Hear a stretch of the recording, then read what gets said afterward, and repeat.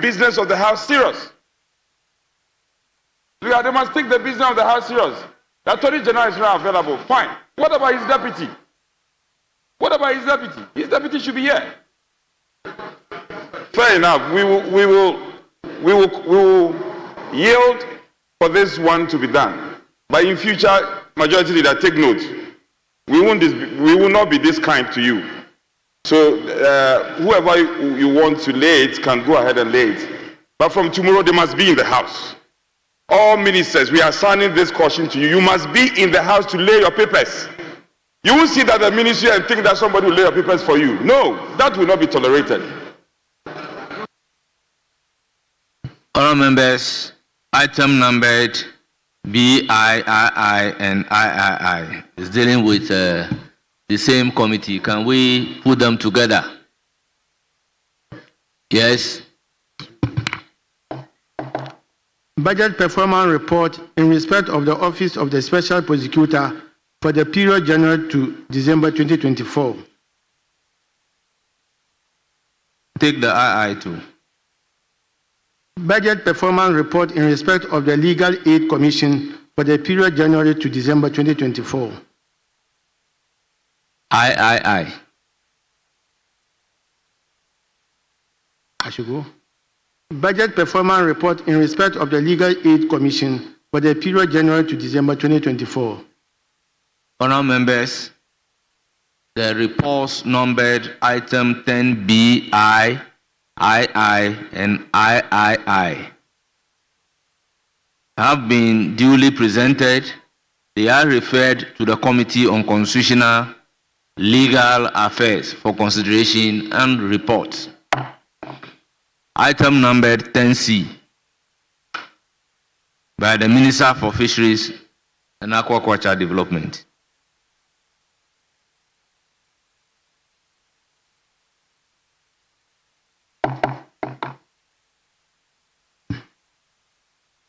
Budget performance report in respect of the Ministry of Fisheries and Aquaculture Development for the period January to December 2024.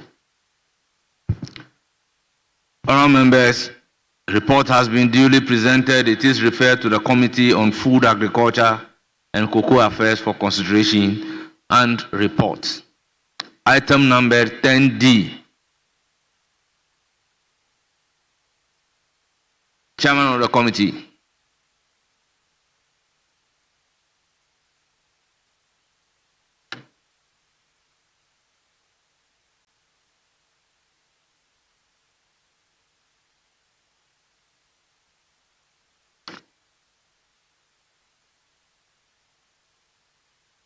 Yes, Majority Leader. Majority Leader. Item numbered 10D, report of the Finance Committee. You are the Vice Chairman. On the Ghana Cocoa Board Amendment Bill. Yes, Mr. Chairman, report of the Finance Committee on the Ghana Cocoa Board Amendment Bill will be laid with your kind permission by the Vice.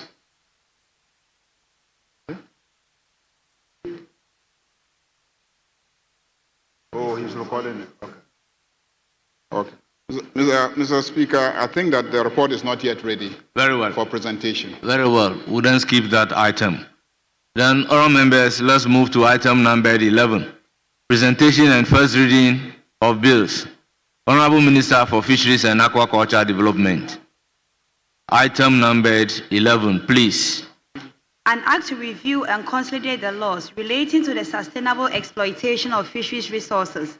Establish the Fisheries Commission to ensure the long-term conservation, development, management, and utilization of fisheries and aquaculture resources, and to provide for related matters.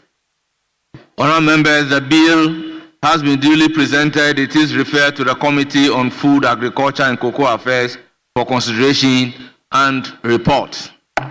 Yes, Majority Leader.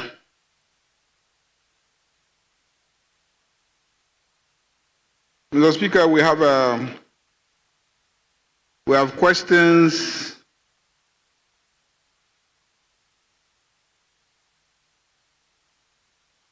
to the Minister for Gender, Children and Social Protection, and the minister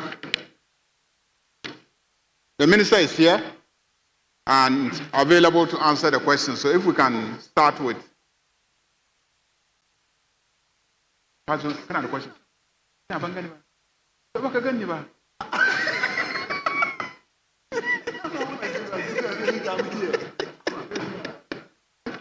Wallahi ban gani ba. Wallahi ban gani.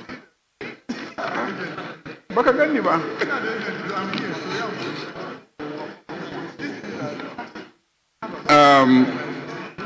Mr. Speaker, there is an application and the Minister for Interior will answer his questions before the Minister for Gender and Social Protection. So, Mr. Speaker, if we could just vary and then allow the Minister for the Interior to answer his questions.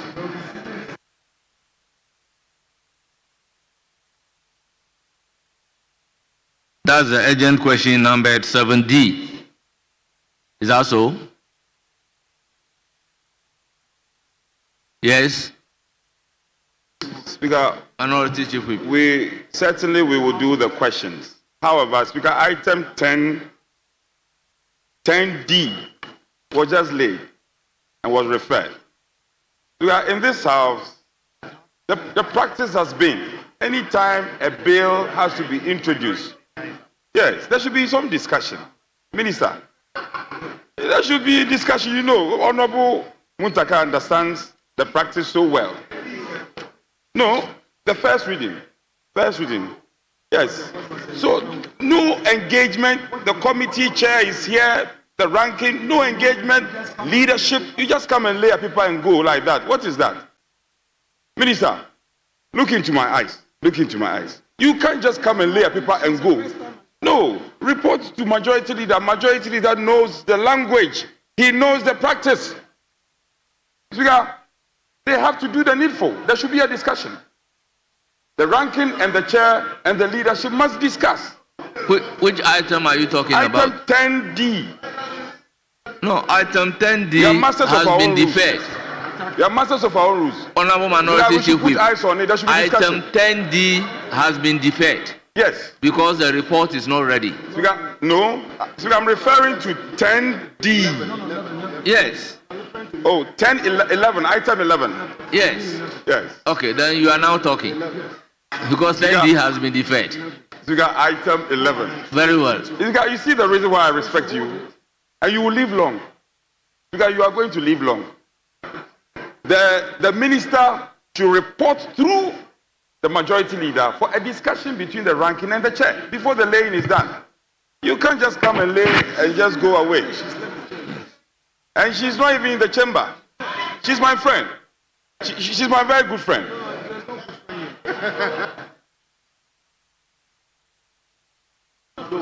Honorable Majority Leader, it's good the Minority Whip is raising the issue. The item numbered 11. How is it being introduced? Mr. Speaker, this bill is about fisheries and aquaculture. I want to assure the Chief Whip of the minority side that there will be enough fishes, tilapia, to go around. So leave the bill where it is. The discussions that he is expecting will take place. He was well behaved until my counterpart came into the chamber. And I saw him instigating him to reject the lane of the presentation of the bill. Now he's walking out. You were well behaved. You allowed the bill to be late. Honorable Majority Leader, are we introducing this bill under certificate of urgency or it's a normal bill? So, honorable members, let's revisit item numbered 11. Honorable Minister, is your bill being introduced under certificate of urgency? Yes, Mr. Speaker. Then you have to say so for the record. I say so. Very well. Thank you. Then I would then direct the Committee on Food and Agriculture and Cocoa Affairs to consider the agency or otherwise and report to this House.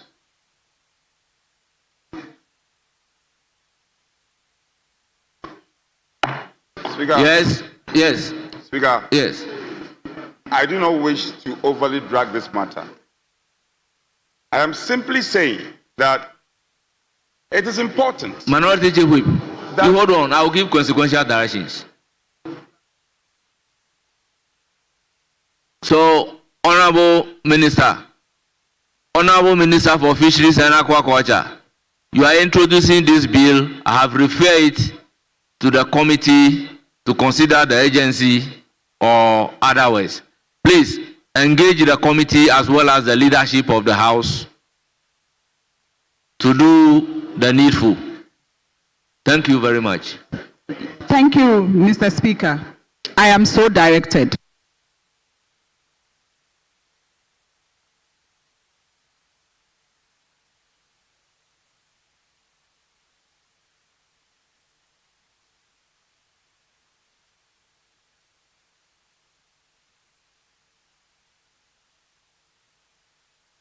Majority Leader will then come to question time, starting with the urgent questions. 7D. Honourable members, Mr. Speaker, yes. since last week, we were expecting some very important policy statements from the Minister for Finance. He gave notice. Unfortunately, at the 11th hour, he was summoned to La Côte d'Ivoire to provide some services during the election of the president of the African Development Bank. So, Speaker, I crave your indulgence. The reason why I recommended that we should go to questions is because the minister was not in the chamber. He was here earlier on. We had to rush back to his office on some urgent matter. So I crave the indulgence of colleagues that we should allow the Minister for Finance to make some very important statements on some important financial matters that this House has been raising at Committee of the Whole meetings. And so the Minister is here. If we can vary the order of business so that we can ask the Minister to make the statement. Thank you, Mr. Speaker. Yes, Minority Leader, you've heard the application. Minority Leader, you've heard the application. Yes, Minority Chief Whip. Speaker, it's been an ongoing discussion. It flew from the business committee. And in fact, I have missed the finance minister. The House has missed him. So for him to be allowed to speak to us on specific matters, don't veer into strange matters, speak to specific matters. Speaker, yes, and the contractors are waiting. Statutory payment, we are waiting on him. If the condition is that he must speak to these specific matters. But before then, this is the business statement that was approved on Friday. I see all the questions scheduled for Tuesday, finding expression in the order paper. The lands minister question is conspicuously missing. The lands minister, his question was scheduled for today. It's not there. It's not on the order paper. No reason has been given. And this is the business statement that was approved. You can't go midnight and change what was approved by the House. The majority leader should be kind enough to tell us why the land minister's question is not there. Galamsey is all over the place.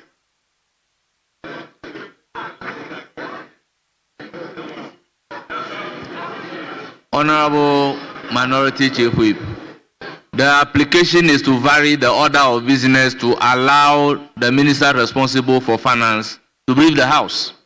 That is the application under consideration. That's why I am asking your view.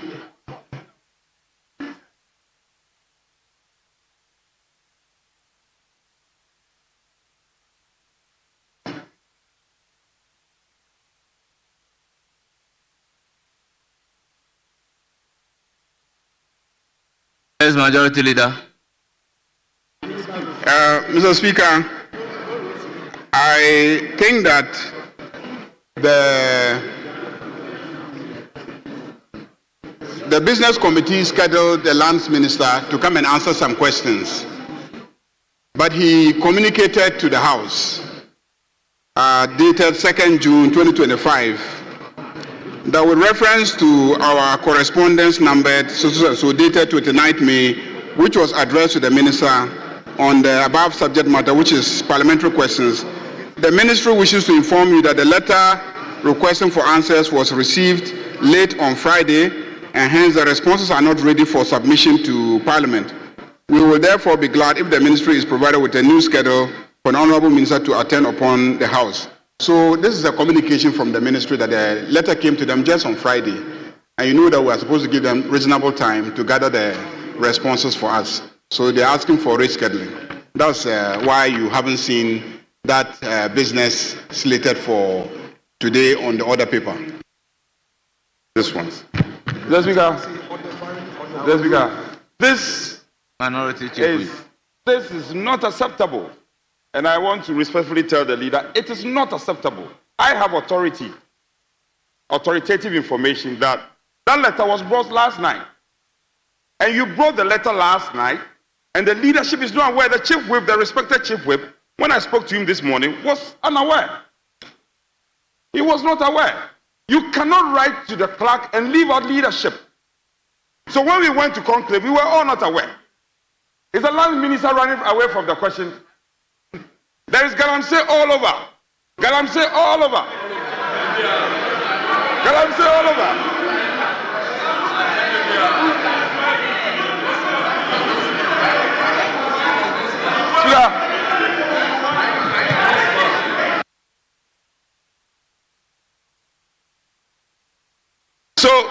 So, the lands minister should do the proper thing. The practice has been, leader, with respect to you, the practice has been anytime a minister, look, the road minister is here. The road minister is always in the house. Chief Whip, let's get this clear. Communication from ministers, is it not addressed to the clerk? Or is addressed to the whips? I'm saying, and the clerk knows, the practice has been this communication to ease the prosecution of business on the floor. And that is the wisdom behind that. So anytime the communication comes, we are carried along. The whips are carried along. The leader and the leadership is carried along. Out of the blue, you can't bring this communication and say that we should accept it. In any case, he should have written some days ahead. Speaker, I implore you to direct that the land minister should come to the house immediately. Wherever he is, he should come to the house and answer the questions. Well, I'm unable to direct because of my little knowledge about the procedure. When the communication is to the clerk, it is the clerk then who have to give copies to the leaders. So having brought a letter to that effect, if I direct that he should come to the house now. We will make another consideration and stage another compromise for them. But the clerk cannot speak to the microphone. But I'm saying it on record that the letter came late. It came just last night. But we can decide to let go. But they should go and see no more. They should go and see no more. Next time, bring these correspondence early enough and keep the chief whip in the picture. The honorable chief whip, they don't inform him. They don't tell him anything. The chief whip, very hard-working chief whip, and the ministers will not respect him. Speaker, the ministers must respect the chief whip. Those standing, kindly resume your seat. Those standing, kindly resume your seats.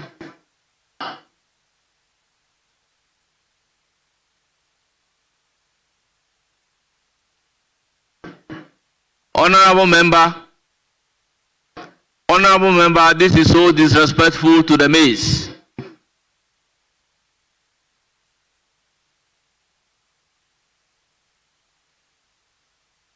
Yes, Honorable Deputy Minority Whip. Thank you, Mr. Speaker. Mr. Speaker, the majority leader made an application that we should vary the order of business to accommodate the minister responsible for finance. But his application is large to an extent that we don't know what the minister responsible for finance is coming to brief the House about. So if the majority leader must make the application correctly, to which he must let the Speaker and the House know what the finance minister will be briefing the House about. The finance minister, we know him very well. Before you will realize, he will begin to talk about things that is completely Deputy Whip. out of order. Hold so it. He should Honorable make the Chief Whip. application properly. Then we will be guided. Honorable Chief Whip. Honorable Minority Chief Whip. Honorable Anodombre, please tell the House when we are taking the business statement what you really want the finance minister to come and brief the House. Oh, yeah, I think this matter is a matter of public record. That there was an agreement that, in fact, I raised it, that the payment of statutory funds, and because of that, we should program the finance minister. It was discussed at the business committee meeting. It was repeated here, and the leader had assured that he will ensure the finance minister comes. So, Speaker, I don't think there is any argument about that. Yes, but when this issue crop up at a meeting of the committee of the whole, how can we members of parliament create the impression that we don't know what the finance minister is here to brief us on? Mr. Speaker, when the majority leader is making an application to the speakership, that application must be very clear, irrespective of what happened on Friday. He has to make his application very clear that he is applying to your good self to vary the order of business so that the finance minister will be accommodated to brief the House on so and so for the purpose of Hansard, and that's the procedure. So it does not matter whether we are aware or not. He should make his application very well, or else the finance minister will come and speak about certain things that is completely out of order. He is noted for that. He's a former leader. His artificial dollar rates, he will begin to talk about it.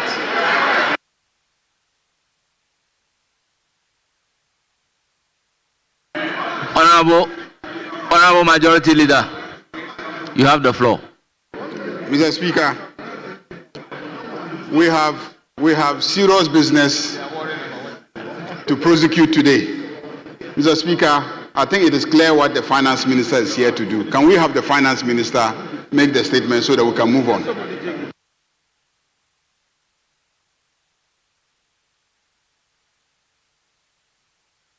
Yes, Honorable Osahini. Honorable Finance Minister, let me give the floor to the minority leader. Mr. Speaker, Order 90, Order 91, 2 of the rules of this House provides a minister of state may make a statement of government policy, and the statement shall be limited to facts which are necessary to be made known to the House and not contain matters that are likely to provoke debate. The application has been made for the minister to make a statement. I want to know from the minister, is he coming under Order 91? If he is coming under Order 91 to make the statement, are you aware of the content of the statement, and has he shared the statement with at least the leadership of the House? You can't just come and spring a surprise on us. The rules are applicable to you. You are supposed to make the statement available. You make the statement with the indulgence of the House. So you can't keep it under your armpit. Come and spring a surprise. Yes, you've assured us that you are going to make a statement pursuant to a matter that occurred on Friday, but you can't keep it to yourself. Honorable Minority Leader, you have rightly quoted Order 91. That is so. Look at Order 91 and tell the House which of the provisions allow Mr. Speaker, the policy statement to be shared with the leadership. Mr. Speaker, with respect, Mr. Speaker, with respect, this approach where you come up with, read, and tell us, please. You will read it.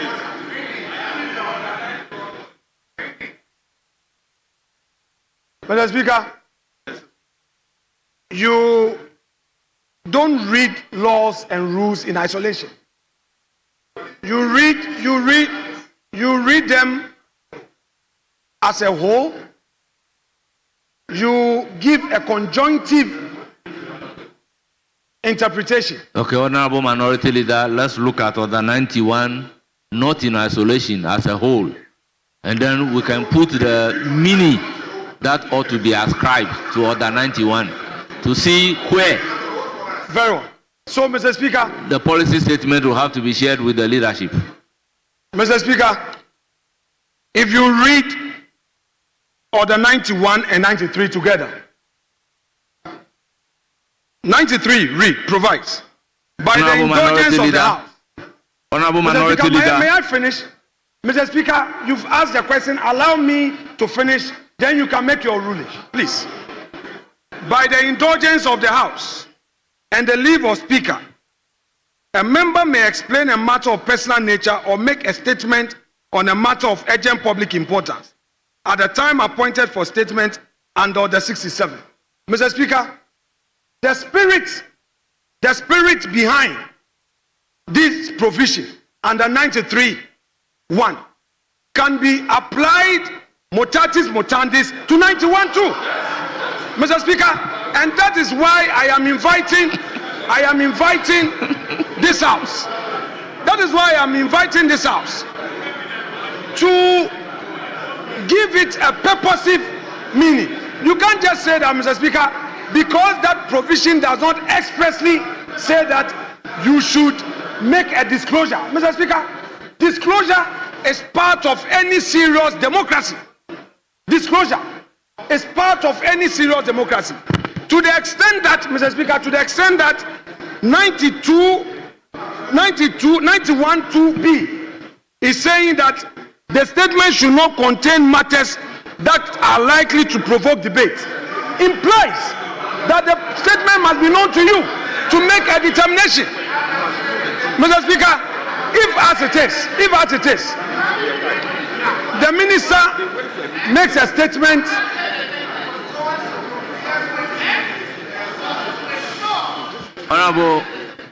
Honorable Minority Leader. Mr. Speaker, please. To the extent, Mr. Speaker, yes. My colleagues behind were making some noise. Mr. Speaker, please, order. My submission, Mr. Speaker, my submission is to the effect that to the extent that 91(2)(b) is putting across a caveat. The caveat provides that the statement should not contain matters that are likely to provoke debate. Mr. Speaker, at what point would you know if there is no disclosure to you? So the man mounts a dispatch box and begins to breach this order, by which time the horses would have bolted. So I'm only asking that, Mr. Speaker, it will be appropriate for him to make that statement available to you and at least available to leadership, if not to the entire House, for us to peruse.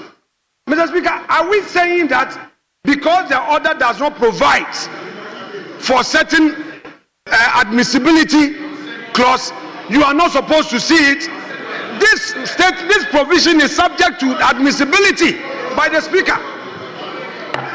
That is why 91(2)(b) says that it should not provoke the debate. Honorable Minority Leader. The statement is subject to the admissibility discretion of the Speaker. Honorable Minority Leader, I think the answer to the issue you are raising is no. That has never been the practice. Now, if you look at Order 91, Order 91 is on statement by the Speaker and Minister. Then Order 92 is on ceremonial speech. Then order 93 is on statement by member. Therefore, you cannot read order 93, a statement by a member, to justify an argument for a statement being made by a minister. We've also been in this house for some time. The practice is not that if a minister is coming to make a statement, the content of the statement must be shared. No. But the standing order is guiding the minister as to the content of the statement he's coming to deliver, that the statement should not provoke debate. So it is very novel for you to say that the statement must be shared.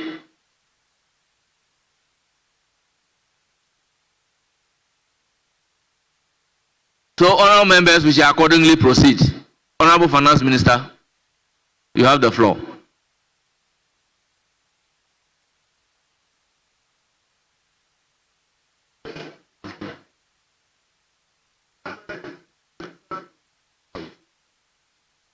Right Honorable Speaker, I'm grateful for the opportunity to brief the House on the payment of statutory funds. Mr. Speaker, as a member of this House, I'm fully aware of the considerable interest that honorable members attach to this important subject, which lies at the heart of the fiscal decentralization.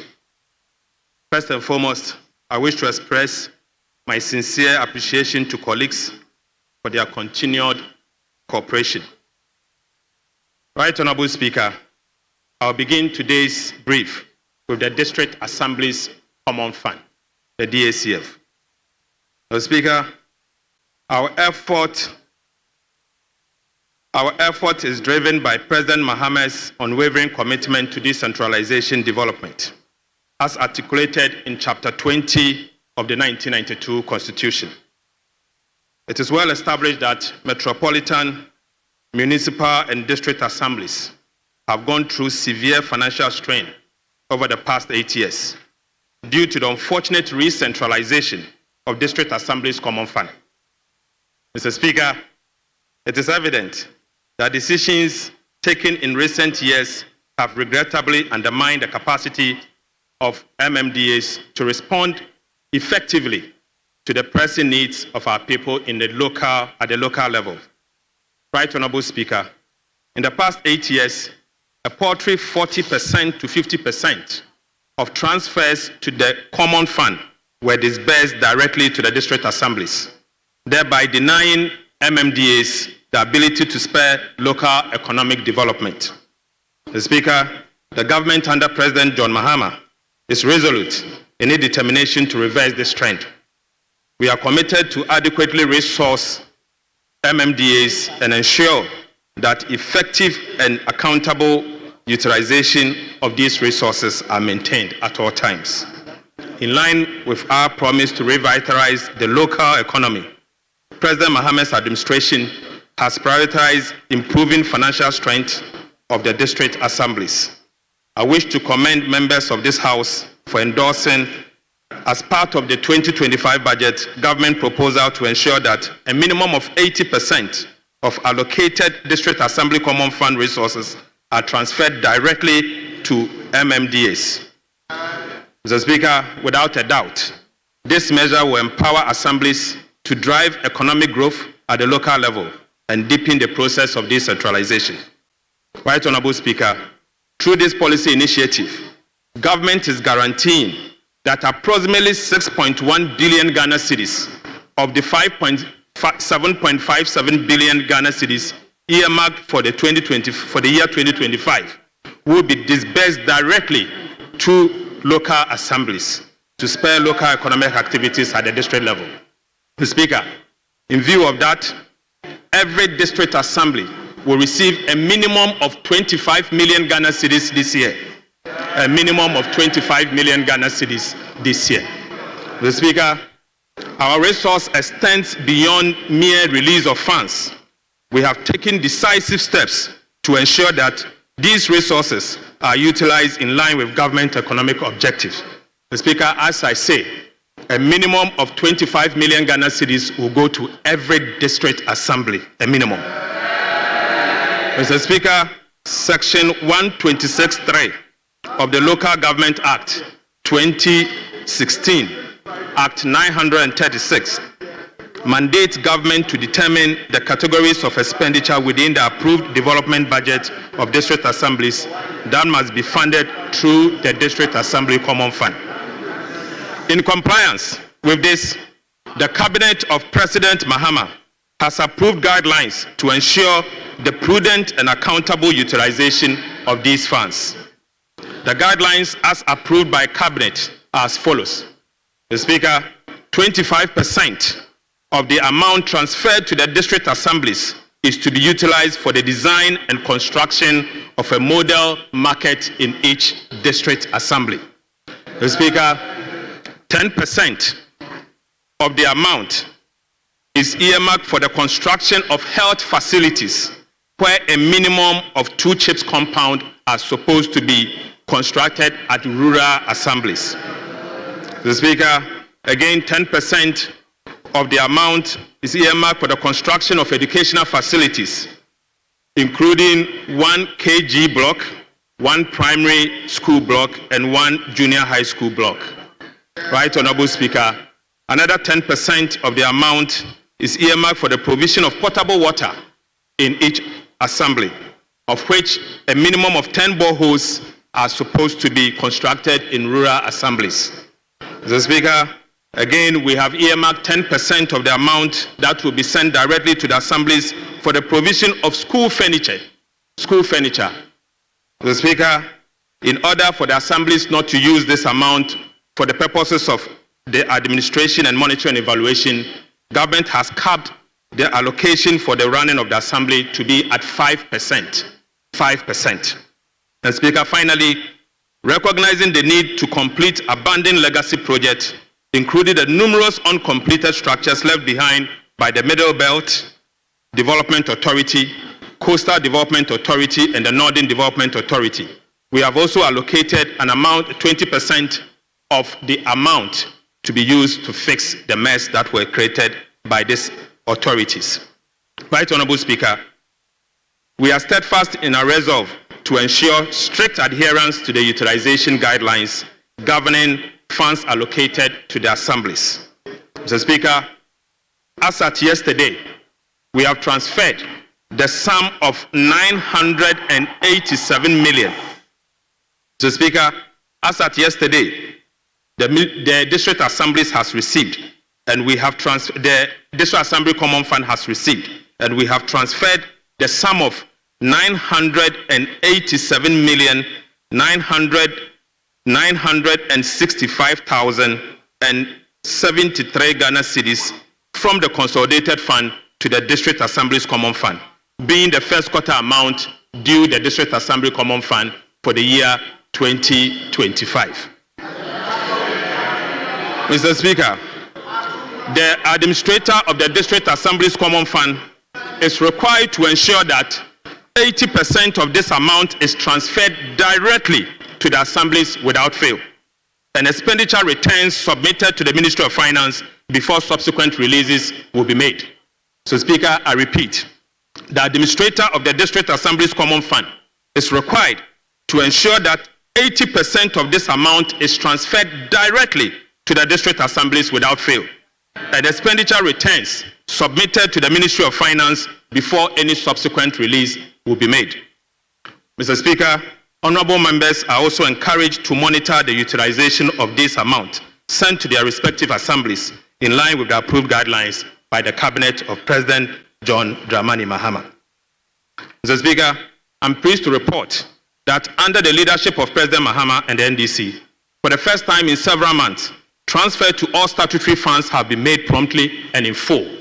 Mr. Speaker, we have not just made them, but also in full. Notably, all transfers due the National Health Insurance Fund for the period covering January, February, March have been paid in full. Mr. Speaker, a total amount of 2,033,483,000 69,607 Ghana cedis has been disbursed to the National Health Insurance Fund, and they have received the funds.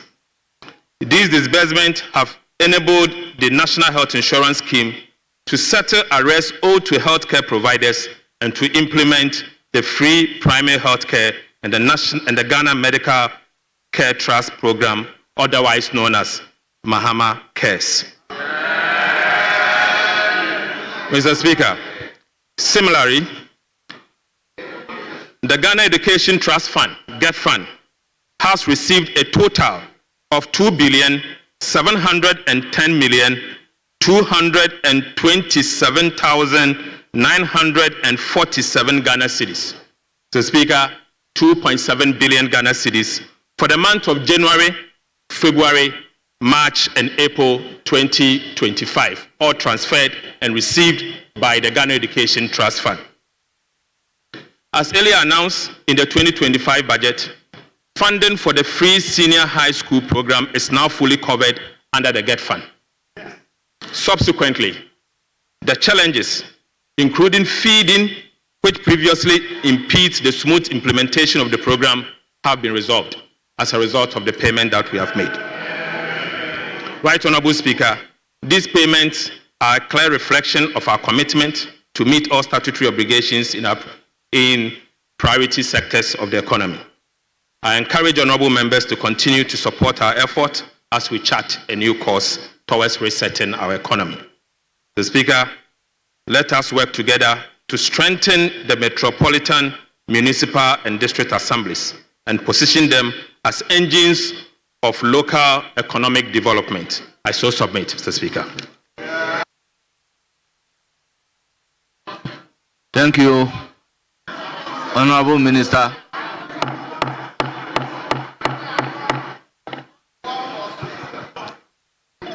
Honorable members, I will then open the floor to take comment subject to Order 91, 4, and 5. Honorable members, the comment must be within the ambit of Standing Order 91, 4, and 5. The floor is now open.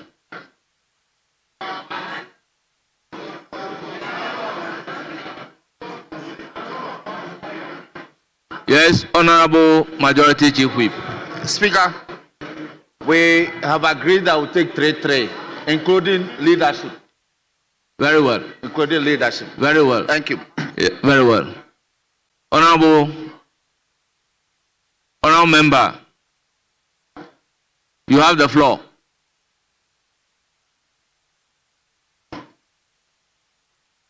Yes, you have the floor. Yes, thank you, Mr. Speaker. Mr. Speaker, thank you for giving me the opportunity to make a few comments to the statement by the Minister of Finance. I listened to the Minister carefully. He tried to make very important and valid comment with regard to the releases of statutory fund. Mr. Speaker, we are in June. This is the second quarter of the year. And normally we would have expected that these releases will come within the expected period so that the assemblies will have funds to run the assembly. I hear my colleagues saying that it is not normal.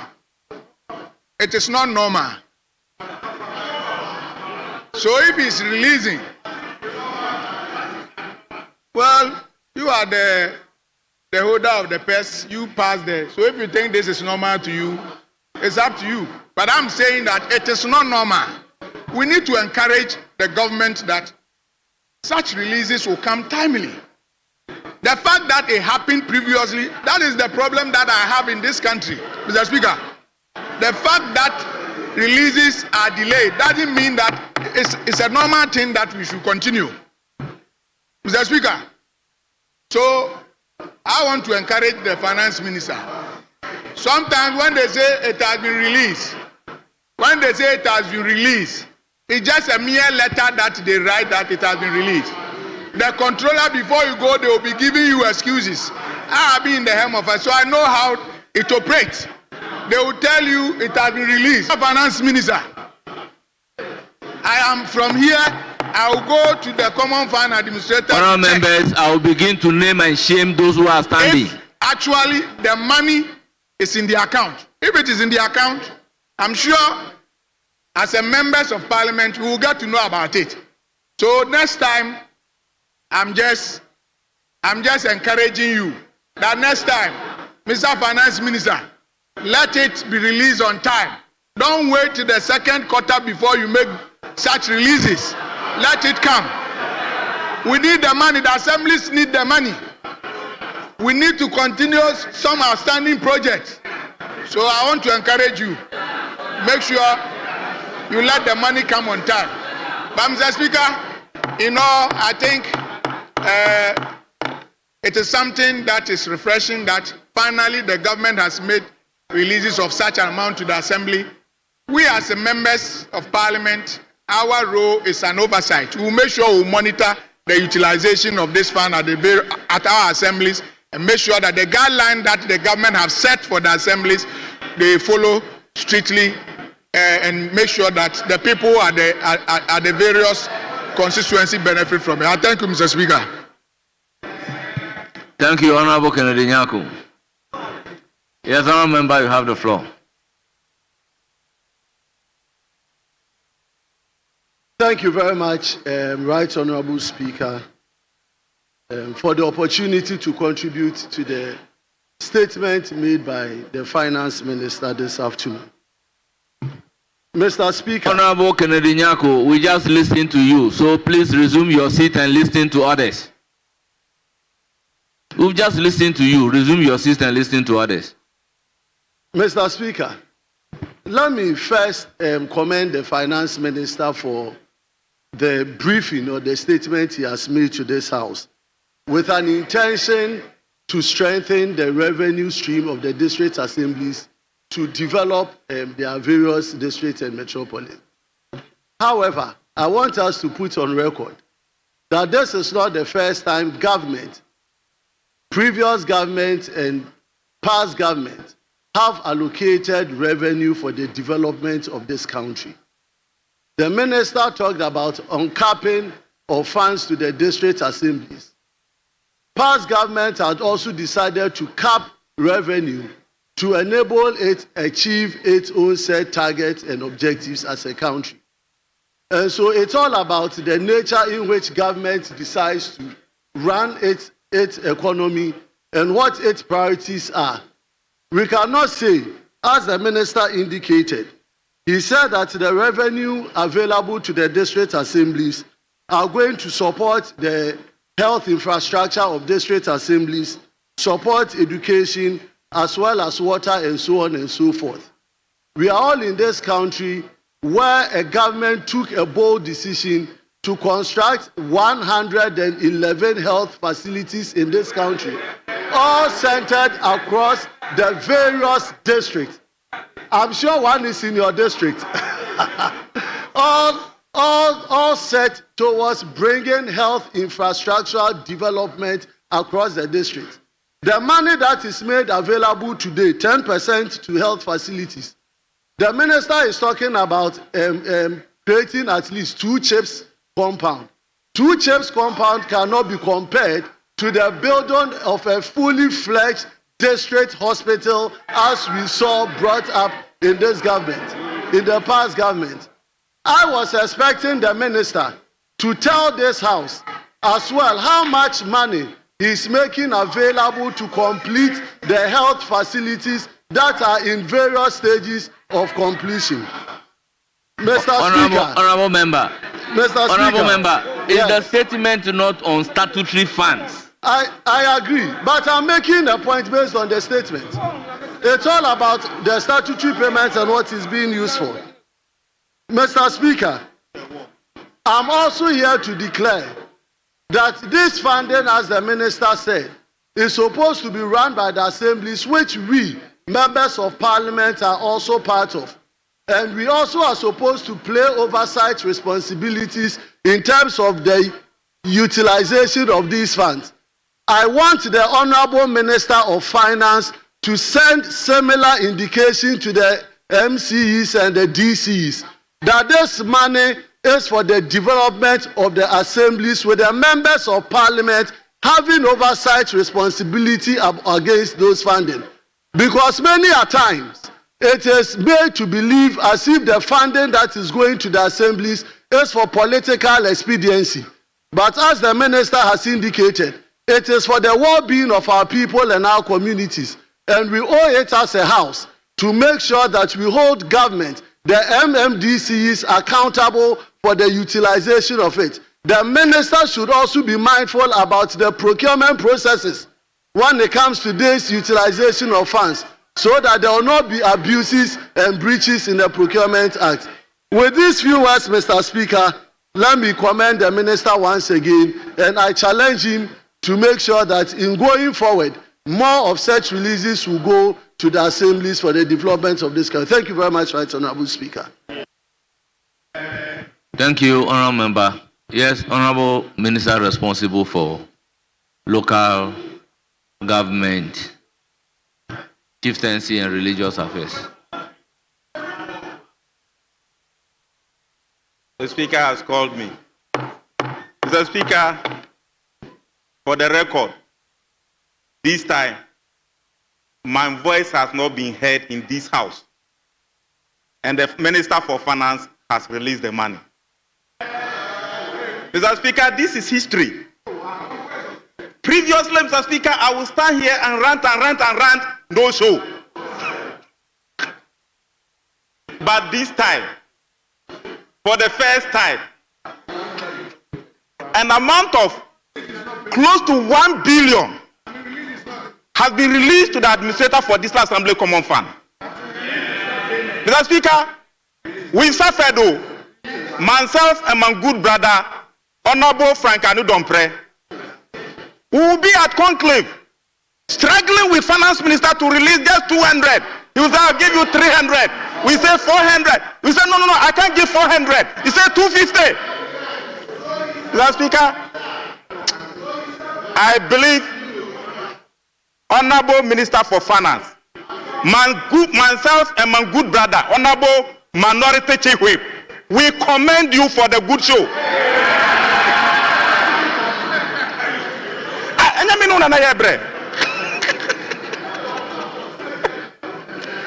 Mr. Speaker, secondly, let's call a spade spade.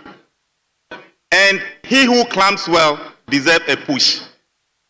I've heard my respected colleague saying that we are in the second quarter. Yes, the second quarter has not ended for it to be released. The law says 1 month after the quarter. First quarter has ended, and that money has been released. We are in June, first week in June. So you cannot be demanding for second quarter release. Clearly, Mr. Speaker, the Minister for Finance has done what is needful. But Mr. Speaker, secondly, it is not only Common Fund that has been released. Common Fund 1 billion, Get Fund 2 billion, Health Insurance 2 billion. Mr. Speaker, tell me, in your 12, 13 years stay in this house, have you seen this before? It has never happened. Mr. Speaker, we are going back to the pre-2017, where the assemblies were active and up and doing, where computers in the villages have jobs to do, where masons in the communities have jobs to do, where the rural folks who could fetch water for contractors had work to do. Where those who were selling hardware in the villages had work to do. Where, Mr. Speaker, Ghanaian youth were interested in artisanal job. Mr. Speaker, thirdly, I used to call for the collapse of the development authorities and giving that jobs to the assemblies to do. Mr. Speaker, that has been done. Mr. Speaker, for the first time, go to the assemblies and see. No assembly, even 1 year, to get 3 million in a year was a problem. That 3 million is being given to them in the quarter. Mr. Speaker, no, I'm saying this so that when in the foreseeable future, when you can, you copy it. Don't say that. Mr. Speaker, and if, Mr. Speaker, 3 million, looking at the money that is being released, almost 1 billion is being released. 80% is going directly to the assemblies. And each assembly, we have 261 assemblies. 80% of almost 1 billion is 784 million. Divided by 261, every assembly will get no less than 3 million Ghana cedis in this quarter. Tell me, since when did this happen before?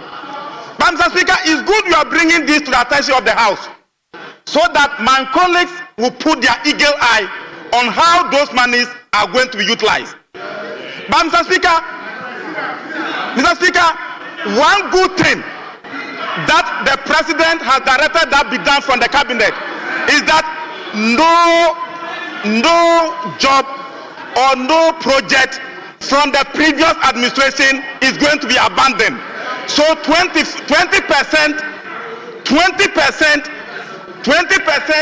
of the 1 billion Ghana cedis will be used to pay the projects that were started by our predecessors. Honorable Minister for Local Government.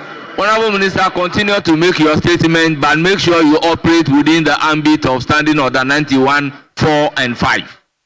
Mr. Speaker, I rise under Order 91.3. And Mr. Speaker, Order 91.3 is clear that a member may comment on a statement, and the statement shall not provoke debate.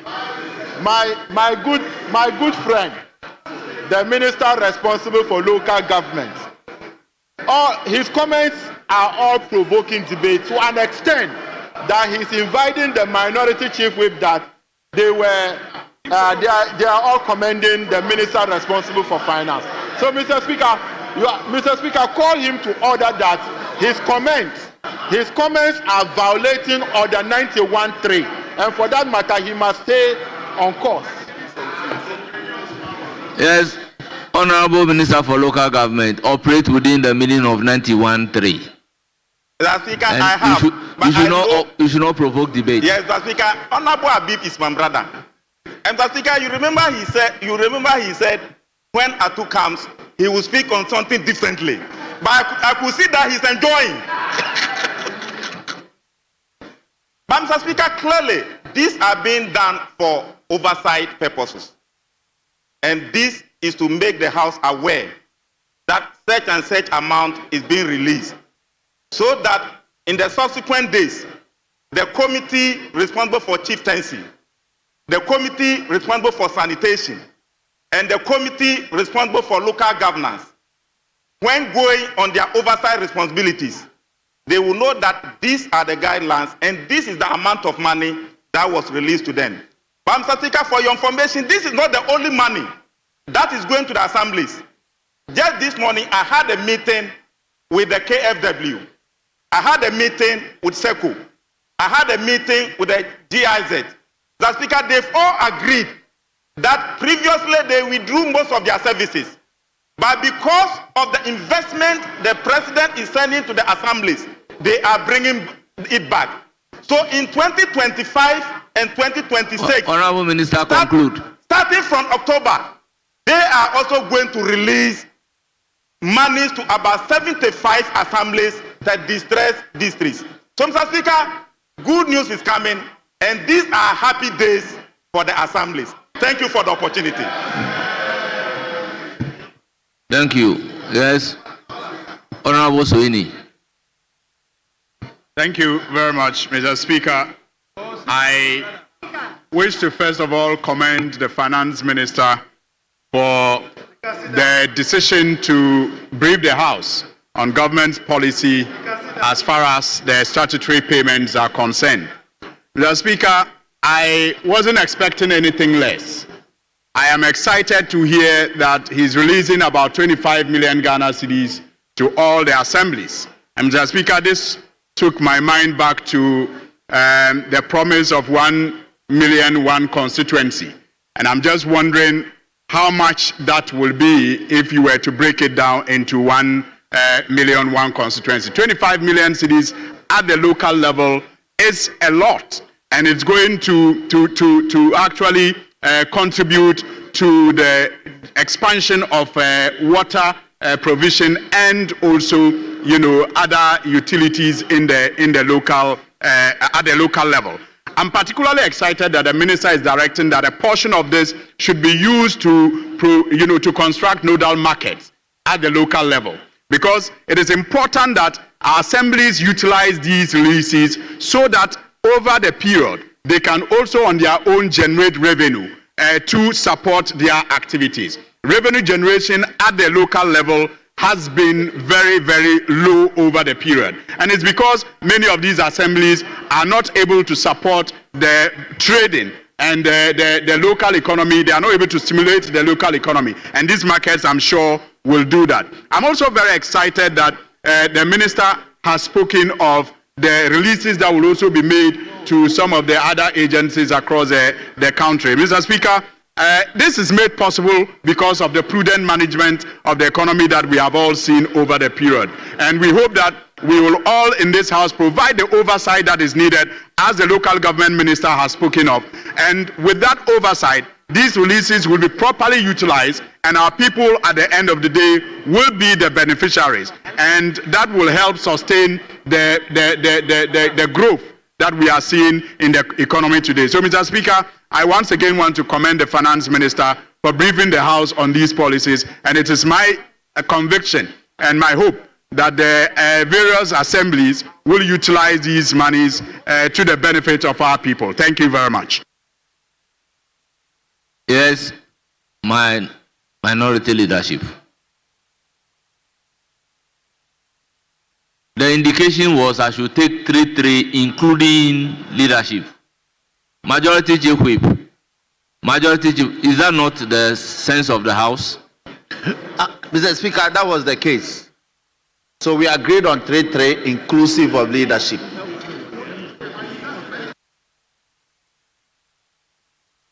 Yes. Speaker, thank you for the... Speaker, it appears that the statement has generated more interest. So leadership is praying you to vary the earlier submission to add one more, so make it 4. Having regard to the tall business of the day, Yes. well, I'm at your mercy. Yes. Mr. Speaker, I believe that an additional one won't hurt the House. So 4-4, inclusive of leadership. Very well.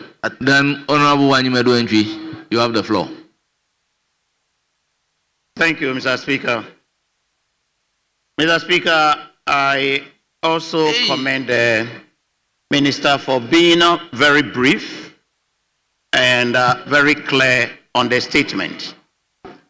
But I saw that the Minister himself was in breach of Order 91.3 when he makes a statement like he's providing money for the special initiative. And the language he used was that to solve the mess that was created. I think as a minister he could have used a better word to say that a mess that was created. Government is continuous.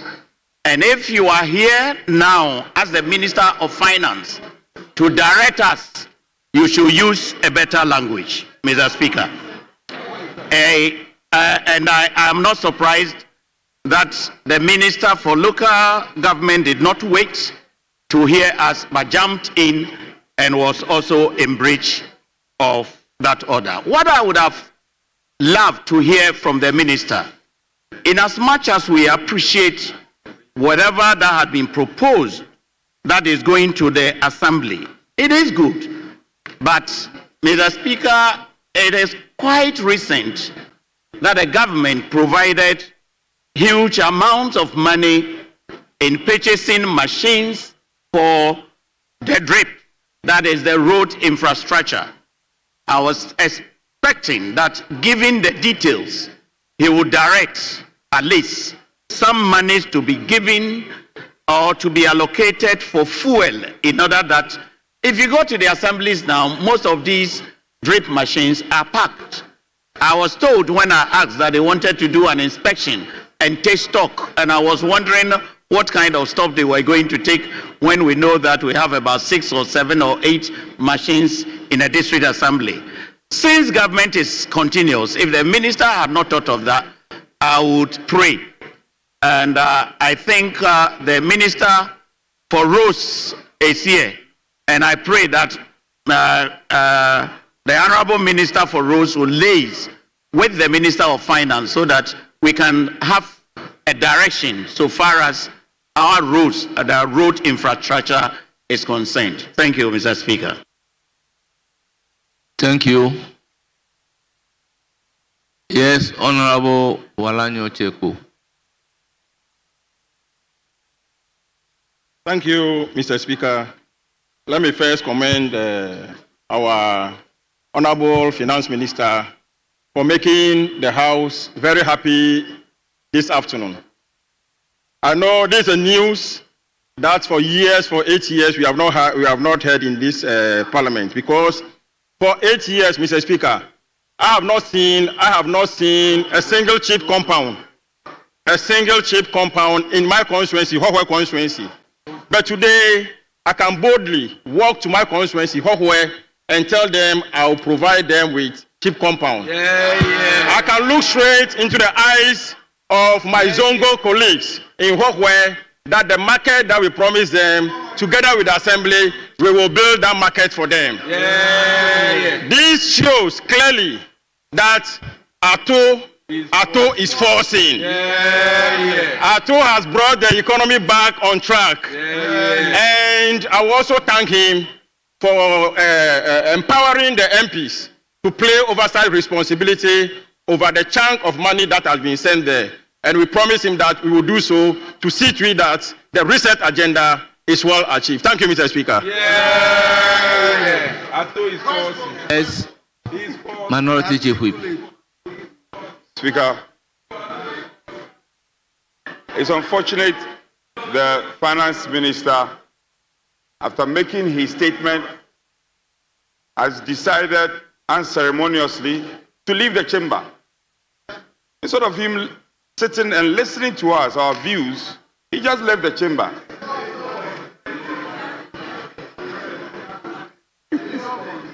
Well, I'm reliably told he's coming back. We hope he will come back and listen. Honour member, the Hansard will capture you. Speaker, first of all, let nobody be deceived that the finance minister so moto walk into this chamber and deliver this statement. No, let me correct it. We started this advocacy at the business committee. We started advocating for the finance minister to be here and brief us or update the House on payment of statutory funds. Then on Friday, last week Friday, when the majority leader presented the business statement, I got up, the Hansard will bear me out, and raised the matter again. And that is what compelled him to be here. So you should be commending the minority. All of you were quiet, you couldn't even complain. And you didn't want to criticize your own government, you were quiet. We caused the finance minister to come to this house. Speaker, that's a statement of fact. And let nobody be deceived. Majority leader, sit down and let's talk. Majority leader, let us talk. You can have the whole day. So don't be deceived. Speaker, the minister says he's presenting guidelines The minister says he's presenting guidelines by which the statutory funds, I don't know if it was limiting himself to common funds, should be disbursed. Is the minister seeking to take away the authority of this August House? We have passed the common fund formula. This House. By what authority would the minister say that he's giving guidelines? The guidelines are all subsumed here. The guidelines, the minister is coming. He should come, my good friend. Come and sit down and listen. The guidelines for the usage of the common fund are all here. For the avoidance of doubt. And the template is not different. It's the same template that was used. Of course, I commend you when you say that you are going to ensure that 80% goes to assembly. That one, you have done well. It's work in progress. But you have not done too well. It is just a beginning.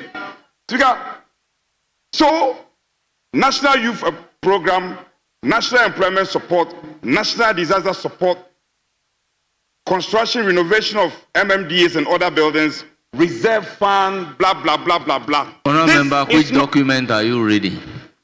I'm reading the 2025 District Assembly Common Fund formula. Was passed by this House. Very well. So essentially, I'm saying that you have not done anything new. You have not done anything new. You are applauding the finance minister. I have not done anything new.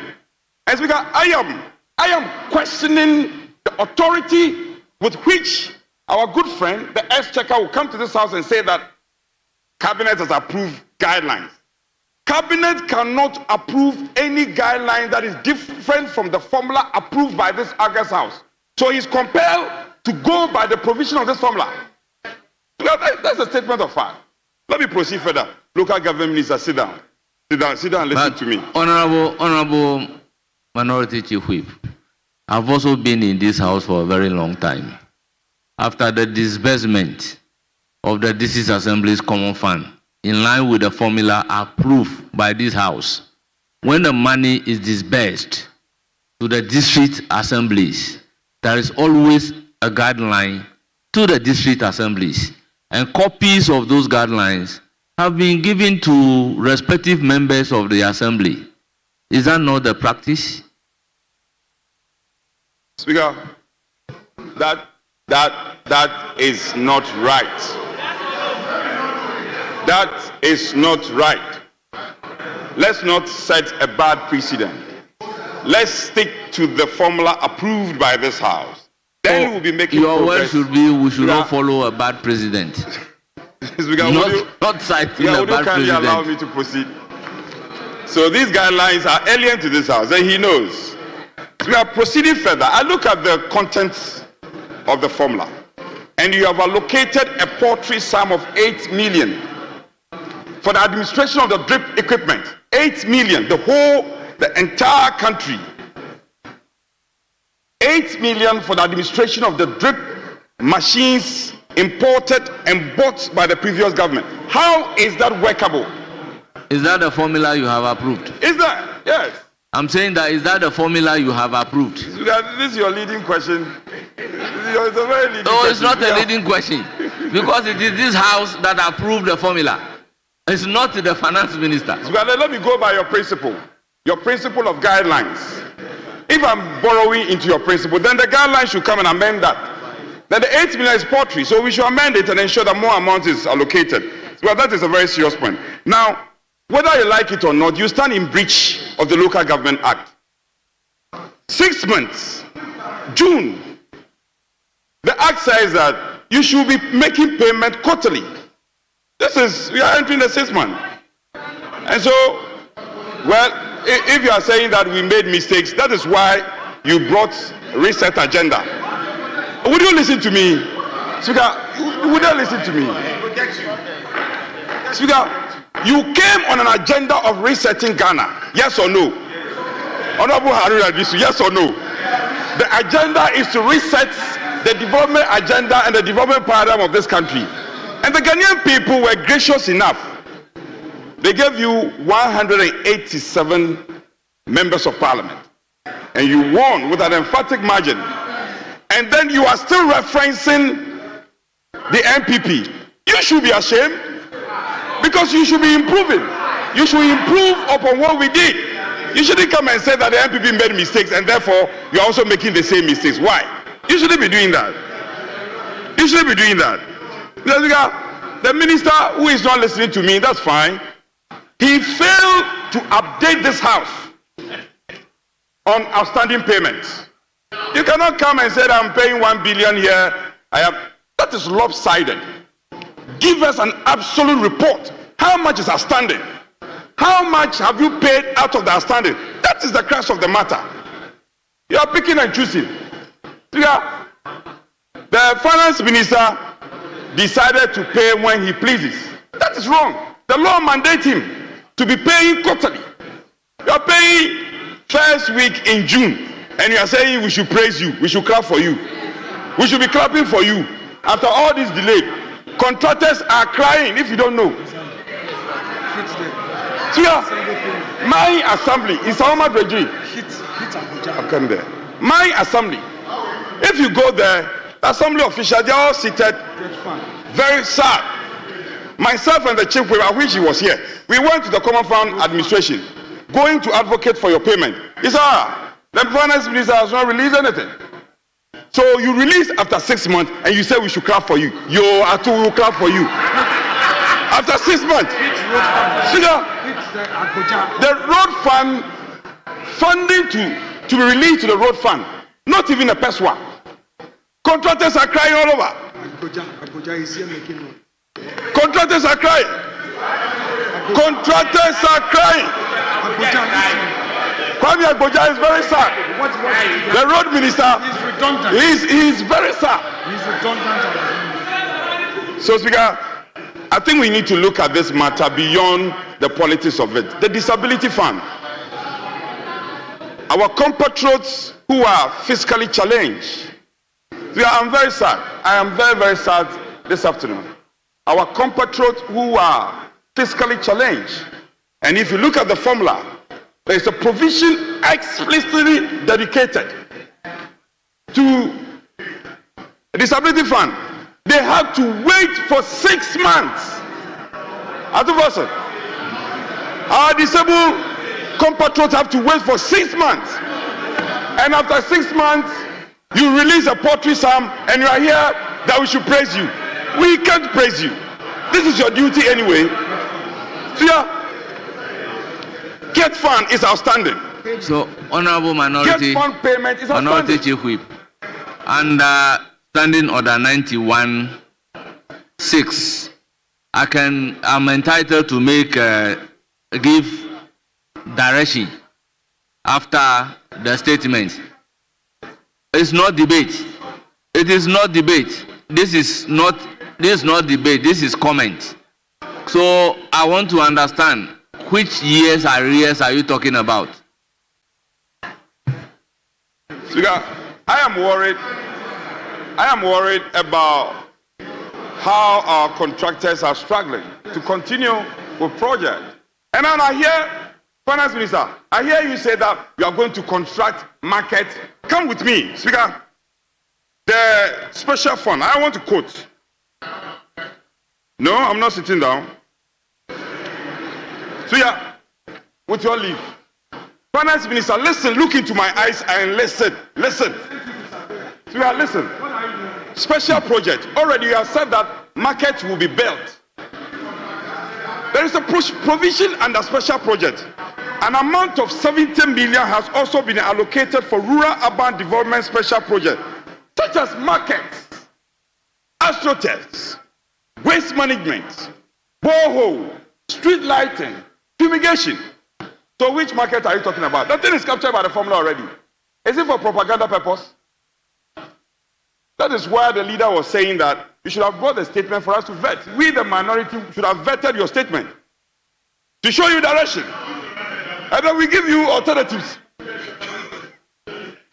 So, Speaker, seriously, a lot of the things the finance minister spoke to are already captured by the formula.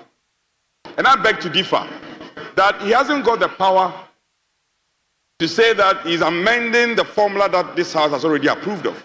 The Honorable Harry Edris, who agrees with me, and I see him nodding. You cannot amend the formula we have approved of. So if it is just guidelines, yes, but you cannot come here and just give us guidelines. You should consult us. Leader, that has been the practice. Now, in conclusion, I want to emphasize that when we pass the Appropriation Bill 2025 into an act, then we approve the overarching amount that is supposed to go to the assemblies. So you're not doing us any grace. Finance Minister, you're not doing anything wondrous for the House to applaud you. You are paying what you are supposed to pay anyway. You are paying what you are supposed to pay anyway. Back to the contractors. Because in my constituency, if you come to the heart of Insaom, all road contractors are not working. I see my good friend, the road minister, still glance at me. I am helping you. You cannot speak. Contractors must be paid in this country. They are suffering. Contractors are suffering. Assemblies are suffering. Youth employment are suffering. And you release the poetry psalm. He has just released this poetry psalm and he wants us to applaud him. We will not applaud you. Go and pay the contractors and then come back to this house. When you come back to this house, then we will say that I know how dedicated you are. I mean, in my other world, when I was seated here and you sat in this black seat, I know the principles you had espoused, the need for the assemblies not to be denied of the oxygen to prosecute public business. That you have always said. But getting to the office, you are different. You are different. You delay for 6 months. As we can come and give us poetry psalm and say that we should applaud you. Well, we will see. Because he will be coming to this house with his mid-year budget. We'll be waiting for your mid-year budget. Leader, on that note, even though I'm not happy, what can I do? What can I do? But mid-year budget, make sure you take care of all these deficiencies, especially the 8 million to drip. That is too bad. That is too small. The entire country, Honorable Minister, take a look at that. 8 million is too small. The allocation to disabled people, I agree with you. Then the one for special fund, I agree, we should build more market. Then NADMO, how much have you released to NADMO? There is flooding all over the country. Accra, there is flooding in Accra. There is flooding in my colleague's constituency. Speaker, how much has he released to NADMO? Well, I thank you, Speaker. I'm grateful. Honorable Minority Chief Whip, I intend giving the appropriate direction to the Finance Minister. I want to know the years in arrears. What is in arrears? What is in arrears? So that I can direct the Finance Minister to pay. Mr. Speaker, I think... Which years arrears are you talking about? Mr. Speaker, the Finance Minister is well briefed. So the Finance Minister is aware I want the of House what to is be in briefed. arrears. Brief the House about the arrears so that I can make consequential directions. Are you saying I should brief the House, Speaker? But you are talking about payment of arrears. Yes, there is an arrears. He knows there is. Speaker, with respect, there is an arrears. That one is a fact. But I'm saying that but that is the Finance Minister. He has all the figures. So I'm saying, Speaker, I'm simply saying that he cannot apprise us of payment without carrying us along in terms of what is outstanding. That maybe leadership will engage him. There are other matters we have to talk about. I'm not too happy with him. I'm not too happy with him because the mood of the House, he has to perform. He knows what to do, and he's refused. Speaker, you yourself, you're not happy because he's not doing what he's supposed to do. Yes, Majority Leader.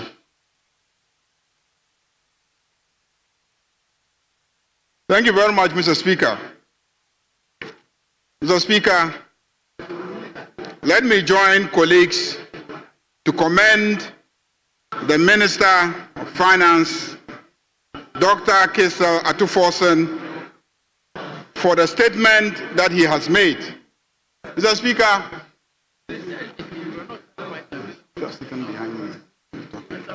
Mr. Speaker, I think it is clear that there has been no delay in the payment of statutory funds by the government of John Dramani Mahama.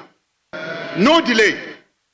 Mr. Speaker, the records at National Health Insurance Authority are clear that on a monthly basis, payments have been made to service providers, payments have been made and transferred to hospitals, and we don't owe. That is very clear. Mr. Speaker, it is also very clear that Get Fund allocation has also been made and payments made to Get Fund. Indeed, I am informed by some contractors that they have been paid. Mr. Speaker, the annual ritual of senior high schools not reopening because they don't have food has not occurred again. And schools are happily being run. Schools are happily being run. It is obvious that we are doing well in the education sector as well. Mr. Speaker, if there has been a delay in the transfer of the funds to the Common Fund Administrator, it is for very good reason. Mr. Speaker, the assemblies did not exist until very recently. After the election, many of the assemblies too dissolved. Because if you read the law says that the assembly is made of the district chief executive and the elected assembly members and the government appointees. The government appointees had been withdrawn. The DCE ceased to exist. They were no longer in office. So there was no assembly to transfer the money to. There was no assembly. Because by law, the assembly did not exist. There was no assembly. That is what the law says. Mr. Speaker, it is only recently, a couple of weeks ago, that most assemblies were able to elect their chief executives. When they elected their chief executives, then the assemblies were properly constituted to now be assemblies. And the Honorable Minister for Local Government went around the country to inaugurate the assemblies. That is why the monies were not transferred to the assemblies, because the assemblies did not exist. They had not yet been inaugurated by the local government minister. So there has never been any delay. Mr. Speaker, Honorable Majority Leader, Minority Leader is on his feet. Mr. Speaker, I want to draw the attention of the leader of this House to the rules of this House regarding this particular subject matter. The minister made a statement, and even the rules provide that the minister in his statement should not provoke debate. What the majority leader is doing now is to veer off from the content of the statement and to start his own argument outside of it. Mr. Speaker, there's no problem if there's a need for us to debate on an important subject matter which borders on national development. The Minister of Finance was in this House presenting the budget statement. The President had earlier told us that the famous 24-hour economy policy would find space in the budget. That was not in the budget. The minister is not concerned about how to create employment. Honorable Contractors are not Minority being paid. Leader, People are being sacked. you are on a Where is point the of order. 24-hour economy? Honorable And Minority Leader, the you are on majority a leader point on of his order. feet. What is your point of order? Mr. Speaker, I'm coming. I'm laying a foundation.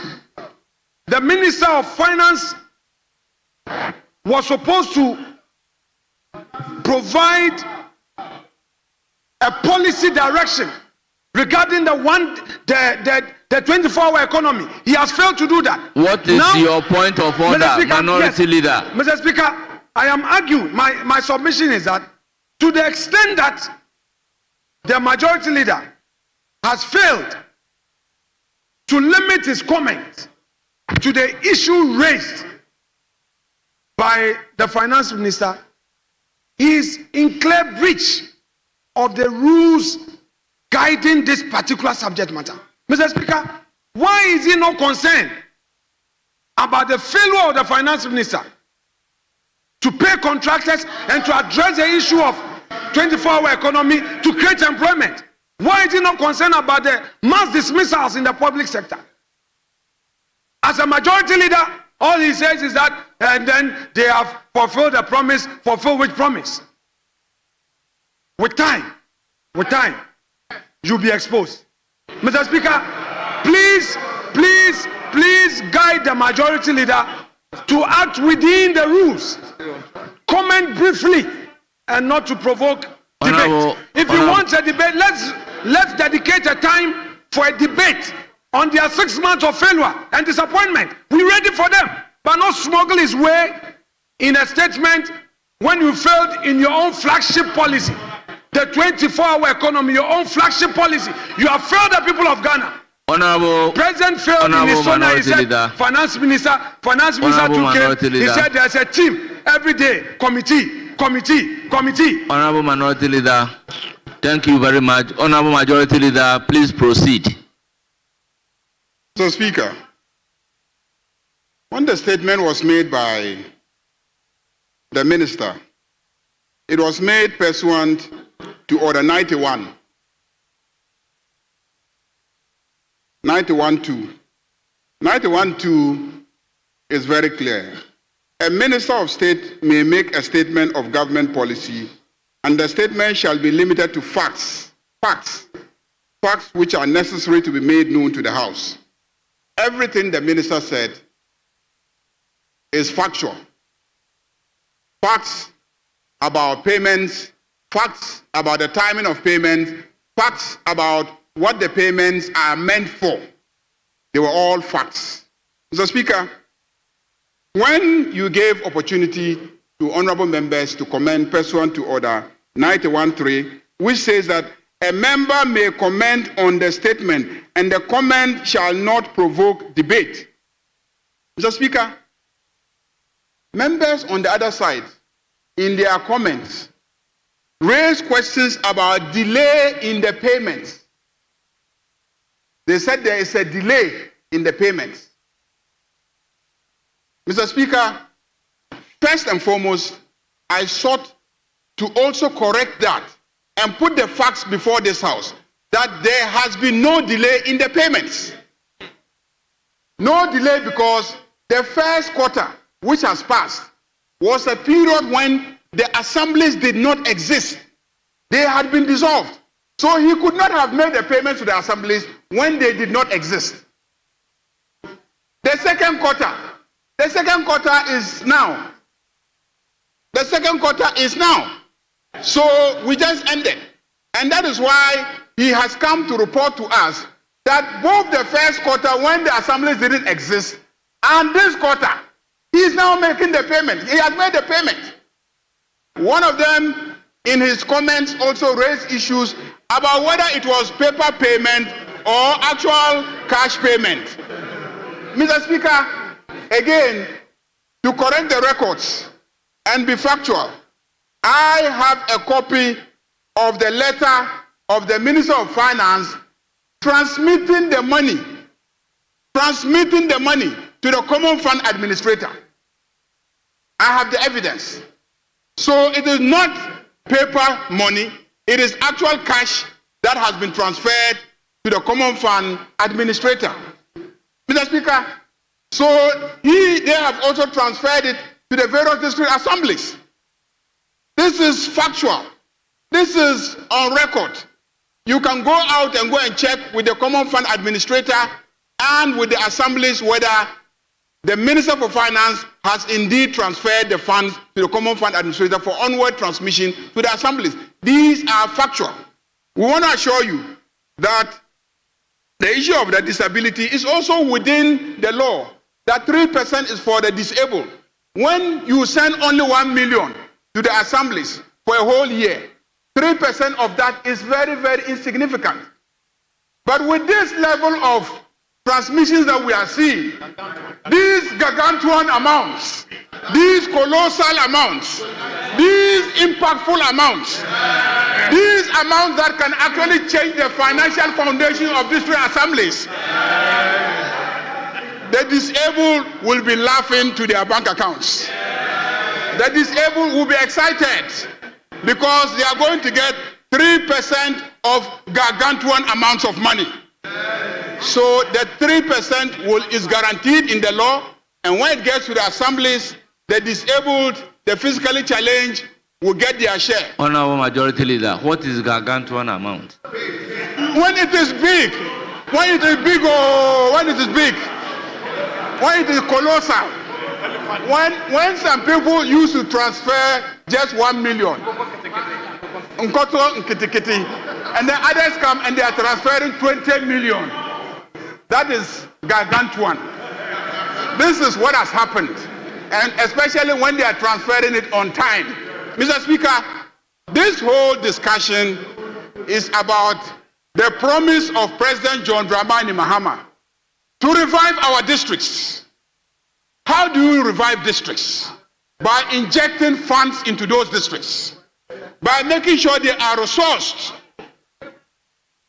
President John Dramani Mahama promised to reset this country. You reset the country by resetting the district assemblies.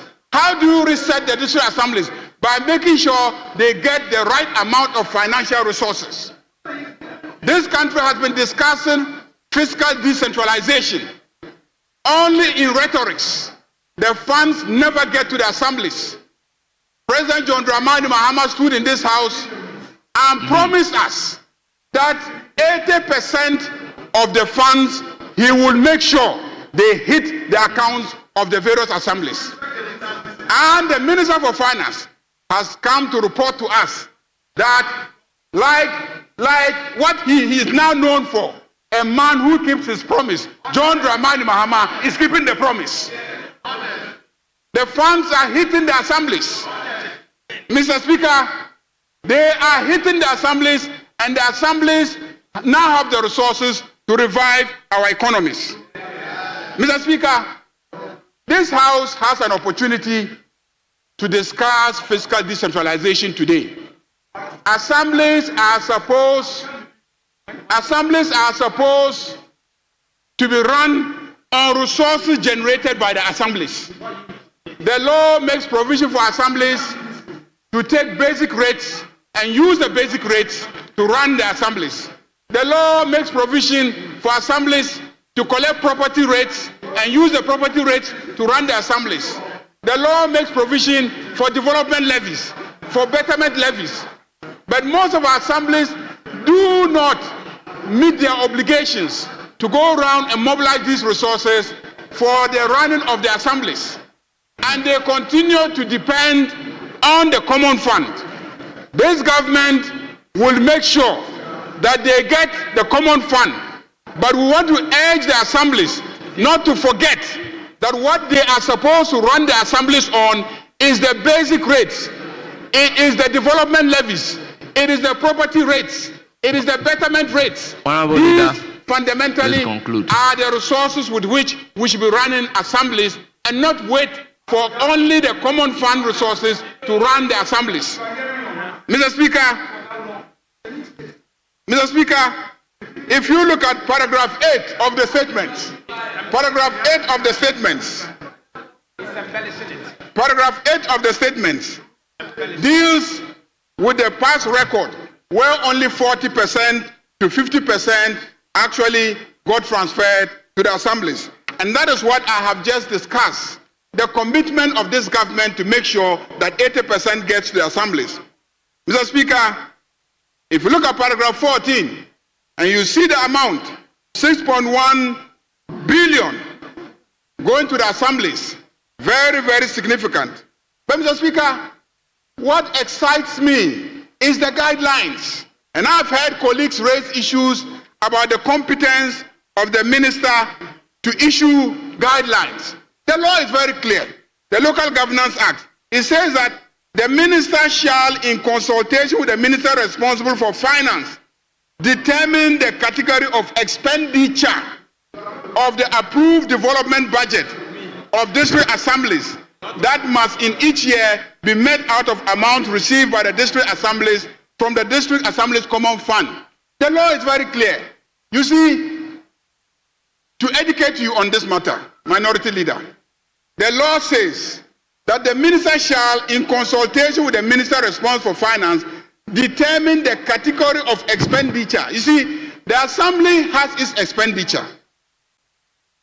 They also have their sources of revenue, basic rates, development levy, property rates, betterment rates. What the law is saying is that common fund money will also come to help them. The money that is coming as common fund money, the Minister for Finance and the Minister for Local Government can actually determine which projects should be used, which projects should use that money for. Whilst they can also decide what to use the other sources of revenue leader, what for. is your concern? Majority Leader. Mr. Speaker, the leader of the House is misleading this House. Mr. Speaker, he submits that the President has met all his promises to the nation. It is not true and it is not factual. Mr. Speaker, this government promised the women banking policy. Only 50 million. Only 50 million. Only 50 million. Mr. Speaker, Mr. Speaker, Mr. Speaker, 2. They made a huge commitment to agriculture. If you look at the budget, they allocated 1.5 billion cedis.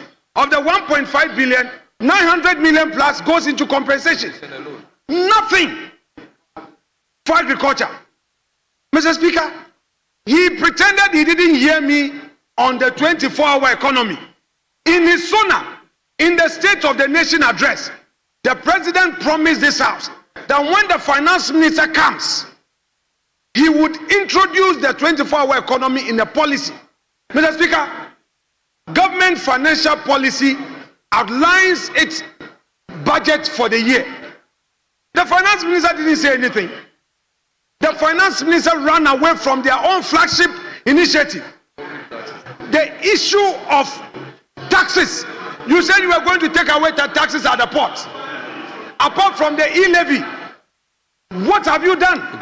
Mr. Speaker, for you to now rise on your feet to mislead Ghanaians that you've met all your promises. Honorable Where is the women Minister, banking? I'll give you the floor. You said you weren't going to revoke. Where is the 50 million? You promised when you were swearing in your deputy ministers. You said there will be some deputy ministers coming the following week. That was 3 months ago. Walk the talk. Walk the talk. Walk the talk. What is happening? Where is the 24-hour economy? The youth, Thank you very much, Honorable youth, Minority Leader. You promised jobs. Honorable Minority Leader, thank you very much. Mr. Speaker, I'm concluding. Yes. You promised the Ghanaian youth 1 job, 3 shifts. You promised Ghanaians 1 job, 3 shifts. Today, no job for the youth. You come here, the finance minister, instead of paying contractors who have taken loans, businessmen who have taken loans, the road contractors, you won't pay them. You come here, you say we should commend you. You won't pay contractors. You are waiting to pay them after mid-year, and then you say the dollar, the CD is stable. We are interested in fluidity in the economy. Finance minister, are you paying them? Businesses are not importing. Spare parts are not available because they don't have the means. Minority Leader, is that your conclusion? What business? Are you promoting business? You are not promoting Honorable business. Minority And Leader. then you come and tell us that you are doing Honorable Minority Leader. Mr. Speaker, arrest my case. Rule him out of order. He's misleading the House. The leader of the House Yes, is misleading the House. Majority Leader, you have the You floor. are misleading the House. Majority Leader, you have the floor. Mr. Speaker, the minority leader should stop doing what he's doing. Between us, at our level, when you rise up to raise a point of order, let it be a point of order. Let it not be on a frolic of your own, running all over the place. Please, this is not a point of order. At our level, you don't do that. Mr. Speaker, if I may say, he promised this house that he will bring Ken Oforiatta in May. Where is Ken Oforiatta? Where is Ken Oforiatta? Where is Ken? Where is Ken? Where is Ken? You promised us that you will bring Ken to this house. He came to this house and made a promise. You promised this house that you will produce Ken. You will produce Ken Oforiatta in May. We are in June. This is the 3rd of June. Where is Ken Oforiatta?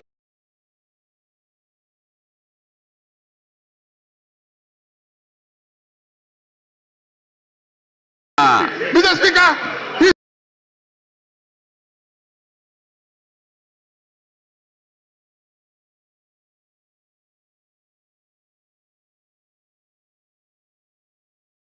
will not be heard in this house. Because when he makes promises, he doesn't fulfill them.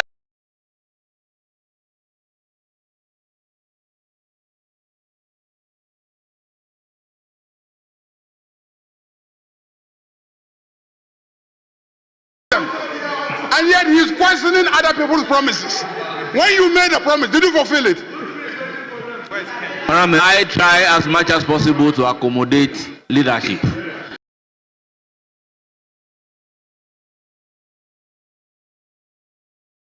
But it is getting to a point. So please, let's stick to the rules. Yes. When we make promises.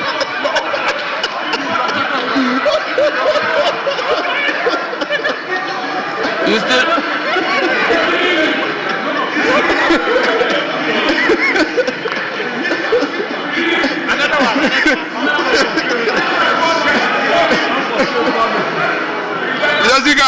This is the man who is talking about people not fulfilling their promises. You promised to sleep at Yoko, and you left at 10 p.m.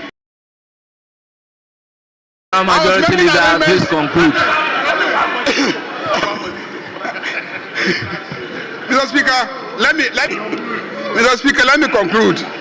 What excites me about this statement and the guidelines is the category of items that the President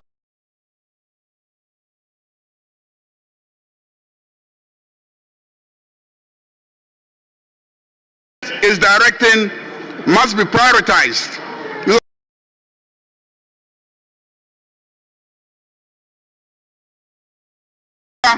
Markets are for our women, our mothers, health facilities, children to health facilities, who are the greatest beneficiaries. Educational facilities, it is our mothers who send our children and the babies to educational facilities. So once again, women. Portable water, it is our women and girls who have to travel long distances to fetch water. Sanitation and school furniture. Mr. Speaker, these are items that particularly touch our women. That is why I want to declare that President John Dramani Mahama is a pro-women president. A pro-women president. Because he is prioritizing expenditure in areas that particularly border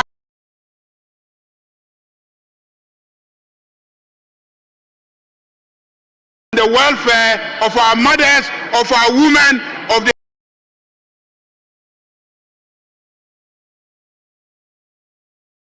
children, and the drudgery, the labor, the suffering of our women will be reduced.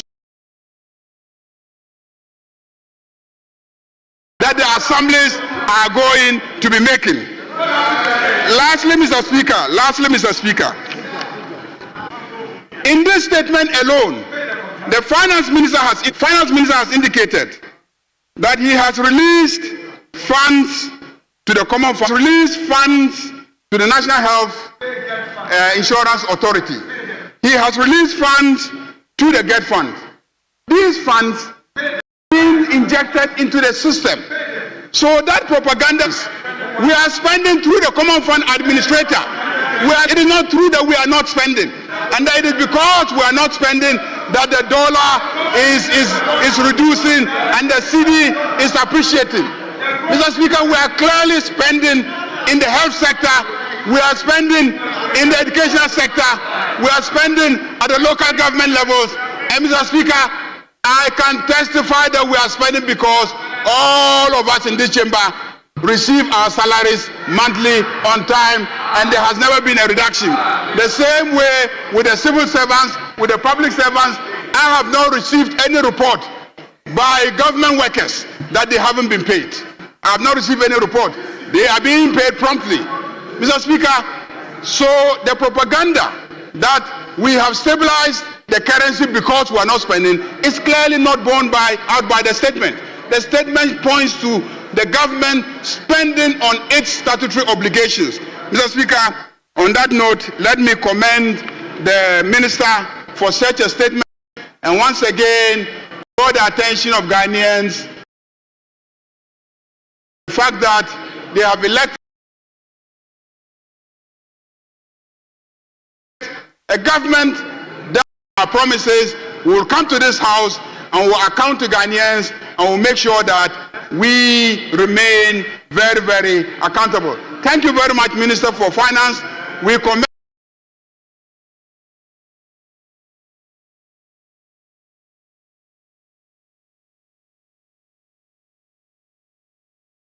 the city is gaining strength. The pound is reducing in its exchange rate. All longer, Ghanaians are more confident in their country and their government than they have ever been before. Mr. Speaker, because of the appreciation of the city, the salary of the minority leader has appreciated. His salary has appreciated. Mr. Speaker, his purchasing power has appreciated. Honorable member, please conclude. He now pays less for fuel because fuel prices have declined. He now pays less for food because food prices have declined.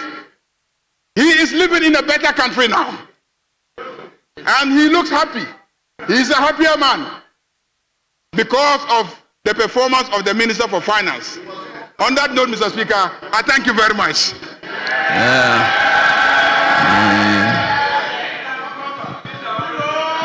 Honorable Finance Minister, any concluding remark?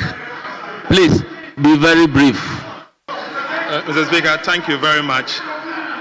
Mr. Speaker, let me thank Please be very brief. Mr. Speaker, let me thank honorable colleagues for the comments and the contribution to the brief.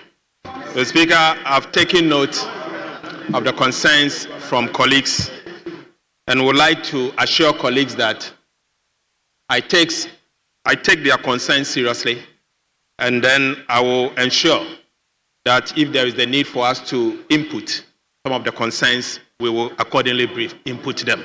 Mr. Speaker, to conclude on my brief, I wish to state for the record that it is not true that government is not spending. Mr. Speaker, we have ended the era of reckless spending. Mr. Speaker, we are spending wisely. We are spending prudently. Mr. Speaker, the era of recklessness has come to an end, and the NDC will not spend recklessly. We will spend according to what we have. If you do not have it, don't overborrow, because if you overborrow, you will give people haircut, and that is what we have spent. We have stopped. So, Mr. Speaker, we will not overborrow. We will spend within the budget, and we'll do what we have to do. Thank you very much, Mr. Speaker. Thank you, honorable members. Honorable members, permit me to recognize the presence of our revered students who are here in our midst. First on the list is Obrachere Senior High Technical School. They are led by Jude Latte, Senior House Master. They are from Ewutu Senya. They are 57 in number. The other one is Abum Presby Basic School, led by Richard Abayete Tete. Head teacher, they are from Ebuakwa South, 59 in number. And last on the list is Otuam International School, led by Edu Issa Philip. Teacher, they are from Ekumfi, 60 in number. You are all welcome. May you have a fruitful stay in Parliament. Honourable members, order paper addendum. Presentation of first reading of bill.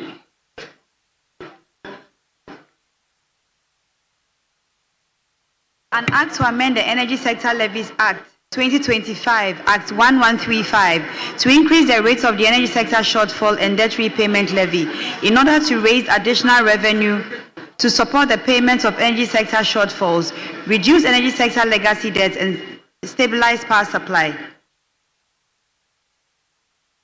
Honourable Finance Minister, for the record, tell the House how is he under certificate of agency, or how is the bill supposed to be introduced? Right, Honourable Speaker.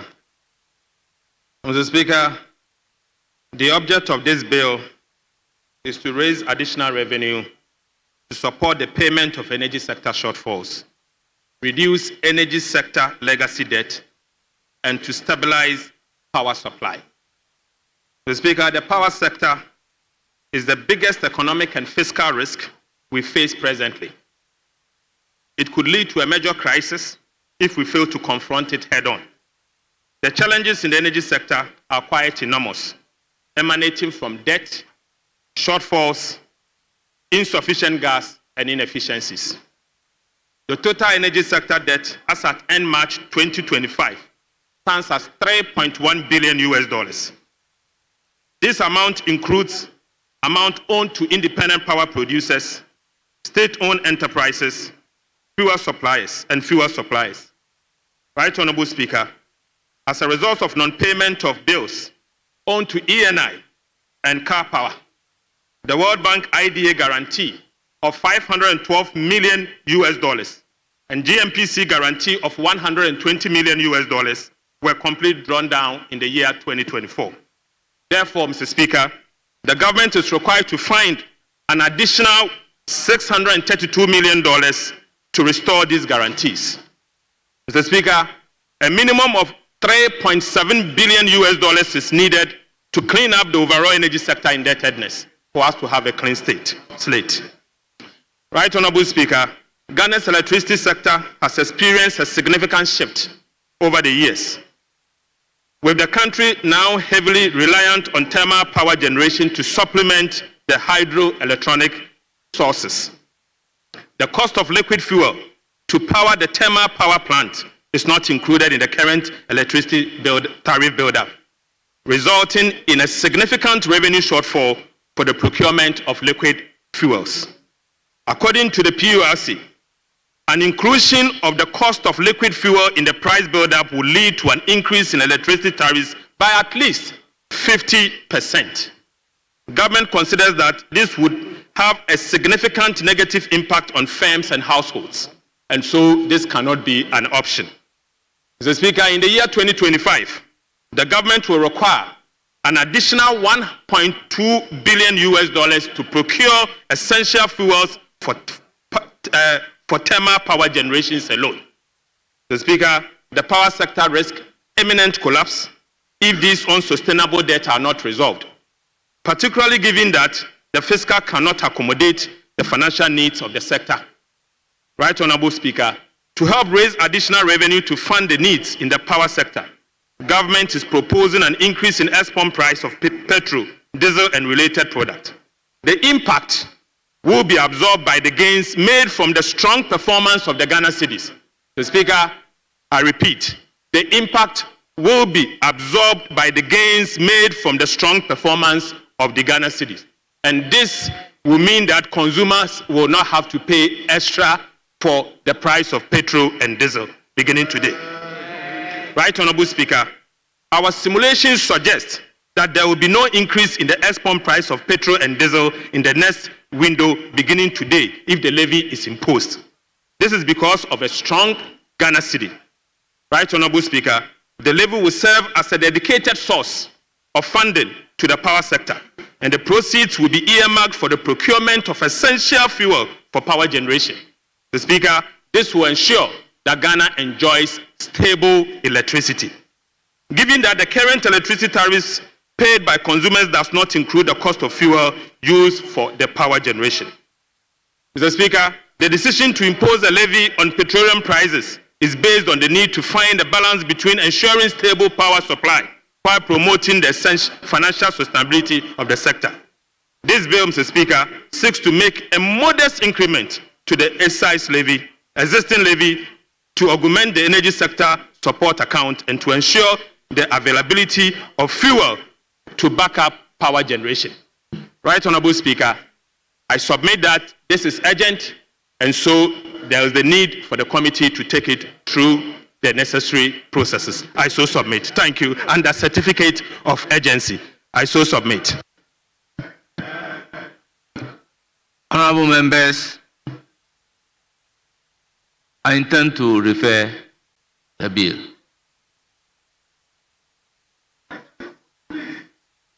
Yes, Minority Leader. This is the presentation of a bill.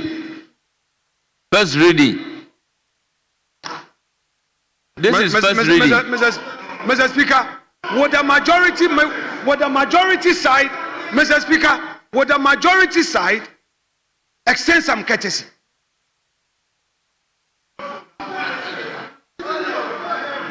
Mr. Speaker, Mr. Speaker, Mr. Speaker, Mr. Speaker, Mr. Speaker. Honorable Minority Leader. Mr. Speaker. Honorable Minority Leader. Mr. With Speaker, all due respect. Mr. Speaker, would the Interior Minister show some courtesy? Would the Interior Minister show some courtesy? Honorable Minority Leader, would you show some I employ courtesy? both of you to resume your seats. I employ both of you to resume your seat. Humbly resume your seat. Mr. Speaker, you called me. Humbly resume your seat. Both of you kindly resume your seat with all apology. With all apology. With all apology to both of you, resume your seat. Honorable members, the Energy Sector Levies Amendment Bill 2025 has been duly presented and read the first time. It is referred to the Finance Committee for consideration and report, including the determination of whether or not the bill is of urgent nature. A report to the House. Yes, Honorable Minority Leader, let me hear you. Mr. Speaker, with respect, the surprises are becoming one too many.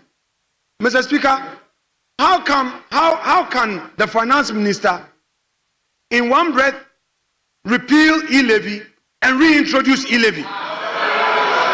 Mr. Speaker, Mr. Speaker, we went into conclave.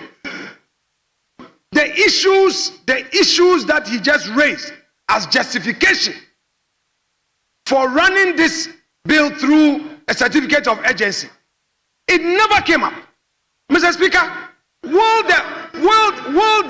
the Interior Minister, who was up challenging me, ask the Finance Minister to tell us under what rule he came under? Mr. Speaker, what is the precedent that is being set? Mr. Speaker, Hansard is watching. Hansard is taking note. One day, it will come and hound them. If today they think they have no mess, they will bulldoze their way. So be it. Have your pleasure. But bear in mind that someday, what you are doing will come and haunt you. Mr. Speaker, with all the justification, what stopped him from engaging this side of the House? This morning, I must be honest that the majority leader whispered to me that something of urgent importance, of urgent value would come. Mr. Speaker, it is only important that we engage and you let us know. You come with your justification. You came here to present your budget. You presented your budget saying you are not going to introduce new taxes, new levies. Then you turn around, you say you are repealing e-levy. You are all over the place. Now you are bringing back e-levy. And then you say that the Ghanaian public will not feel it. Mr. Speaker, you repeal e-levy, reintroduce e-levy. That's what you are doing. What are you? This is the e-levy. You have introduced e-levy. Then you say that you run it through certificate of agency. Mr. Speaker, Honorable members, the e-levy being introduced. honorable members, this is a house of record. What is it? Honorable members, this That is we a don't house know? of record. The bill introduced, Energy, which I energy have is just what? It's not e-levy. referred, is energy sector levies It is bill. e-levy. So this is not electronic Mr. levy. Mr. Speaker, with respect, allow the minority to have its say. You allowed the minister to speak. What is energy sector levy? Short form e-levy, is it not it? The energy. What is energy? Is it not E? How do you spell energy? Is it not capital E? The short form of the law, the levy, is e-levy. You are reintroducing e-levy. That's what you are doing. Reintroducing e-levy. And you are going to tax Ghanaians. Mr. Speaker, and you say under certificate of agency. Yes, Honorable Minister for Interior. Thank you, Mr. Speaker. Thank you, Mr. Speaker. Mr. Speaker, I think the minority leader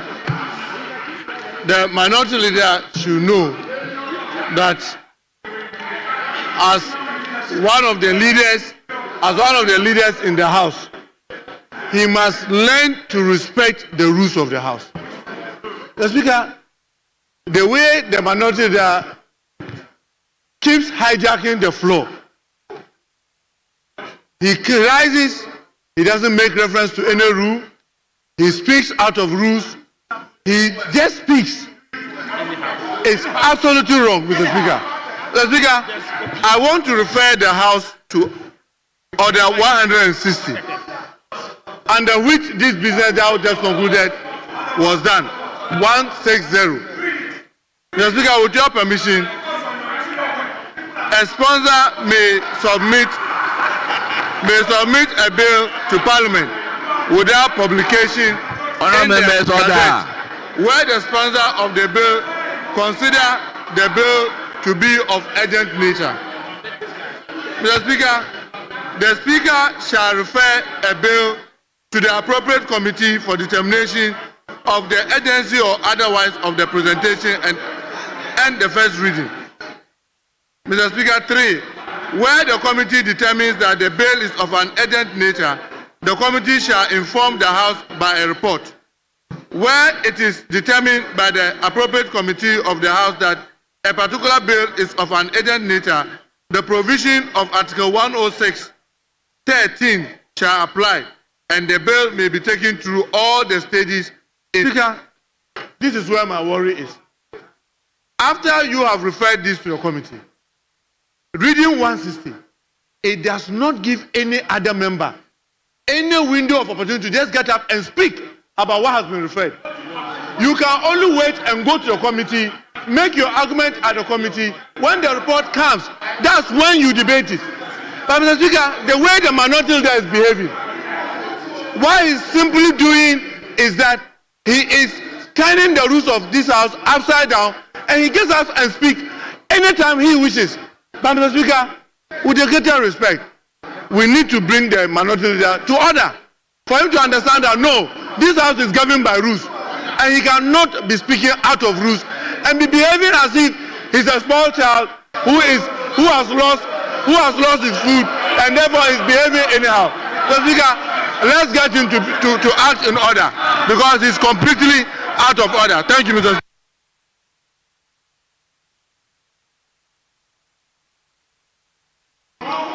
Yes, let me hear Majority Leader.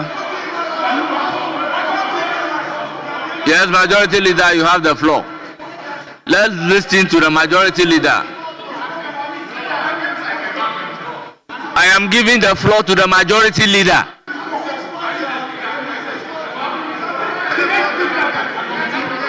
Mr. Speaker, Mr. Speaker,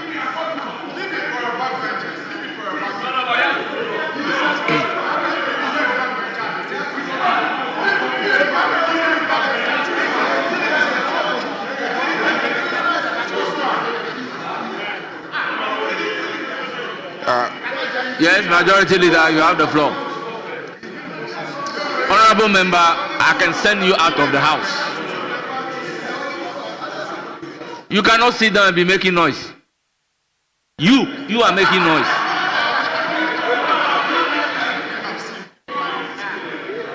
Yes, Majority Speaker. Leader, you have the floor. I think the bill has been referred to the committee. I just think that for the records, what is before us is not the e-levy. What is before us is the Energy Sector Levy Amendment Bill. And basically, it is saying that Ghanaians should give 1 cedi, one Ghana cedi each, when they buy a liter of fuel, so that we can end doomsday. That's all. One cedis. All of us should contribute 1 cedis. Just 1 cedi per, so that we can end doomsday. 1 cedi. Each of us, when we buy fuel, 1 liter. The prices are going down. 1 cedi. And Mr. Speaker, it is not e-levy. It's not e-levy. That is what it is. The matter has been referred to the committee. Let's all hold on.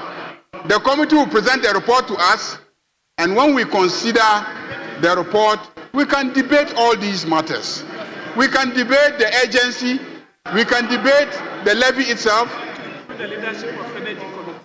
So please, let's hold our fire and then continue with the other businesses while the committee sits.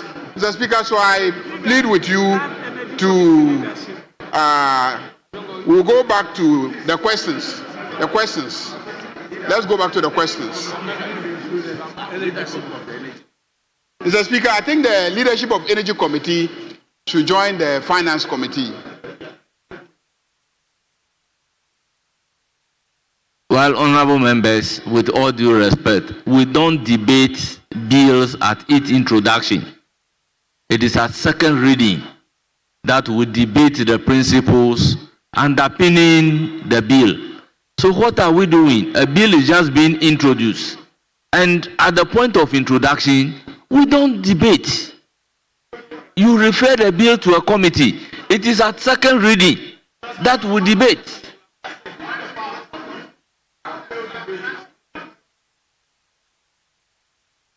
Honorable Minority Leader. Mr. Speaker, I believe that each one of us here has a right to express a view.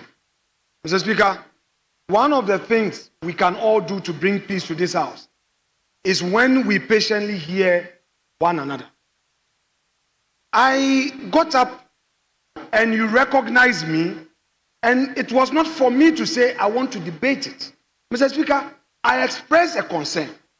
And the concern was because we always meet at conclave. Whatever we do in this house, there's always a pre-sitting discussion. The issue never came up. I only saw an order paper addendum being sprung as a surprise on us. It was a reason why I got up. Mr. Speaker, now, for Honorable Muntaka Mubarak, Honorable Minority allow me Leader, to finish. you know, you would have been justified if you said exactly that. But you went further to say Mr. they are Speaker, introducing e-levy. Mr. Speaker, may I finish? Mr. Speaker, you heard him in silence. Please hear me too. Mr. Speaker, for the Honorable Muntaka Mubarak, who I so much respect, to be on his feet, to use certain words the way he did. Mr. Speaker, I thought that Honorable Mahama Yarga, getting up, would use the opportunity to address it, because, Mr. Speaker, he has been in leadership before. I will not want any of my colleagues here to be disrespectful to you. Never. We're here to debate. All I was saying was that the matter did not come up at precedent. The majority leader whispered to me that the finance minister will bring up something. The energy minister had whispered to me that we would engage. All I was trying to draw the attention of the House to was that we were not pre-informed. For you to get up and to attack my person, that anytime I get up. I don't just get up to speak. I get recognition before. And if you, Mutaka Mubarak, who I so much respect, today you are interior minister, you want to hijack the leadership and then attack me? No, please, colleagues, all of you at the backbench, you know, one of the things I don't do is to disrespect you. Please, let's put all things aside, please, with respect. We are colleagues. If I raise the issue and you don't agree, get up and respond. I have been in that black seat before. I don't disrespect colleagues, and I am surprised. Honorable Mutaka Mubarak, those days in the 6th and 7th Parliament, he was always concerned about the way Honorable Chairman Sabonsu. Can refer him to answer. How Honorable Chairman Sabonsu use certain words to describe certain matters, and he would always protest. I expect you not to be the one to be attacking me. I expect you not to be the one to be using certain words, and then when you get up, you say you will withdraw.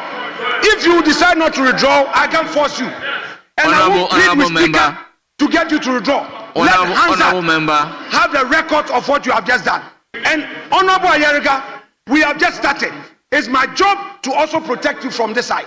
If today a colleague of yours sees an opportunity to attack me merely because I'm raising a genuine concern, when the matter did not come up at leadership discussion and Speaker allowed him to speak all out, and you think that it is not proper for him to do the needful, I'm not worried. As a minority leader, I expect more of such attacks, and more will come. It is a price I will pay for being a minority leader. If the intolerance level has said that, I will be attacked by no less a person than the Interior Minister, who I so much respect. Mr. Speaker, I leave him and all his words to posterity. Honourable members, we will make progress. The statement that behaving like a spoiled child is ordered to be expunged from the record. Yes, Majority Leader. Mr. Speaker, I think we will go back to the questions. The ministers have been sitting here since morning, so let's take the questions. Let's take the questions, Mr. Speaker. Very well. Let's take the questions. So the initial application was to take question number D, standing in the name of Mr. Francis Xavier Kojo Sosu, Honourable Member for Madina. We'll do statements. We'll do statements. We will do statements. We will do statements. We will do statements. We will come back to statement. I have various statements. We will come back to statement. Mr. Speaker, the majority leader, Mr. Speaker, the majority leader made an application. Majority leader, I'm on my feet. Majority leader made an application that you should add the leadership of the Energy Committee to the Finance Committee to look at the. So, yes. Honourable members, is that the sense of the House that the leadership of the Energy Committee should join the Finance Committee? Yes, Majority Leader. Is that the sense of the House? Yes, we ask the leadership of Energy Committee to join Finance. The leadership of the Energy Committee is hereby requested to join the Finance Committee for the consideration of the bill just introduced and report. Yes, the initial application was to take the question number D in the name of Honorable Francis Xavier Kojo Sosu. The Interior Minister is in the House to respond to the question. C. Very well. Very well. We have to take question number C, standing in the name of Osahin Alexander Kwamina Afanyo Makin, Member of Parliament for Efutu and the Minority Leader. You have the floor.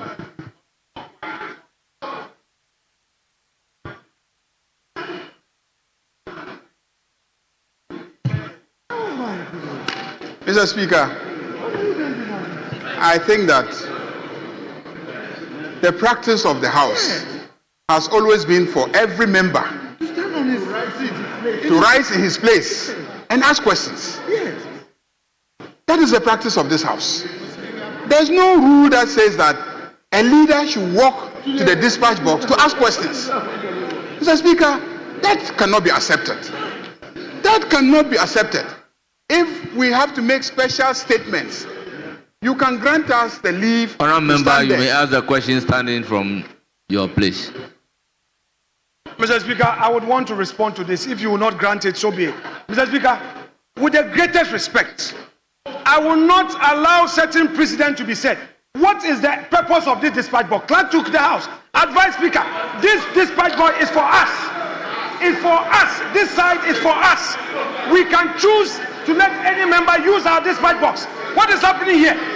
Is it for the majority to determine, Mr. Speaker? No way. If they don't want to answer the question, so be it.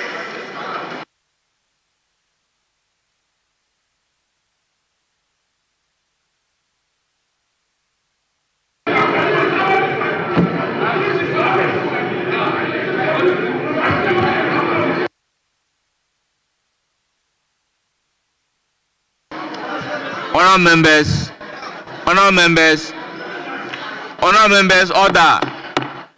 Honourable members, the rule is very clear that a member rise in his place to speak. The dispatch box is really for the ministers. But when leaders are going to make special statements, then they can make the statement using the dispatch box, not when they are to ask questions. Our members, the rule is very clear. So let's follow the rules and operate within the ambit of the rules. Unless I am shown the order under which a leader is supposed to ask questions from the dispatch box. Unless you point at the order for me.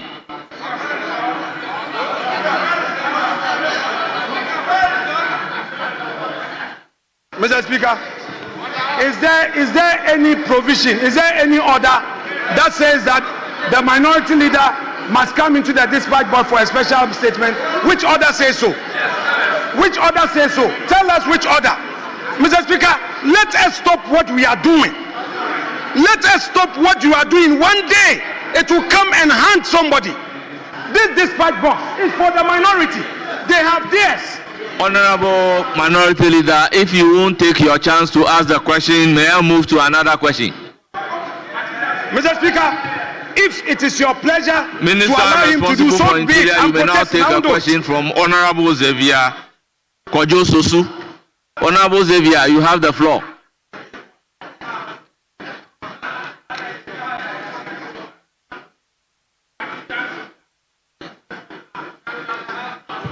Please, go to your place and ask the question. Speak from your place.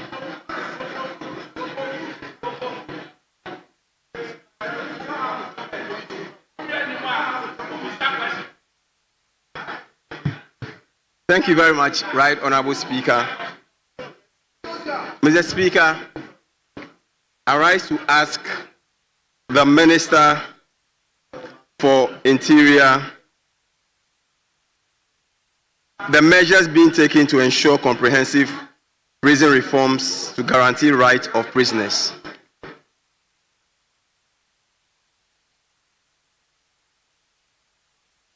Yes, Honorable Minister, you have the floor.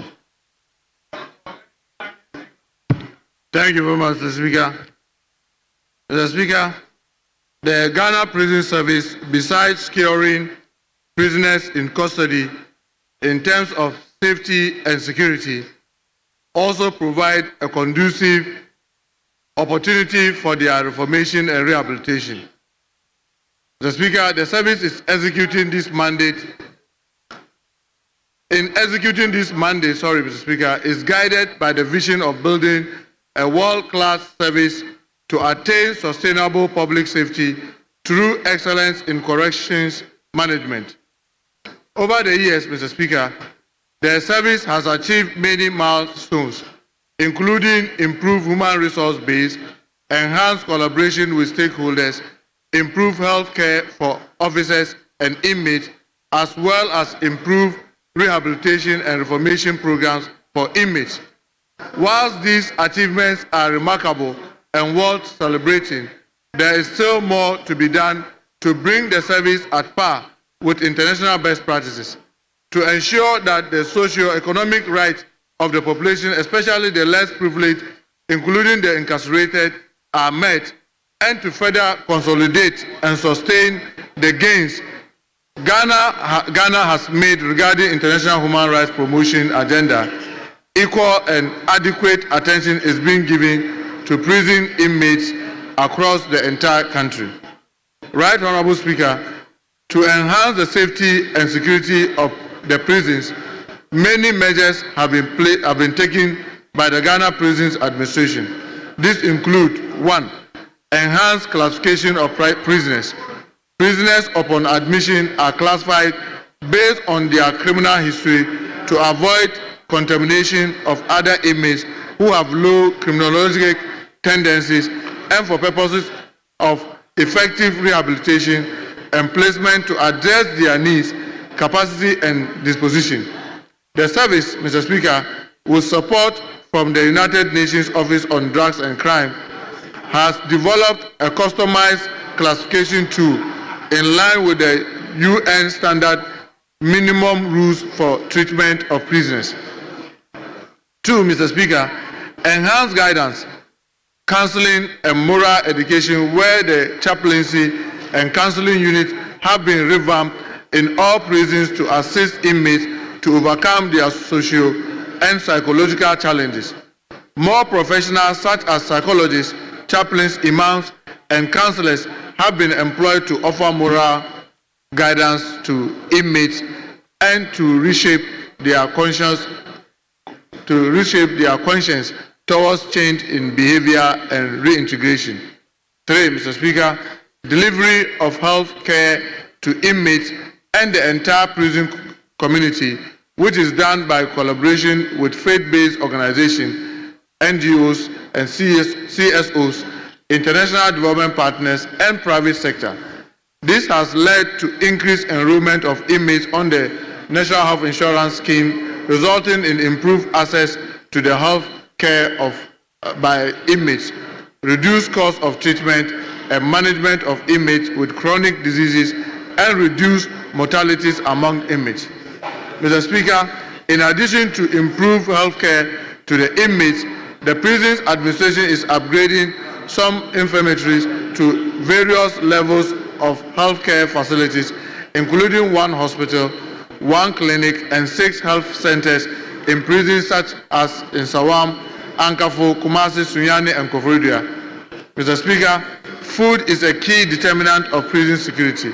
Research has shown that hungry inmates are more likely to cause riot, break jail, and find it difficult to participate in reformation and rehabilitation programs. The prison service intends to embark on agricultural activities to provide food to inmates in very difficult times when food contractors withdraw supply due to delayed payment of food bills. Currently, Mr. Speaker, about 40% of prison ration is obtained through prison agriculture. In addition to pipe-borne water in the prison, the service has taken steps to enhance access to potable water and sanitation, including the drilling of mechanized boreholes, installation of polytanks and water reservoirs, improved sanitary conditions through effective management of solid and liquid waste to prevent outbreaks of diseases, and regular fumigation of the prison facilities. Mr. Speaker, the Prison Administration, being mindful of the importance of education of prison inmates towards achieving the objective of reformation, rehabilitation, and reintegration, goes all out to ensure that inmates have access to education in all forms. Thank you, Mr. Speaker. Thank you very much, Honorable Speaker. Yes, Honorable Member for Madina, any supplementary question? Mr. Speaker, my supplementary question relates to our recent visit to the prison where we had inmates who had just completed school and some even graduated with first class, showing the rehabilitation. Please ask supplementary question. If you don't have any supplementary question, kindly resume your seat. Mr. Speaker, thank you very much for the information provided by the Honorable Minister. Thank you. Thank you very much. Honourable members, I think we have no further supplementary question for the Minister. And Honourable Minister,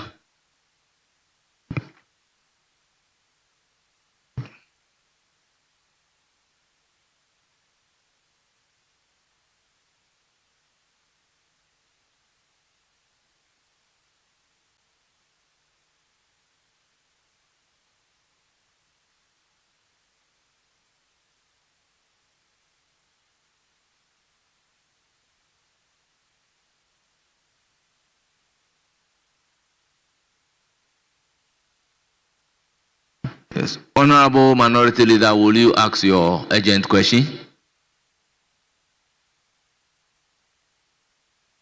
No, you rise at your place to ask the urgent question. Mr. Speaker, I don't intend to debate you. I am opposed to the application from my colleagues for a simple reason that we have two dispatch boxes. One for the majority, one for the minority. In leadership, Mr. Speaker, I will not encourage a precedent that one day will come and haunt us. We, the five of us, at any point, if we want to use, or any of our members with the leave of leadership and with the indulgence of Speaker want to use the dispatch box, this side is for us. Now, for a member to say that there is an express provision in the standing orders, so a leader, if he chooses to be in the dispatch box to ask his question, he cannot, and he's being stopped. Mr. Speaker, I will not challenge you. I want everything to be for the record. I won't challenge you. I would protest and sit down. I won't challenge you because this is strange. This is our dispatch box. This is ours. What are we doing to our democracy because somebody has overwhelming numbers? No problem, Mr. Speaker. If you accede to them, I will sit down. No problem. But it is sad. Let's be careful what we are doing to ourselves. This is our dispatch box. You are to rise and ask your question. Would you ask the question? Mr. Speaker, with respect, thank you very much. Mr. Speaker, with respect, I rise to ask the Minister of Interior the circumstances surrounding the raid on the residence of the former governor of Bank of Ghana, Dr. Ernest Addison, by 20 heavily armed operatives led by Richard Jakpa, Director of Special Operations at the National Security Secretariat, on the morning of Wednesday, 19th March 2025. Thank you, Mr. Speaker. Yes, Honourable Minister. Your response to the question.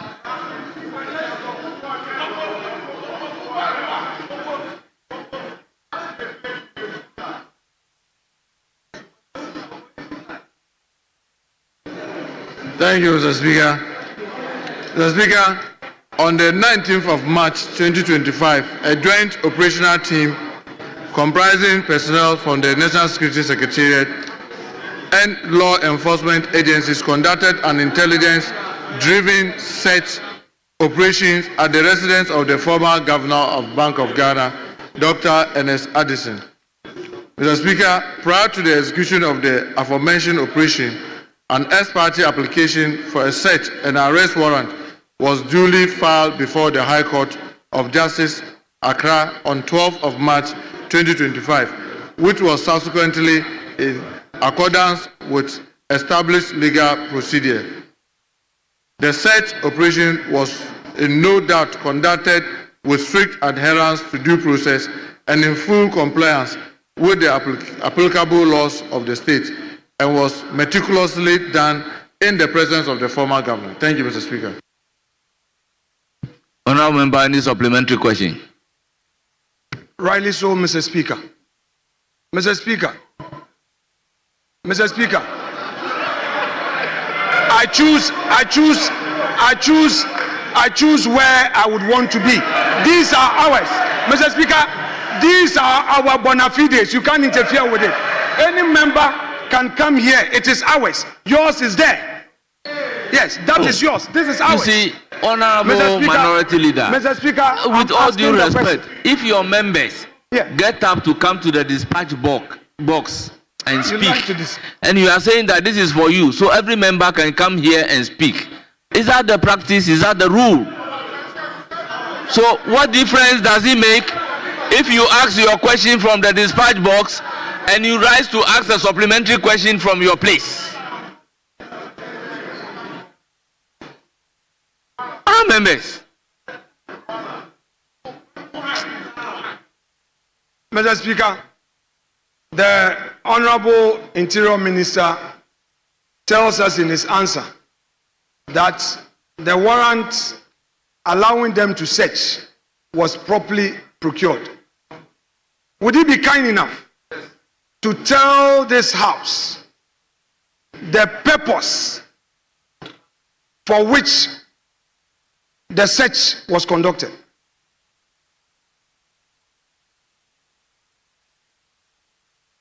The purpose for which the search was conducted. Mr. Speaker, it was to aid an existing investigation. Thank you, Mr. Speaker. Thank you, Honorable Minister. Mr. Speaker, the minister can choose to be evasive. That is his own matter. How can you be general? Honorable Minority Leader, you don't dictate the answer that the minister is supposed to give to your question. So where lies the case that the minister can choose to be evasive? Mr. Speaker, he is my former friend, and he knows. He's a former friend. Mr. Speaker, if he says that there was an application to the court, what it presupposes is that there was an affidavit accompanying.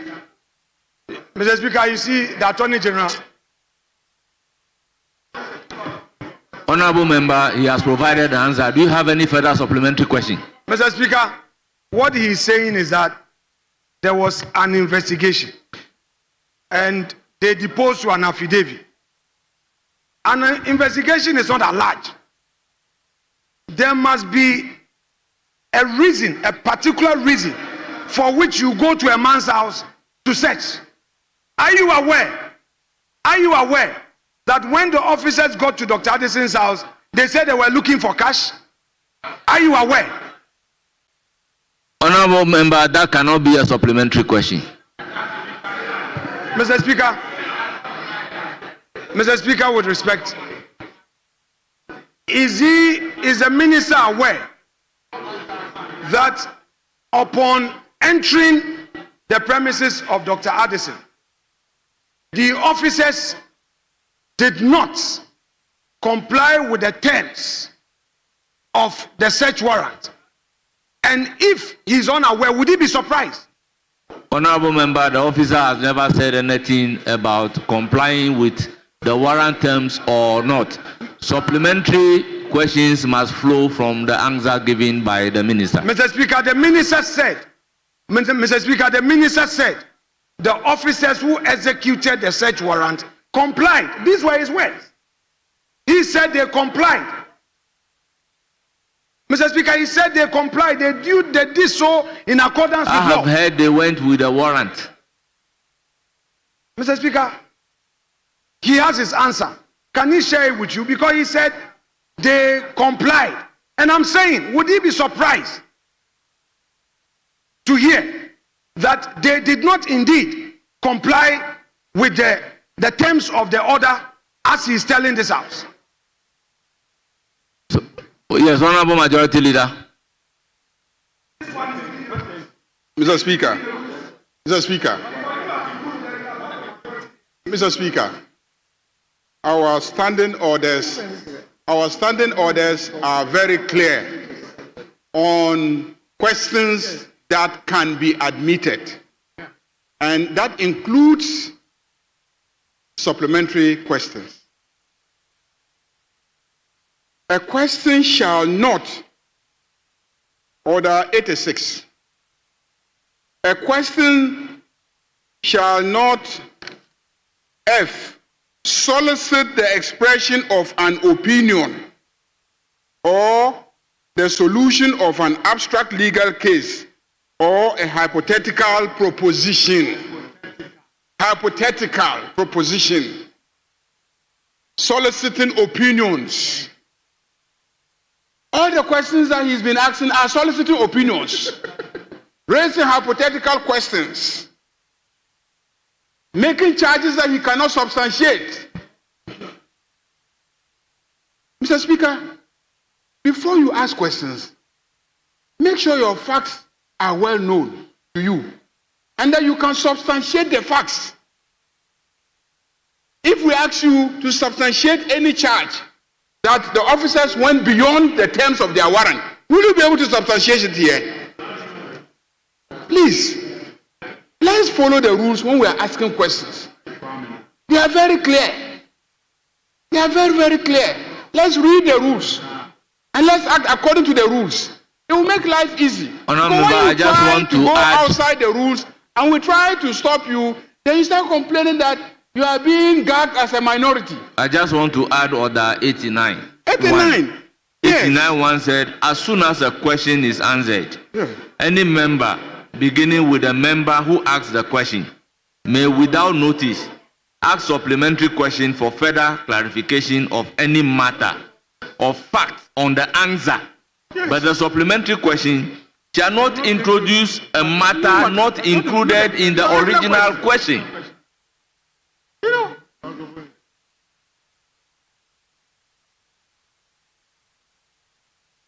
So let's operate within the rules. Mr. Speaker, the minister tells us in his answer that these 20 heavily armed operatives, led by Mr. Richard Jakpa, Director of Special Operations at the National Security Secretariat, who on the morning of Wednesday, 19th of March 2025, searched the premises of Dr. Addison, the former governor, did so within the law.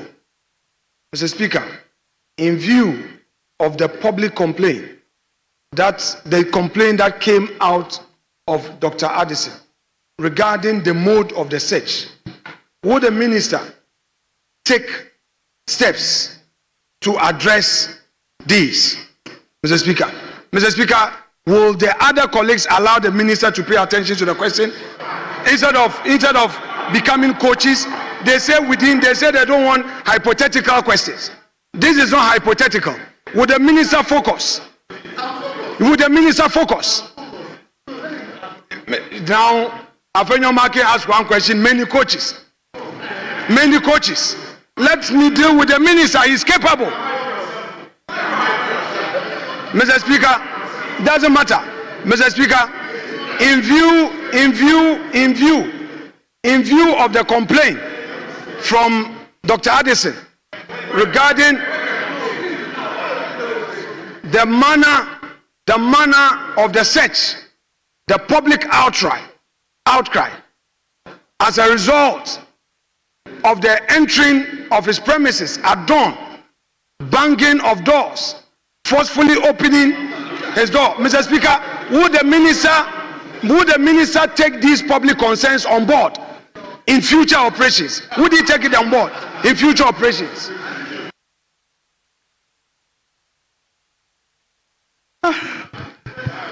Thank you, Mr. Speaker. Mr. Speaker, so far as I'm concerned, I have neither received a complaint from Dr. Addison or any member of the public about the operation that was carried on the said day. Thank you, Mr. Speaker.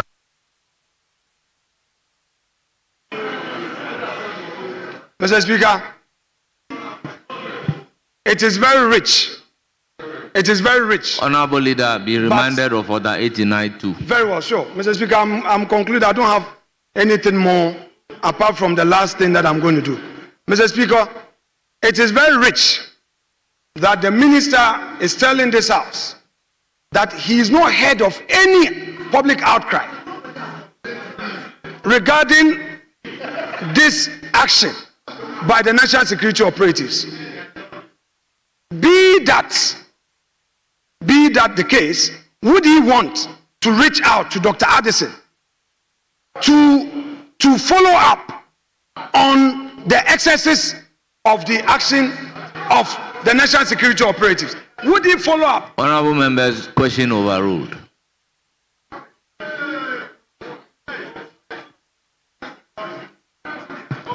Yes, honorable member, you have the floor. Thank you very much, Mr. Speaker. Honorable Minister, I would want to confirm from you, and maybe for purposes of education, you indicated to us that the national security secured a search warrant. May you educate me the scope of the search warrant, if it is inclusive of searching phrases of persons, if it is inclusive of searching phrases of persons. I want to understand the scope of such a search. Thank you. Your question is whether or not the search warrant includes searching what? But if you are a lawyer, you've seen a search warrant before. Does the search warrant specify that you search the pocket or what? Mr. Speaker, I think this is unfair. Mr. Speaker, it's a direct question that is addressed to the minister. I want to understand the scope, the particular search warrant that he got. Is it inclusive of these searching phrases of persons? That is the question I'm asking. So you should just let me know that maybe that is why, you see, Honorable Asafwa, if this question were to be coming from a non-lawyer, but you have seen a copy of a search warrant before. If a warrant is issued to search your house, the warrant will not specify whether they should search pocket of all your searches, your pocket, your fridge, your kitchen, or is that the content of the warrant? Please, if you have another question, ask.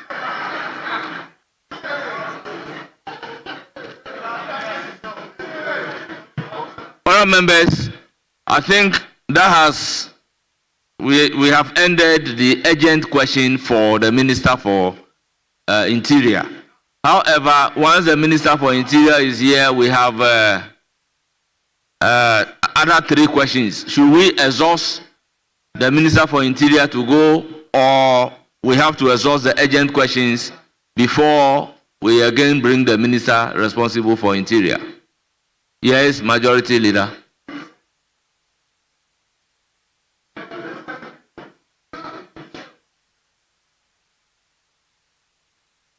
Mr.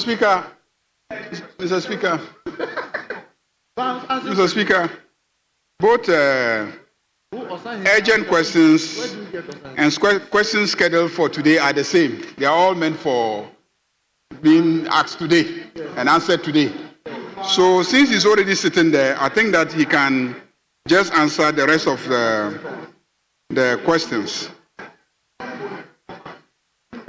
Very well, then we then move to question number 87, standing in the name of Honorable Frank Anodompre, Member of Parliament for Nsaum Adwajiri. Please, you have the floor. Speaker, I rise to ask the Minister for the Interior what plans the ministry has to decongest prisons in the country, particularly the Nsaum medium security prison, which is posing health and safety threats to prisoners and officers of the prison service. I thank you. Honourable Minister, you have the floor. Thank you, Mr. Speaker. Mr. Speaker, as part of measures being taken to decongest the various prisons throughout the country, and the Nsaum medium prison facility in particular, the Ghana Prison Administration has adopted initiatives such as 1. Routine transfer of prisoners to camp prisons, which allows the prisons Service as part of its security measures to routinely transfer low-risk prisoners from walled prisons to open camp prison for purposes of decongestion. 2, Mr. Speaker, the Justice for All program, which is another intervention to decongest the prison by allowing the court to sit in the prison to try inmates who have been on pre-trial detention for a long period. Some inmates have been able to regain their freedom through this program and others convicted. Unfortunately, the program comes with its own sustainability challenges, usually budgetary, making it difficult to be executed at scheduled periods across the country to ease the congestion. I have written to the Acting Chief Justice to consider the vacation period as a planned period annually for consideration of the Justice for All program. Mr. Speaker, the introduction of the parole regulation in accordance with Article 2088 and 3 of the 1992 Constitution, the Prison Service Parole Regulations 2024 was formally laid in Parliament on the 15th of October 2024, but failed to meet the 21 statutory sitting days. Mr. Speaker, the draft regulation, upon review by the Ministry, will be relayed in Parliament. The introduction of the parole system is expected to improve the overcrowding situation and related challenges. It is projected that about 4,000 inmates may be released on parole annually when considered by this August House. Mr. Speaker, the completion of an 800 capacity remand prison at Nsawam, which commenced in 2016, is currently 60% completed. Upon completion, all remand prisoners at Nsawam Medium Security Prison will be transferred there to free up space. Mr. Speaker, the Church of Pentecost is currently constructing 2 camp prisons at their own expense for the prison service at the Damango and Obuasi. Both prisons will have the capacity of about 360. The Damango camp prison is almost completed with final works currently ongoing and is expected to be completed before the end of the year, while the Obuasi camp prison is about 60% complete. Mr. Speaker, the completion of these camp prisons will allow for the transfer of low-risk prisoners from the medium and central and other world local prisons. The Speaker, permits me, even though this is not in the hands, to mention that I want to take this opportunity to thank the Pentecost Church for building 5 prisons. These 2 that I've mentioned, inclusive, they have built 5 prison camps to support the prison services.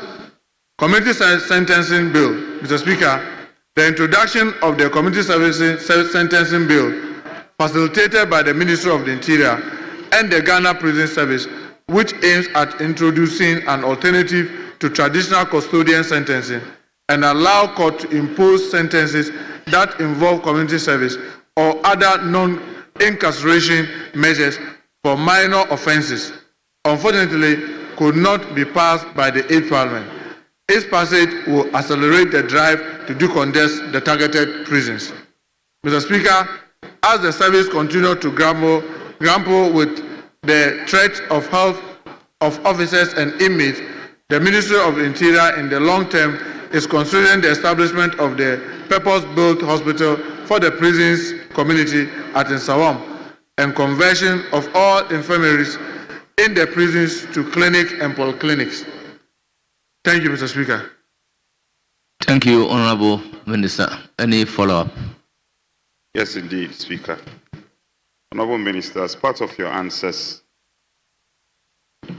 you had observed that the Justice for All program is one of the outlets you intend to use in decongesting our prisons. I know that the POS Foundation, an NGO that was providing the liquidity for the Justice for All program. However, the program has stalled because of funding.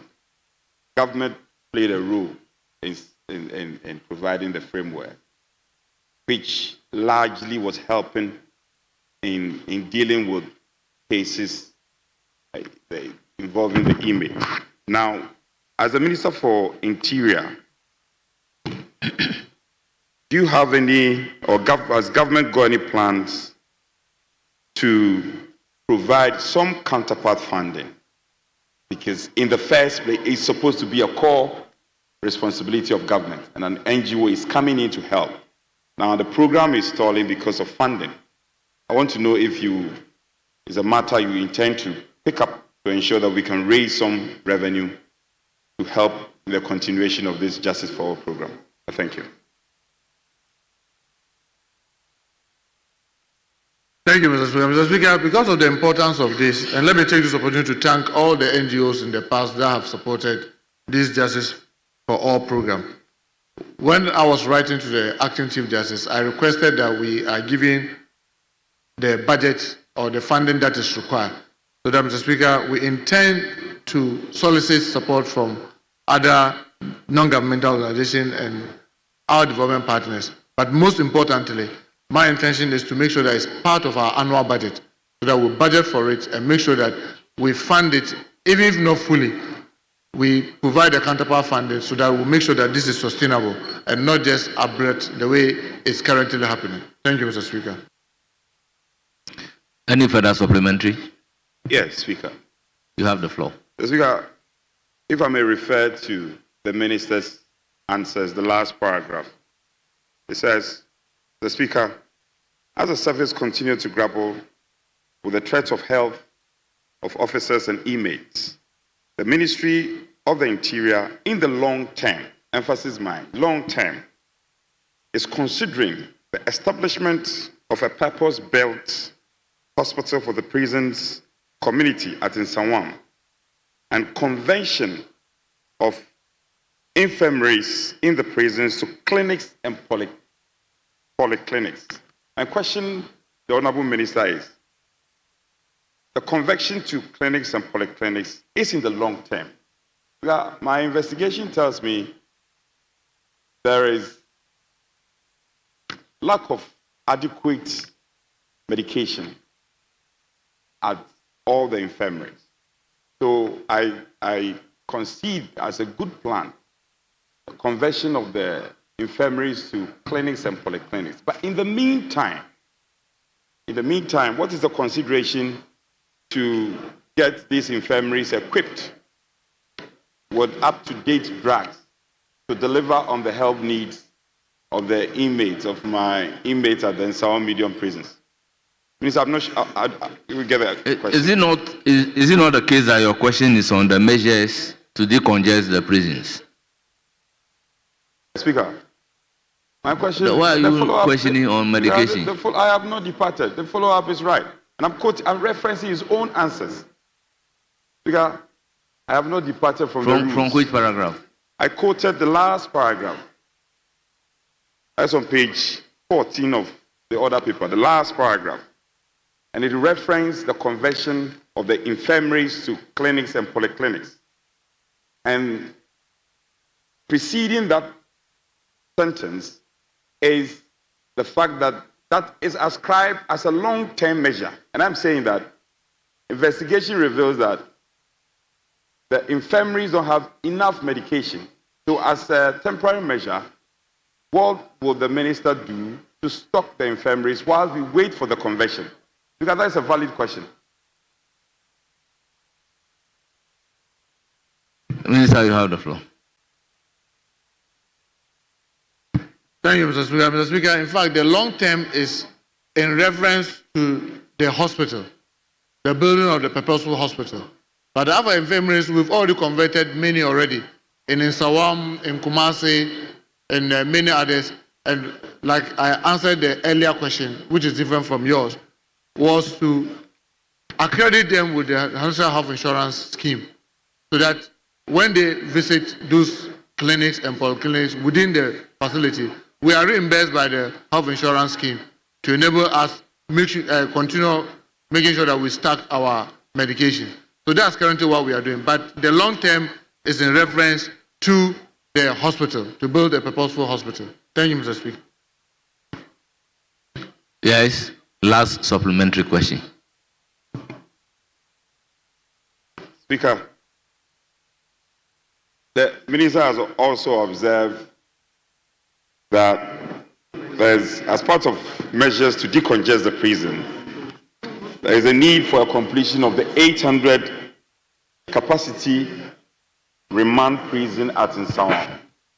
Yes, I have been to the site, see the construction ongoing.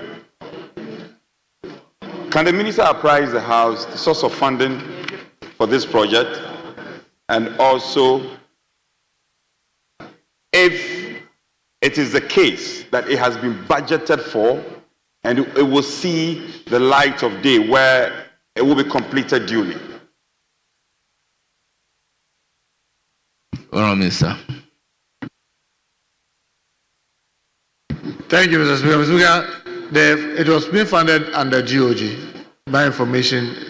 And Mr. Speaker, this was started earlier than 2016, and unfortunately, it has stalled since 2017. And for almost 8 years, it's been left just as it was. We left it in January 2017. But I can assure my colleague that it is something that we are prioritizing. And already we've visited the place, we've tried to take the new the new quantities and what it will take to get it completed. We are hopeful that in the 2026 budget, we'll make provision for it and ensure that we get it completed. Thank you very much, Mr. Speaker. Yes, Honourable Member, you have the floor. Thank you very much, Right Honourable Speaker. Mr. Speaker, I want to ask the Honourable Minister with regards to his response in paragraph 5 on the completion of the two camp prisons at Damangu and Obuase. Though this construction is being done by the Pentecost Church, there is also a contributory responsibility of government to provide accommodation for prison officers in and around those camps. Else, it will be difficult for the prisoners to be checked whilst in occupation. I want to find out from the Honourable Minister what steps government have taken in connection with this to ensure that construction for those accommodations are done so that we can also send the prisoners there to ease the decongestion. Thank you very much, Right Honourable. Yes, Honourable Minister. Thank you very much, Mr. Speaker. Mr. Speaker, yes, it's rightly correct that the prison camps alone will not be sufficient to be able to put inmates there because you need the prison officers to also be around. But usually what currently is happening is that these are sited close to communities. So the officers are able to rent not far away from the prisons. And as you may know, that in the prison service, you always have officers 24/7 that run in shift. So the only concern is that they shouldn't be too far away from the camp so that when it is time for changeover, there's delay and what have you. But we are putting up a master plan to see what we can do to bring out accommodation. And in the case of the Damango, the prison service has already come up with a drawing of some number of officers' accommodation that needs to be constructed. It is our hope that we may be able to include them in our 2026 budget for construction. Thank you, Mr. Speaker. Yes, honourable members, we then move to question number 88, standing in the name of Dr. Kinsley Ajimai. Abuakwa Saf, you have the floor. Thank you very much, Right Honourable Speaker. I seek to ask the Minister for Interior, plans the ministry has the completion of the National Fire Service College at Chebia Kwedu in the Abuakwa South. Honourable Minister, you have the floor. Thank you, Mr. Speaker. Mr. Speaker, the construction of the Ghana National Fire Service College at the Chebi Aquedum in the Abuakwa South constituency was located in two phases. Phase 1 of the project, which consists of the following facilities, is 95% completed. That is administration block, classroom block, male hostel, female hostel, kitchen hall, parade grounds. The phase 2 consists of the following facilities, which the ministry plans to include in the 2026 budget for construction to commence. A, senior and junior staff accommodation, commercial center, swimming pool, football field, senior, junior staff mess, external works, church and assembly hall, mosques, smoke chambers, and host tower. Mr. Speaker, it is my prayer that this project will be completed on time to enable the Ghana National Fire Service enhance capacity of its officers. Thank you, Mr. Speaker. Honourable Member, do you have a supplementary question? Thank you very much, Honorable Minister. As the project was phased, will commissioning also be in phases? No, I don't understand the question. The project was in 2 phases. Phase 1 is 95% completed. I'm asking, after completion, will phase 1 be commissioned before moving to phase 2? Well, would the phase completed be commissioned before you go to phase 2, leading to the completion of the entire project? Right, Mr. Speaker. Mr. Speaker, my colleague will notice that even at 95%, we are already using the facility because of the dire need for it. So he can be rest assured that once we complete the phase 1, we'll commission it and then we'll continue with the phase 2. Thank you, Mr. Speaker. Any further supplementary? Thank you very much. That will be all.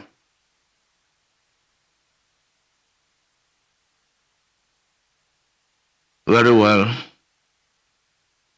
Honourable members, that brings us to the end of questions slated for today for the Minister responsible for Interior.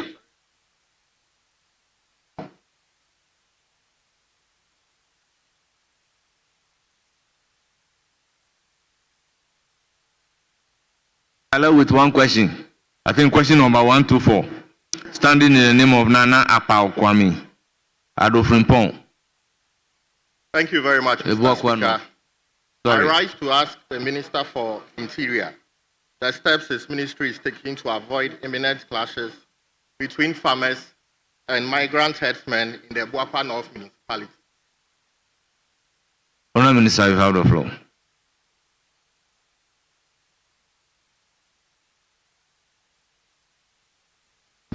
Thank you, Mr. Speaker. Mr. Speaker, at the beginning of the 2025, farmers, mostly from Kukuruntumi, reported to the New Tafo police that the migrant herdsmen were destroying their farm.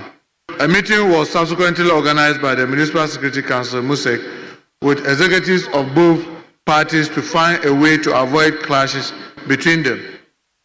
The meeting agreed that the migrant herdsmen should leave Ebuakwa North jurisdiction within a week, which the herdsmen did not comply with. On 25th of January 2025, the MUSEC, in collaboration with the Ghana police, undertook an operation to drive away the herdsmen. After the operation, some of the herdsmen were still found to be in the jurisdiction. Mr. Speaker, on 30th January 2025, the MUSEC again met with the farmers and the remaining migrant herdsmen where it was agreed that the herdsmen leave or face arrest and prosecution. There have since not been any complaint from the farmers. Mr. Speaker, it must, however, be stated that there are indigenous cattle farmers within the Ebuakwa North who control the grazing of their cattle, which do not cause destruction to farms of the local farmers as compared to the migrant herdsmen. The police intelligence is, however, monitoring the situation to avoid potential tension between the migrants, herdsmen, and the farmers. Thank you, Mr. Speaker. Thank you, Honourable Minister. Any supplementary question? Thank you very much, Mr. Speaker. And thank you, Honourable Minister. Honourable Minister, as we speak, the herdsmen are still there. So can you give us timelines as to when we can move all of them out of the municipality? Thank you. Yes, Honourable Minister. Mr. Speaker, in my answer, I indicated that the migrant herdsmen were all flushed out. But you have people like you and I who have our own cattle, and we regulate the way they graze, and they graze within a limited area. For those ones, they are running their business and they are Ghanaians like you and I, and we ensure that they do not normally cause harm to other farmers because they coexist peacefully. Where the challenge is with the migrant herdsmen, and so far as the information to me indicates that all those who were there were made to leave. Unless if my colleague have any contrary view, he can let me know and I'll follow it up. Thank you, Mr. Speaker. Thank you again, Mr. Speaker. Honorable Minister, it's not a view, it's a fact that as I speak to you now, they are still there in huge numbers. I mean the migrant herdsmen. So we will plead with you to engage MSEC to have a second look at the matter and make sure they clear them from the ministry. Honourable Member, the minister indicated that since then he has not received any complaint. So if there is any issue like that, then you need to complain to the minister. If the issue is still persisting, then you complain to the minister. Mr. Speaker, it is for that reason that I asked this very question. The issue is still there.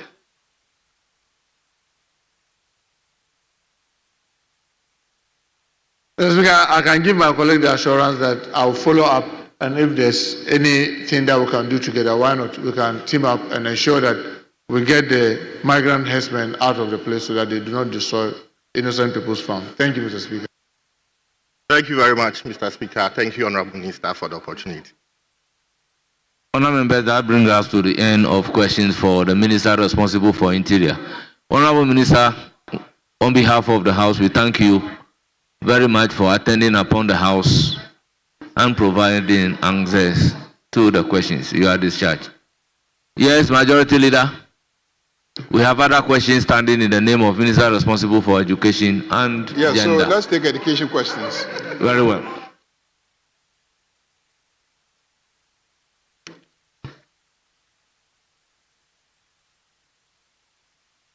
Honourable members, let's start with the urgent question for Minister responsible for Education. He's standing in the name of Mr. Alfred Oko Vanderpoy, Member of Parliament for Ablekuma South. Honourable Member, you have the floor. Thank you, Mr. Speaker. Mr. Speaker, I have permission from Honourable Alfred Oko Vanderpoy. Well, if you don't have his authority, it is permission, then you are not allowed to ask the question. Mr. Speaker, I have his authority to ask this question. Very well. On his behalf. Very well. Mr. Speaker, I rise to ask the Minister of Education when the Get Fund project 2-story 12-classroom block at the Mamprobi Sempe compound started in 2015 will be completed. Thank you, Mr. Speaker. Yes, Honourable Minister, you have the floor. Mr. Speaker, let me thank you very much for the opportunity to respond to the question by the Honourable Alfred Oko Vanderpoy on the state of the 2-story 12-classroom block at the Mamprobi Sempe compound. Mr. Speaker, the Ghana Education Trust Fund was established in the year 2000 by the Ghana Education Trust Fund Act 581. The fund existed to provide funding to supplement government effort in providing educational infrastructure and facilities in Ghana from pre-tertiary to tertiary level. Mr. Speaker, there are several uncompleted Get Fund projects across the country. A regrettable development which does not sit with Article 35(7) of the 1992 Constitution, which requires that as much as practicable, succeeding government will continue projects and programs initiated by the previous government. That was not the case, Mr. Speaker, in 2017. And additionally, when Get Fund was further capped by the previous administration, resulted in a number of these projects being abandoned. Mr. Speaker, the President is rolling out the Big Push initiative for infrastructure. The Ministry of Education is making a strong case for some additional resources to support the completion of some of these projects. The Get Fund is currently undertaking an audit of the project. But, Mr. Speaker, I must state And I believe the member will appreciate it. For many of these projects, the contractors have no appetite or motivation to continue. At the time that the contract was awarded in 2015, the cost and value of cement, sand, or other building materials is not as it is today. It is both in the interest of government and the contractor that we evaluate and do an assessment of cost variation in order to support the contractor to continue to be at site. The Mamprobi Sempe 1 and 2 schools are located in the Ablekuma South municipality of the Greater Accra region. Sempe, it has a student population of 269, while Sempe has a student population of 90, making a total of 359 people. The construction of the 2-story unit classroom block at Mamprobi Sempe compound was awarded to Measures Summer Plumbing and Construction Limited at a contract sum of 3.3 million in 2012. Mr. Speaker, certainly 3.3 million today cannot complete that project. The project is being supervised by Measures Amalgamated Design. Works on the project stands at 70% complete, with a contractor currently on site working to complete the project. We will monitor the progress of work and ensure the project is completed. And Mr. Speaker, we have taken a decision to complete a number of GED farm projects this year. The rest will be budgeted for in the 2026 formula of the GED fund. I thank you. Yes, honorable member, any follow-up? Thank you very much. Then we then proceed to question number 80. Standing in the name of Thank you, Mr. Speaker. Mr. N.S. Yao Enim Kumeu. Thank you, Mr. Speaker. I rise to ask the Minister for Education when work on the stalled Fisheries STEM School and Kumeu Anglican Model School projects will resume.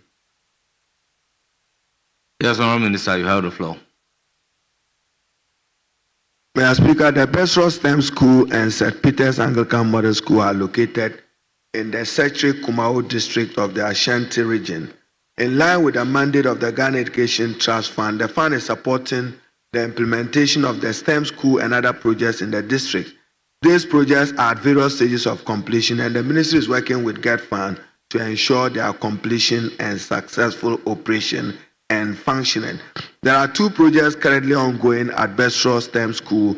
They are the construction of the 12-unit classroom block and 6-seater toilet facility. The project was awarded to Measures Paul Amentim Limited at a contract of 3.2 million in December 2023 and are being supervised by Compro Limited.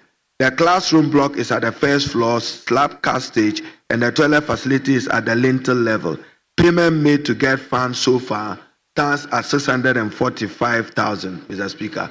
So we support the contractor to complete it. But as I said, the cost variation doesn't provide motivation for many of the contractors as they fear working at a loss. Thank you. Yes, Honourable Member, any supplementary question? Thank you, Mr. Speaker. In the minister's response, I think he touched more on the Bistro project, but then I did not hear more on the Kumeu Anglican. But then what I want to find out from the minister is that these 2 contractors have left site for almost 5 months now, and I would want some assurance from minister as to what timelines we should expect these 2 contractors back on site. Yes, Honourable Minister, any timeline? Mr. Speaker, I've invited the administrator of the GED Fund to come and we'll do an assessment and see what funds is available in his coffers. In fact, this morning I had to ask him to direct funds which was available to pay for WASI, the West African Certificate examination, which is of urgent consideration in order that they are preparing for exams.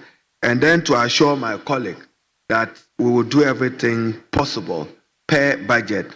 With St. Peter's Anglican Model School, the construction of the number 2 12-unit classroom block and 6-seater toilet facility, the projects were awarded to Measures Intermove Company Limited in August 2024 at a contract sum of 4.1 million Ghana cedis and is being supervised by Compro Limited. The classroom block is at oversight concrete cast level, and payment made so far by GetFund is at 845,000. The honorable member for Kumau, be assured that we'll do everything possible to get it completed. Thank you.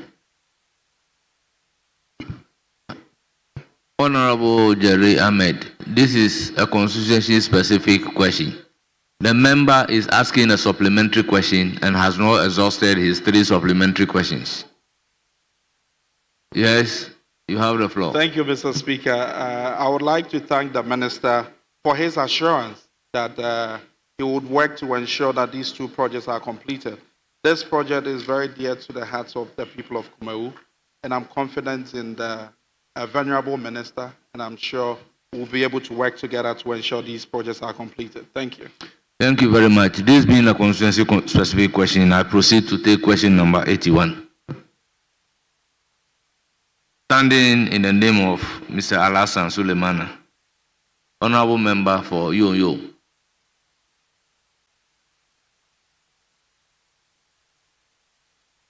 I thank you, Mr. Speaker. I rise to ask the Minister of Education whether the ministry has plans to urgently complete the abandoned E-block in Nangmangu in the Yunyu constituency, and when the ministry would provide necessary infrastructure for Nanswan Senior High School, Yunyu Senior High School, including dining hall, kitchen, and dormitories. Thank you, Mr. Speaker. Honourable Minister, you have the floor.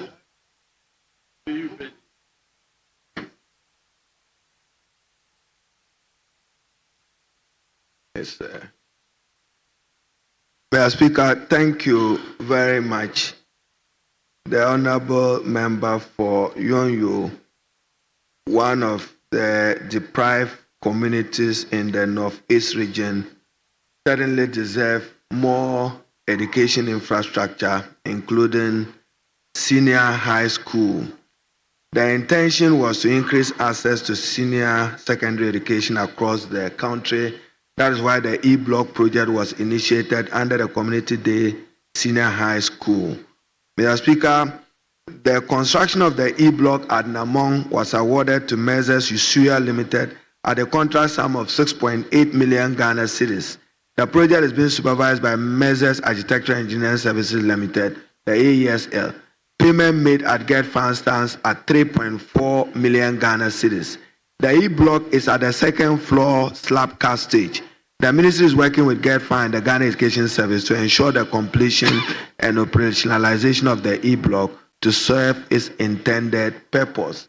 So, honorable member, I'm sure Mr. Speaker doesn't know your other name. Honorable Jabless will do this for the people of Yonyo. The E-Block Naswan Senior High School is a mixed-sex school located in the Yonyo Naswan district of the Northeast region. The school was absorbed into the public school system in November 2023. The school has a total student enrollment of 184, of which 145 are boarders and 39 are day students. To meet the infrastructure challenge of the school, the Ghana National Gas Company Limited constructed a one-story 12-unit classroom block as part of their corporate social responsibility with a staff common room. However, given the infrastructure challenge, the provision of the company was not sufficient. The minister acknowledges the need for infrastructure improvement, which include providing the school with a dining hall, kitchen, and dormitory. I'm working with GetFund and will prioritize it into our 2026 budget. Thank you, Mr. Speaker. Yes, honourable member, supplementary question. Thank you, Mr. Speaker. My follow-up question have to do with our teachers. Yunyu constituency is one of the deprived districts. And you realize that you go to a school which has class 1 to 6, and you only have one teacher or two teachers. And it's worrying. And sometimes when you post new teachers there, because the area is very deprived, they are not happy to stay. So I don't know, with the resetting agenda, Honorable member, your question was on school infrastructure, not on teachers. You are talking about dining hall, kitchen, and dormitory. Thank you, Mr. Speaker. And I thank the Minister of guided by Education. Standing And I Order believe- 89. I thank the Minister of Education, and I hope that he would respond to our needs as he said. Thank you very much. Thank you. Question number 82. Standing in the name of Honorable Damata Ama Apianima Salam, Efijakwabre, South. Thank you, Mr. Speaker. Mr. Speaker, I rise to ask the Minister of Education what steps the ministry is taking to complete the construction of Amponsim Senior High School, which has been abandoned for some time at Egretia. Honorable Minister, you have the floor. Speaker, thank you very much, the Honorable Damata. Aponsem Senior High School is located at Adretia in the Fija Kwabre South District. The establishment of the school was an initiative of the Fija Kwabre District Assembly with the help of a philanthropist. The school, which started with a population of 100 students comprising 65 boys and 35 girls, is currently not in operation. The Assembly is working on its absorption by the Ministry of Education and has written to the Ministry through the Ghana TVET service. The process for absorption is ongoing. Upon full absorption of the school, the Ministry will take the necessary steps to provide additional infrastructure to accommodate the growing student population in the Fija Kwabre South District. Let me assure the Honourable Member that the school will be absorbed into the Ghana Education Service system. Thank you. Yes, Honourable Member, any supplementary question? Thank you, Mr. Speaker. Mr. Speaker, from the Minister, the absorption is ongoing. So I would like to know from the Minister how soon will the absorption take effect? We all know very soon basic education examination certificate exams will start. And upon successful students to be posted to the various schools to access secondary education.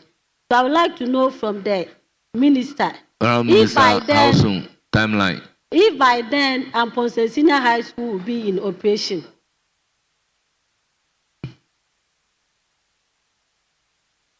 Speaker, normally when the ministry receives such requests, we subject it to the regulator to make an assessment. When the minimum requirements are satisfied, we'll grant policy approval to it.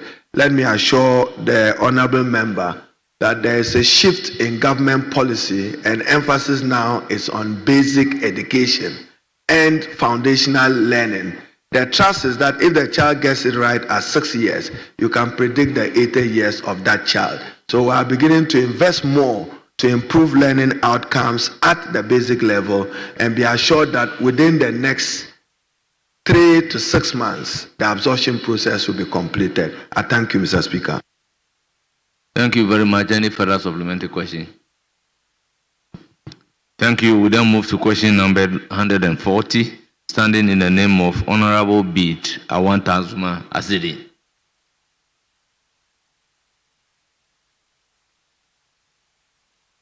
Thank you very much, Right Honorable Speaker. Mr. Speaker, I rise to ask the Minister for Education the measures the Ministry of Education has put in place for the completion of the Zambo Girls Senior High School in the Laura constituency. Thank you.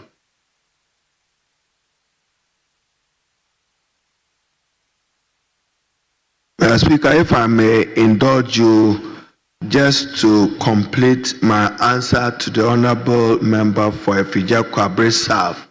Part of her request is for a TVET, Technical Vocational Education Training Center at Himan Boho or Boaho.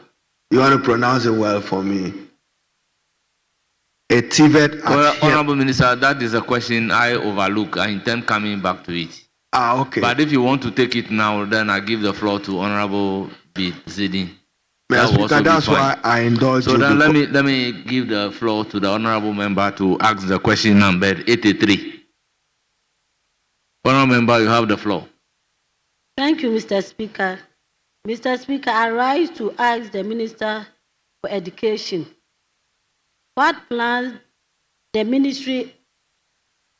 the plans of the ministry is to establish additional second cycle institution in Efija-Kwabe South to cater for the increased population, since the only second cycle institution are Edumai Senior High School and a TVET at Himai-Bohon. So, Honorable Minister, you can then provide an answer to that question before we come to Thank you, Mr. Honorable Speaker. Bidzidi. Honorable Bidzidi, we shall soon come to you. For your diligence. The ministry recognizes the growing demand for access to secondary education. Currently, the only existing second cycle institution in the Efija-Kwabe South District are Aduman Senior High School and Himan Bohu Technical Institute, located at Himan Bohu. The need for additional educational facilities has become priority given the rapid population growth. Mr. Speaker, in respect of TVET, Technical Vocational Education, I'm working with Cabinet to get approval to establish a Technical Vocational Education Fund to spur investment in education infrastructure for technical and vocational education. Efija-Kwabe South will benefit from it. In fact, this year, Mr. Speaker, in the allocation of the GET Fund formula, we provided for some dedicated financing for technical and vocational education, because it is our belief at the Ministry of Education that if Ghana needs to address the employability question and challenge of youth employment, then we have to emphasize technical and vocational education. Therefore, we would give it a priority and see what we can do for you. Additional school infrastructure will be provided for you per your request, but subject to budget. Thank you, Mr. Speaker. Thank you, Honourable Member. If you have a supplementary question, please, you have the floor. Thank you. We now come to... Thank you, Minister, for this assurance. So I'll be coming to your Honourable office. Osani, this is a constituency specific. Mr. Speaker, with respect, with your leave, I just would want to pursue one supplementary question. The Minister, in his answer, has made an important disclosure. A disclosure to the effect that there is going to be a TVET fund. A TVET fund, which is outside of the GET fund, from what he just told us. He mentions this and saying that it's going to go to cabinet and all. May I know from the minister whether this TVET fund, which his government is looking forward to introducing, would require a levy to be imposed on the ordinary Ghanaian. Because now we've just seen this afternoon the e-levy, the energy recovery levy, simply called e-levy. Honourable Minority So I just want Leader, to when know we get there, we'll whether- cross the bridge. Yes, Question disallowed. Mr. Honourable Speaker, Bidzidi, you have the floor. Mr. Speaker, with respect. Mr. Speaker, with respect. The supplementary must come out of the main answer. Your question is whether or not a tax will be introduced when the they are TVET. establishing the TVET fund. Yeah, that's And what it I'm is. telling you that when we get there, they will come here, where they will get the money from will be indicated in the house. So, Mr. it Speaker, doesn't with flow respect- relate Mr. to the Speaker, question. Mr. Speaker, I'm looking at standing order Mr. 89. Speaker, not Bojidi. Mr. Speaker, not Bojidi. Mr. Speaker, respectfully. In other words, the minister should be patient with me. Mr. Speaker, the Honorable Minister of Education is right here. He has mentioned TVET fund. I just want to know. He was shaking his head saying that it was not going to impose any tax burden on the ordinary Ghanaian. Can he say that for the records? Honorable Minority Leader, your question is overruled. The minister indicated it will go to cabinet So before cabinet, why would you want him to place answer on record? So when such decision is taken, the answer will come, they will come before us. So Honorable Bizidi, you have the floor. Thank you very much, Right Honorable Speaker, once more. Right Honorable Speaker, I rise to ask the Minister of Education the measures the Ministry of Education has put in place for the completion of the Zambo Girls Senior High School in the Laura constituency. Thank you. Minister, you have the floor. Mr. Speaker, let me thank the honorable member. The Zambo Girls Senior High School, located in the Laura municipality of the Upper West region, is still under construction and not yet in operation. The establishment of the school was the initiative of the Member of Parliament. I should commend him for that. The school has two structures at various stages of completion: one-story block roofed and a 6-unit block at roofing level. The construction of the above projects is not under the supervision of the ministry. However, the ministry will engage with the Ghana Education Trust Fund and the Ghana Education Service to ensure that the necessary steps are taken to provide appropriate infrastructure for the absorption of the school into the Ghana education system. May I also use this opportunity to assure the honorable member that we've just launched a new initiative of providing ICT centers for girls' schools in the country. Zambo girls will benefit from the initiative in our next budget provision. I thank you. Thank you. Honorable Awanta Zuma Azidi. Any follow-up? Thank you very much, Right Honorable Speaker. The Minister has taken the wind out of my sail, but I will still proceed to get some clarification. We are comforted by the fact that the Ministry of Education, the Ghana Education Service, is prepared to absorb the Zambo Girls Senior High School and then provide the necessary infrastructure. But it's still important to find out what was the source of funding for this school so that we can pursue the people who initiated this school to see whether it is still possible. After all, as for resources, if we can get more resources, so much the better. And if we don't know the source of funding, it is very difficult for us to pursue it. So I was wondering whether the minister happens to know the funding source and, for that matter, the contractor as well. Thank you. This should have been a substantive question for the minister. Honorable Azidi, this should have been a substantive question for the minister. Your question was on measures that the ministry is taking to complete the project. Do you agree with me? We will do an assessment of it. I'm happy to engage my colleague on it.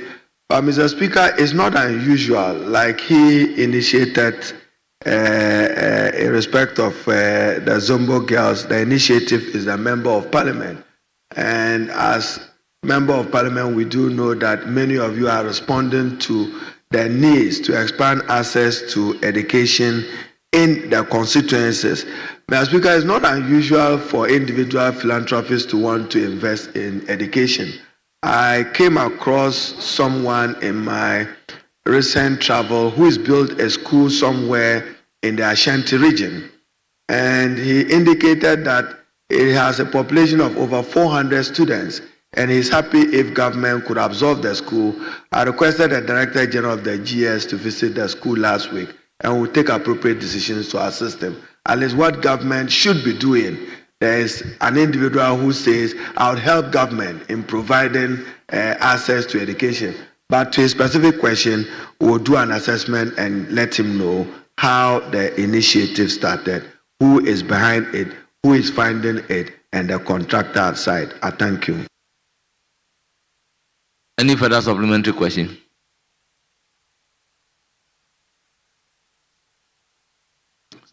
Sorry. I have another question. So I should move to your... Not immediately, so I can go to that one. Very well. Question numbered 141. Standing in the name of Bida Wantanzuma Zidi. Honorable Member for Laura. I rise to ask the Minister for Education the measures the ministry has put in place for the completion of the Bo Dumene E-Block in the Laura constituency. Thank you. Honourable Minister, you have the floor. Mr. Speaker, thank you very much. Measures Stifat Company Limited was awarded the contract in 2015 to construct E-block at Bo Donwini in the Laura Municipal Assembly under the government's Community E-block Phase 2 project. Work is currently stalled at 15%. The ministry is currently working with GET Fund to prioritize the stalled E-block. And as I've indicated, Mr. Speaker, I've sent a list of 22 uncompleted GET Fund projects to the administrator to prioritize for this year, and the rest will factor them into next year. The GET Fund currently is dealing with some accumulated arrears, which it is trying to settle so that those who are unpaid would get some money. The ministry remains committed to addressing the challenge and will continue to ensure the completion of the E-block in Bo Donwini in the Laura constituency.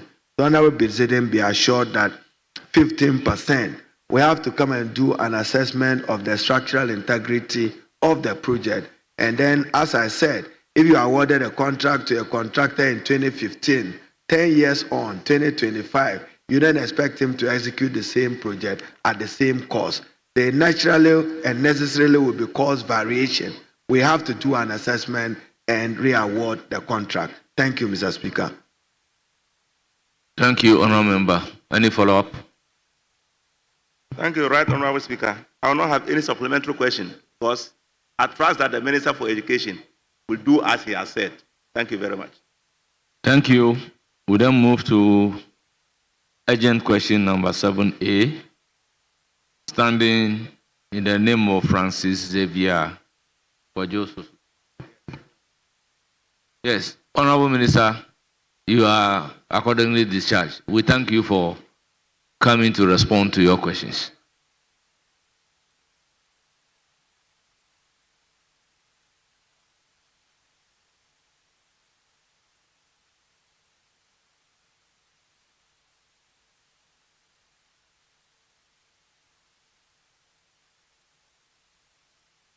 Yes. Mr. Speaker, my prayer is that in future we should prioritize our lady. She's been here since we started, and all the men, including the Interior Minister, took their turn and she's been sitting here. Already government could not satisfy the 30% slot for women. And she is Honourable here. Member, you are Mr. Speaker, I'm saying completely let's out of prioritize order. it. Honourable Yes. Xavier Sosu, you have the floor.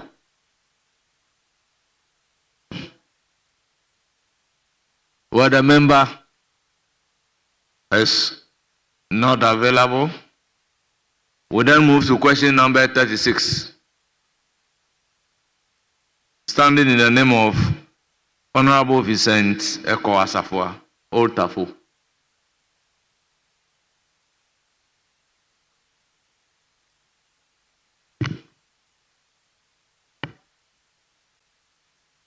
Thank you very much, Mr. Speaker.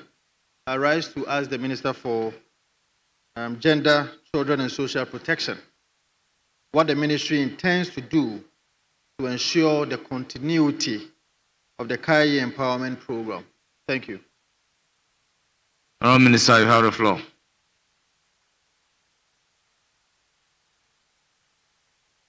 Thank you, Mr. Speaker. Mr. Speaker, in response to the query raised by the Honourable Member, I wish to provide the following detailed information. The Kaya Empowerment Program, a commendable initiative aimed at uplifting a significant segment of our youth, was initially conceptualized and implemented under the auspices of the Office of the Vice President during the previous administration. This initiative was implemented in close collaboration with several key institutions, including the Ghana Enterprise Agency, the Youth Employment Agency, and the National Entrepreneurial and Innovation Program. These institutions, Mr. Speaker, played a pivotal role in the planning and effective implementation of the program, which has been instrumental in empowering our youth engaged in career sector. Mr. Speaker, while the Ministry of Gender, Children and Social Protection was not directly involved in the initial stages of the program's planning and implementation, I wish to unequivocally state our full commitment to supporting this vital initiative. We recognize the critical and urgent need to economically engage our dynamic youth who are involved in the career sector. Therefore, the ministry stands ready to render services in support of the program's continuous success. Our overarching goal, Mr. Speaker, is to ensure that these young individuals are consistently provided with enduring opportunities for economic empowerment and personal development, thereby not only enhancing their quality of life, but also significantly contributing to our broader national development agenda. The ministry, for its part, launched a 5-year strategic plan for street-connected children and young persons. On May 29, 2025, the ministry convened a stakeholders meeting in Accra to present its 5-year strategic plan 2024-2028, designed to safeguard the rights and welfare of street-connected children and young persons. The meeting aimed to gather feedback, strengthen partnership, and align efforts for the effective implementation of this critical plan. It is our hope that all partners will take up their roles in the plan, especially the metropolitan, municipal, and district assemblies. I thank you, Mr. Speaker. Thank you very much, Honourable Member, and the supplementary question. Please, the rule is that a member who asks the question would have 3 supplementary questions, and thereafter, any other member can have the floor. So, please, very well, very well. Honourable Safo, you have the floor. Thank you very much, Mr. Speaker. But let me commend you first and foremost for acknowledging the role that the former Vice President played in the initiation of this project. But I wanted to get what specific thing that you will do to ensure the continuity of the career empowerment program. So you can cite maybe 2 or 3 things that, given the opportunity or even instantly, that you would want to initiate to ensure the continuity of the program. That I did not hear in your answer. If you can reiterate that for me. Honourable Minister, you have the floor. Thank you very much, Mr. Speaker. As I earlier mentioned, this is an initiative that is not directly under the ministry. And so to come on board to take leadership role will require us looking at the specific roles all the stakeholders I have mentioned are playing, and then what we can do to enhance it. As I stand here, that has not been done. And so it will be misleading to say that I am going to take 1, 2, 3 steps to take over the project. We are not directly the implementers of the program. Thank you. Thank you. Any further supplementary question? So I get the impression that you are going to now collaborate with the 3 agencies, that is the YEG. Supplementary question. The answer that he gave wasn't clear, so it is proper that I get. If you don't have a supplementary question, Honourable Member, you have the floor. Mr. Speaker, no, this is not. I'm just saying that the answer he gave is not clear. So I just want to put it proper for her. Is it the case that she is going to collaborate with YEA and GEA to be able Very to well. sure Are you going to collaborate?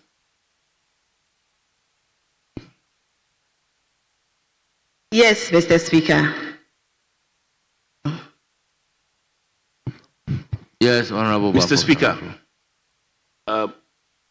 Honourable Minister, I wanted to find out from you if your plan, your initiative, has considered generating employment for the many women who lost their jobs through the President's directive the many women, generating employment for the many women who lost their jobs as a result of the president's directive to terminate employment, whose employment were terminated. Honourable Member, your question is overruled.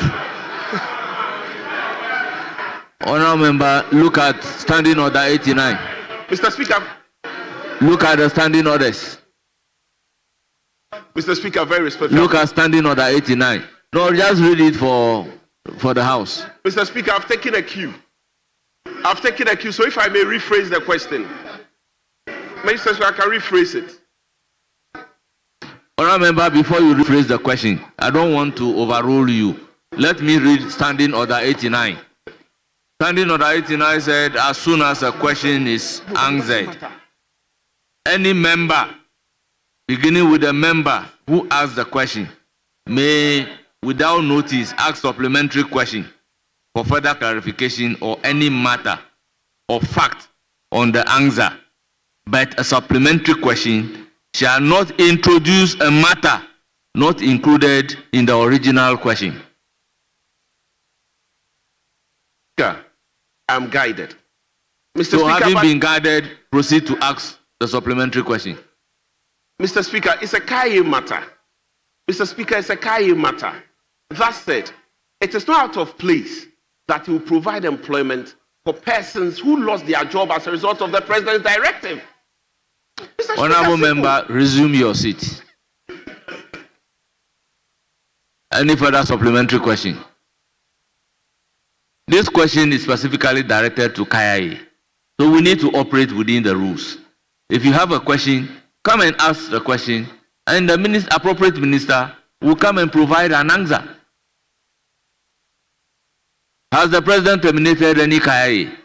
Mr. Speaker, please. These can be alternative livelihood empowerment programs. Please. It can be alternative.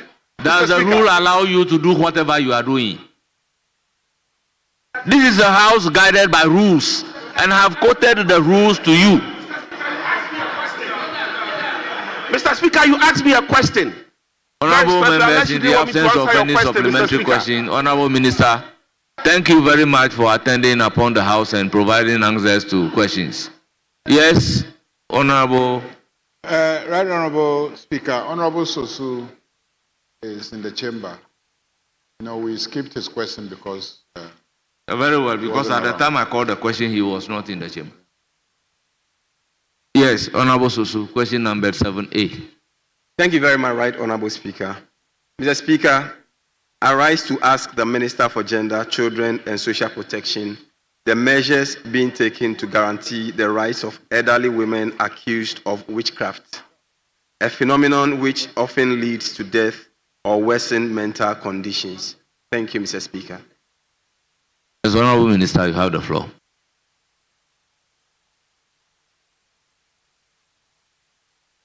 Thank you, Mr. Speaker.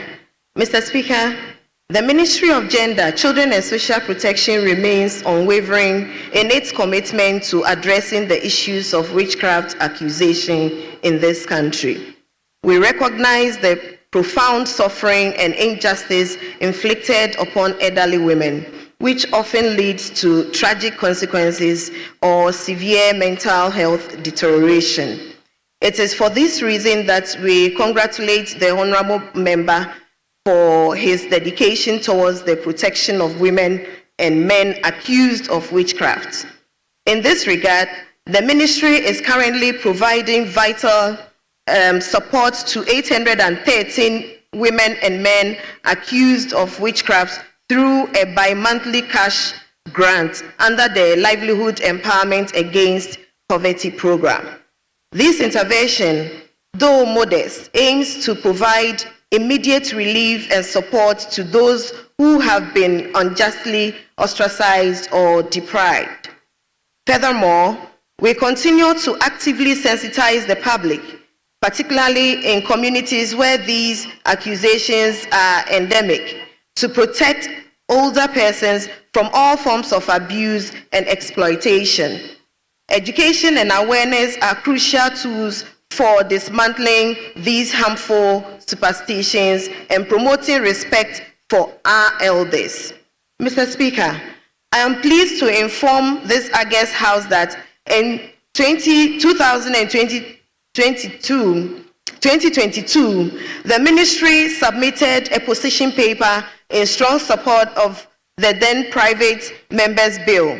This bill sought to amend the Criminal Offences Act 1960 Act 29 with the express purpose of prohibiting the practice of witch doctors or witch finders, proscribing the declaration, accusation, naming, or labeling of any person as a witch, and prohibiting the employment or the solicitation of anyone to accuse, name, label, indicate, or declare another person as a witch.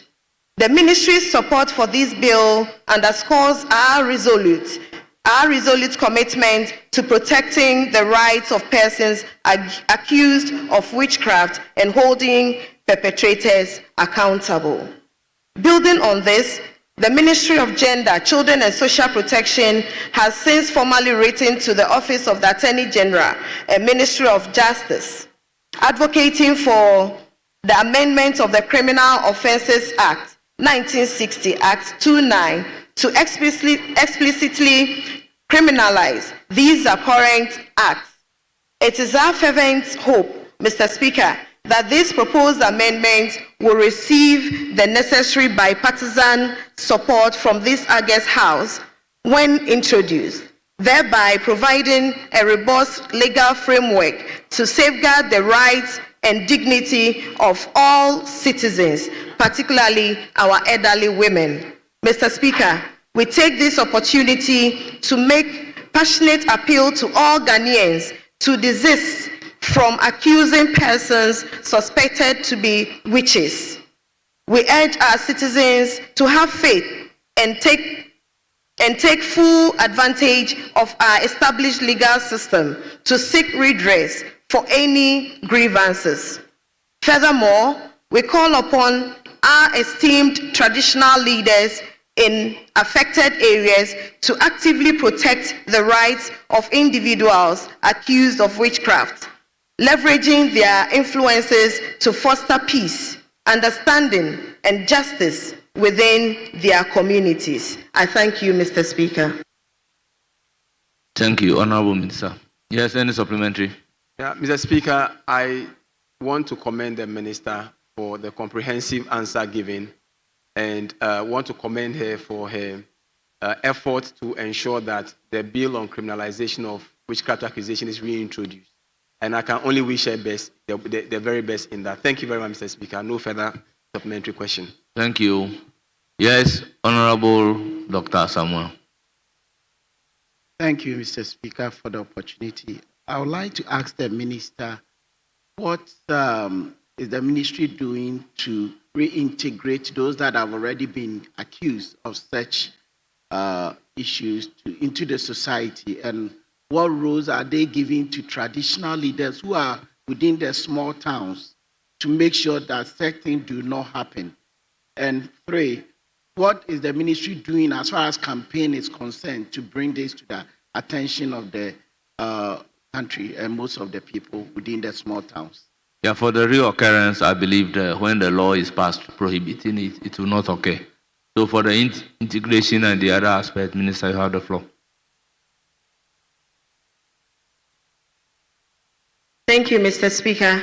As I earlier indicated, there's a lot of education and sensitization going on. Aside that, we've also been, we've put or placed 813 of these accused persons on the LEAP program, and we are looking at how to integrate them back into society. There are other interventions that we are undertaking with other stakeholders, most of which you might not be able to give the details, but the assurance I'm giving this August House is that we are working assiduously with all other stakeholders to ensure that there's sensitization and adequate provision made. The punitive measures that will come with the law, I'm sure, will put an end to it. With regards to the traditional leaders, like I said, we are in contact with them. and then encouraging them to look at the traditional practices that give rise to this witchcraft labeling. And I believe that we are making some strides, and we believe that with all our efforts, our collective efforts, we'll be able to speed up all the interventions to achieve the targeted results. Thank you, Mr. Speaker. Thank you, Honorable Minister. Any further supplementary? Honorable Minister, we thank you for attending upon the House and providing answers to questions. You are hereby discharged. Yes? Mr. Speaker, we will take just one statement and then take a short break so that we wait for the report of the committee. Do we take one or just one? Is there a statement on this? Your statement? Okay, so his statement and Honorable Zanetto's statement. Very well. So if I want to go by his principle, it should be ladies first. So on this note, we shouldn't do ladies first. Very, very well. We've admitted a statement by the Minority Leader, Osahin Alexander Afenyomakin, on the undeclared parliamentary results in Ablekuma North constituency. Please, you have the floor. Mr. Speaker, thank you for this. You like dispatch box, though? Don't worry. This is all we have here. Mr. Speaker, I rise to draw attention to the troubling delay in the declaration of the Ablekuma North parliamentary results. It has now been nearly 6 months since the 2024 general elections, and yet the people of Ablekuma North remain without a member of parliament. This impasse suggests a worrying collusion between state institutions and represents a disturbing failure of duty. Mr. Speaker, Ghana's democratic journey has been defined by hard-earned milestones. The adoption of the 1992 Constitution ushered in the Fourth Republic, enshrining the principles of constitutional governance, the rule of law, and the protection of fundamental human rights of all citizens. Over the last 3 decades, Ghana has conducted 8 successive general elections, leading to peaceful transfers of power and reinforcing our commitment to these democratic principles. The European Union Expert Mission, in its final report, affirmed that 2024 elections were generally well conducted and met most of Ghana's regional and international obligations for democratic processes. It is against this backdrop of democratic consistency, affirmed by both domestic and international observers, that the failure to declare the parliamentary result of Ablekuma North is alarming. Mr. Speaker, it is a constitutional scandal that nearly 6 months after the December 2024 elections, the people of Ablekuma North are still without a declared member of parliament, an inexcusable denial of their rights to representation under the 1992 Constitution. There is no known precedent under the Fourth Republic of a parliamentary election result being left undeclared for such an extended period after voting, after citizens have cast their vote to elect a member of parliament.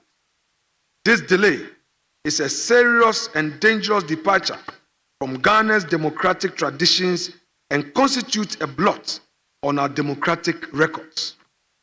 This situation is not due to any legal ambiguity or logistical incapacity.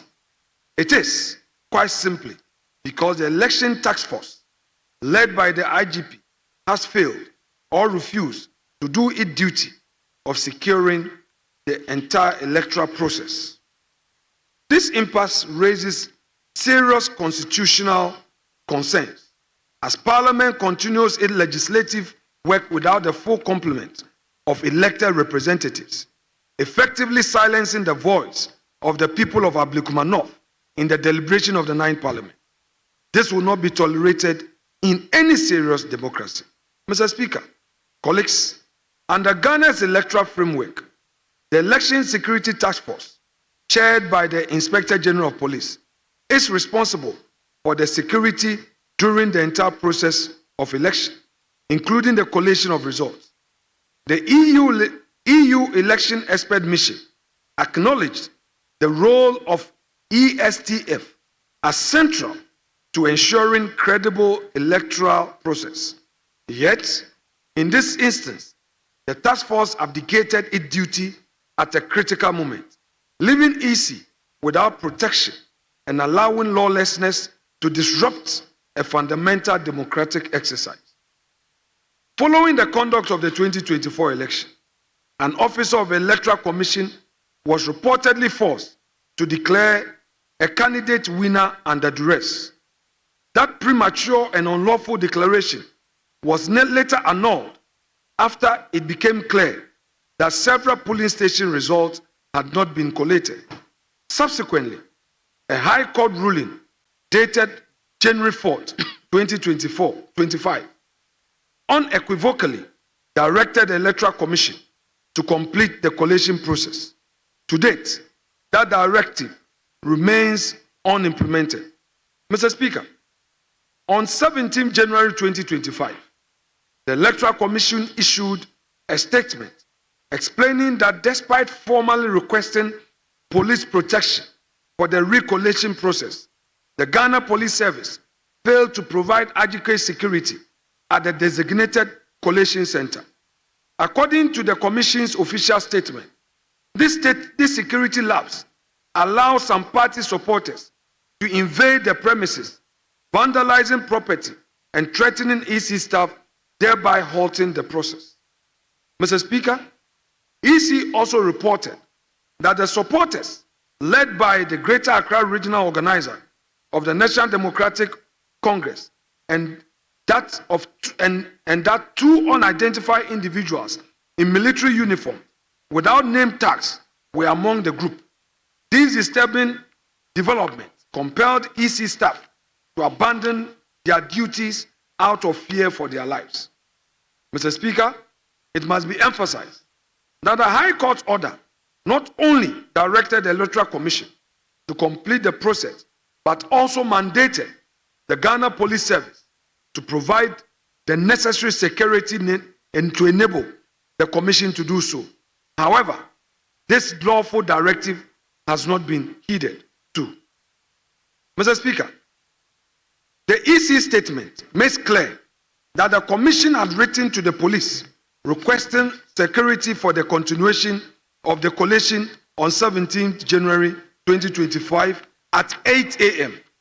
On the morning of the scheduled exercise, however, the police informed the EC that intelligence suggested that the exercise must be put on hold, yet they failed to provide any protection at either the old head office designated as the collation center or the new corporate head office.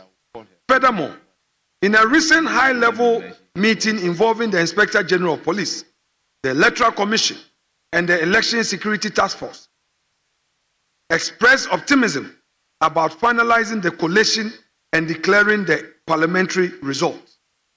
Yet, weeks after the meeting, nothing has changed. The people of Ablekuma are still without a representation. Mr. Speaker, this is not a mere administrative delay. It is an affront to our democracy. The continued disenfranchisement of the people of Ablekuma North calls into question the commitment of our state institutions to the democratic process. State institutions give confidence to the populace when they stand up to their mandate. Is this a case of institutional collusion? Is this institutional apathy or a calculated scheme to deny citizens their constitutional rights to representation? Or is the police simply refusing to discharge a constitutional obligation? Mr. Speaker, our democratic resilience has been tested in the past, notably during the 2012 and 2020 presidential elections. Petitions were sent to the Supreme Court. In both instances, the aggrieved parties sought redress through the court, and the Supreme Court adjudicated the matters transparently, reinforcing public confidence in their democratic institutions. This precedent reinforcing the importance of adhering to constitutional processes and the rule of law. The current impasse in Ablekuma North, however, deviates from this path as it reflects a failure of state institutions to act decisively and uphold the Constitution. This House, and indeed the Ghanaian public, deserve answers. The Electoral Commission has confirmed its readiness to complete the process, but cannot do so without adequate security. The Commission is working round the clock to ensure that the people of Ablekuma North are not denied representation in this House.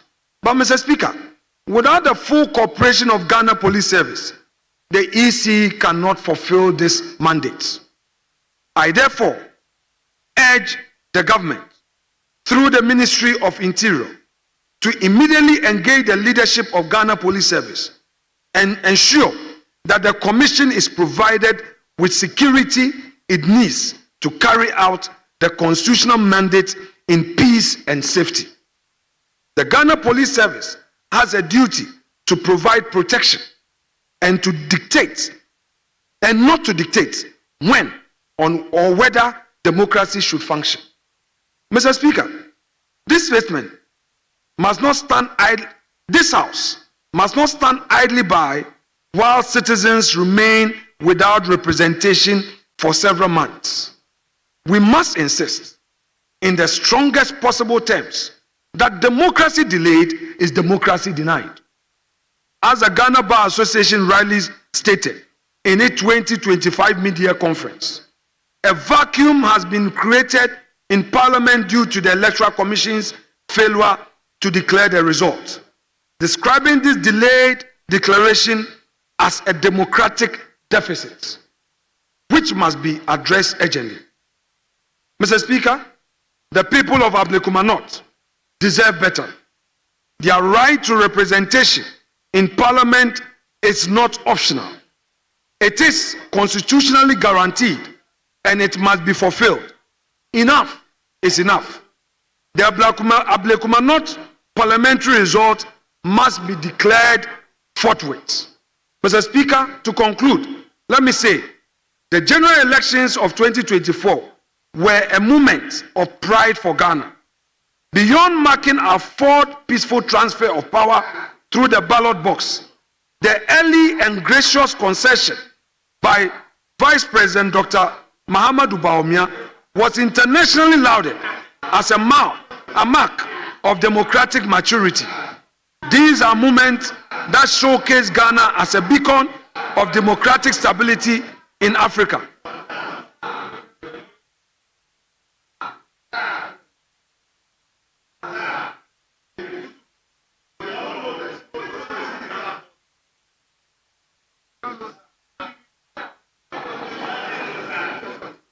Honourable Minority Leader, please proceed.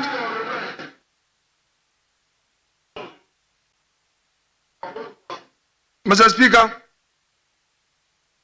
beyond marking our fourth peaceful transfer of power through the ballot box, the early and gracious concession by Vice President Dr. Mahamudu Bawumia was internationally lauded as a mark of democratic maturity. These are moments that showcase Ghana as a beacon of democratic stability in Africa. But what credibility remains if state institutions are unable to safeguard post-election processes? Let us do better for our democracy, and I take this opportunity to thank you.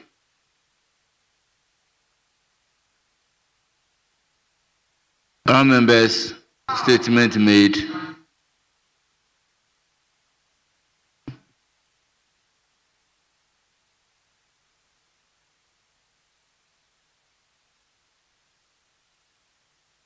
Yes, Honourable Peter Tobolanchiri. Mr. Speaker, thank you very much for the opportunity to make some brief comments on the statement ably delivered by the Minority Leader, Honourable Afenyo Markins. Osahini. Mr. Speaker, election 2024 went past with praises across the world regarding the security of the elections. The National Election Security Task Force, led by the police, did a fantastic job, making Ghanaians to begin to forget the pain that we went through in 2020 during the general elections, where we lost some lives, even in Tachman South. Mr. Speaker, when you talk about election security, in fact, it is a security of the process, security of the administration. The election administration is the responsibility of the Electoral Commission. The duty of the National Election Security Task Force is to provide an enabling environment for the electoral body or the administration of the election to be able to perform their work very well. Mr. Speaker, what happened in Ablekuma North?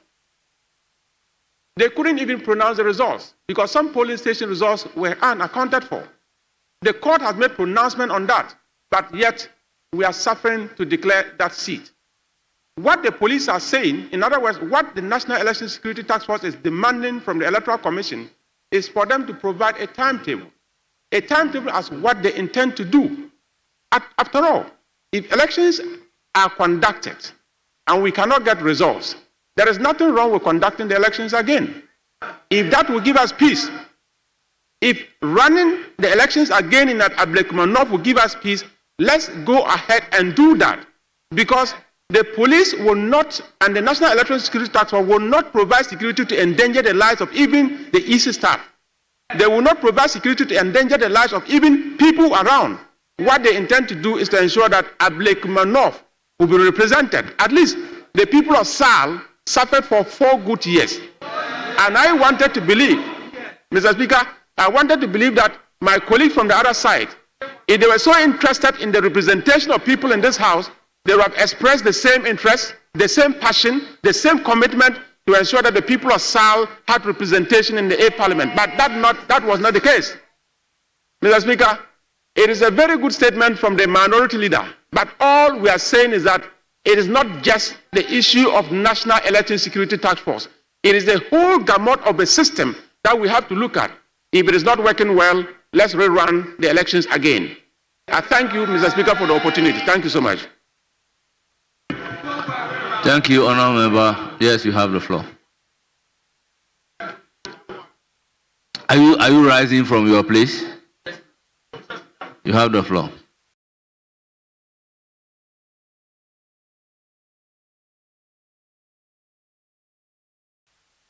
I'm extremely grateful for this opportunity. And I want to commend the minority for such an insightful statement. Mr. Speaker, today we all know that the Parliament of the Republic of Ghana is made up of 276 constituencies. But Mr. Speaker, till date, one of the constituencies is missing in the House. Mr. Speaker, we have a responsibility as elders of this country by reason of the positions we occupy. The executive has a responsibility by reason of that. Mr. Speaker, when you have children in the house and at the end of the day, all of them come home but one, you go looking for that child. Mr. Speaker, one of the constituencies in this house is missing. There is a responsibility incumbent upon us to go looking for that child. There is that responsibility. Mr. Speaker, we cannot play an eye for an eye. In the year 2001, when President Kufuor assumed office, Mr. Speaker, at the time, there were people who were calling for retribution, but he said, no, let's do reconciliation. It gets to a certain point where somebody should say that it should end here. In any event, Mr. Speaker, till date, is there a constituency called Sal? There's a Guan constituency which was not created as of 2024. Mr. Speaker, we cannot compare an existing constituency to a non-existent constituency. They are two different things. It's like comparing apples with oranges. Mr. Speaker, one of the children of this house is missing.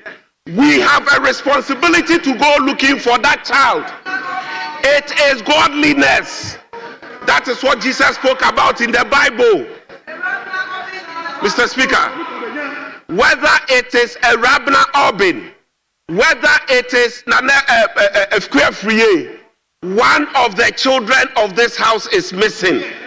We cannot stay here and not go looking for them. Posterity would one day say that we did not act appropriately. Mr. Speaker.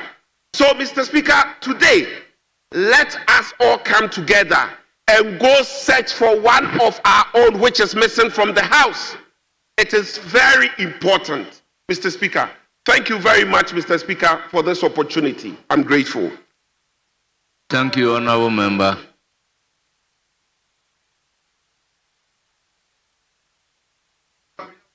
Yes, Honorable Zuera. Mr. Speaker, thank you very much for the opportunity to contribute to the statement made by my senior colleague, the minority leader. Mr. Speaker, to say that this statement is very important and timely is to say the least. As advocates for women empowerment, we have raised this issue severally regarding the Ablekumanov election and its declaration. Mr. Speaker, I listened keenly to my senior colleague, and I heard him say that when they were about to announce the results at a particular time, the EC noticed the Greater Accra regional chairman, the regional organizer of the NDC, and some other notable people who came in, roughed up the scene that led to the non-declaration of the election result. Mr. Speaker, it's very curious. It's very, very curious that when we take to the queue, line up, cast our vote, and all we require the EC to do is to count the numbers. And the EC is unable to count the numbers. The EC is unable to see our numbers. And yet the same EC has eyes to see party apparatchiks. It brings the work of the EC into question. Mr. Speaker, the elections are not organized by the national security, election security.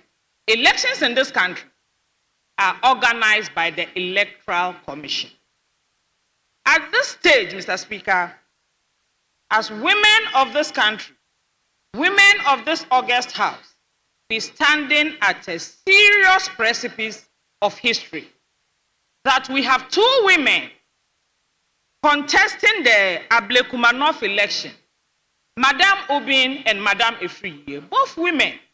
And all we women are asking for is for these women to join us here in this house.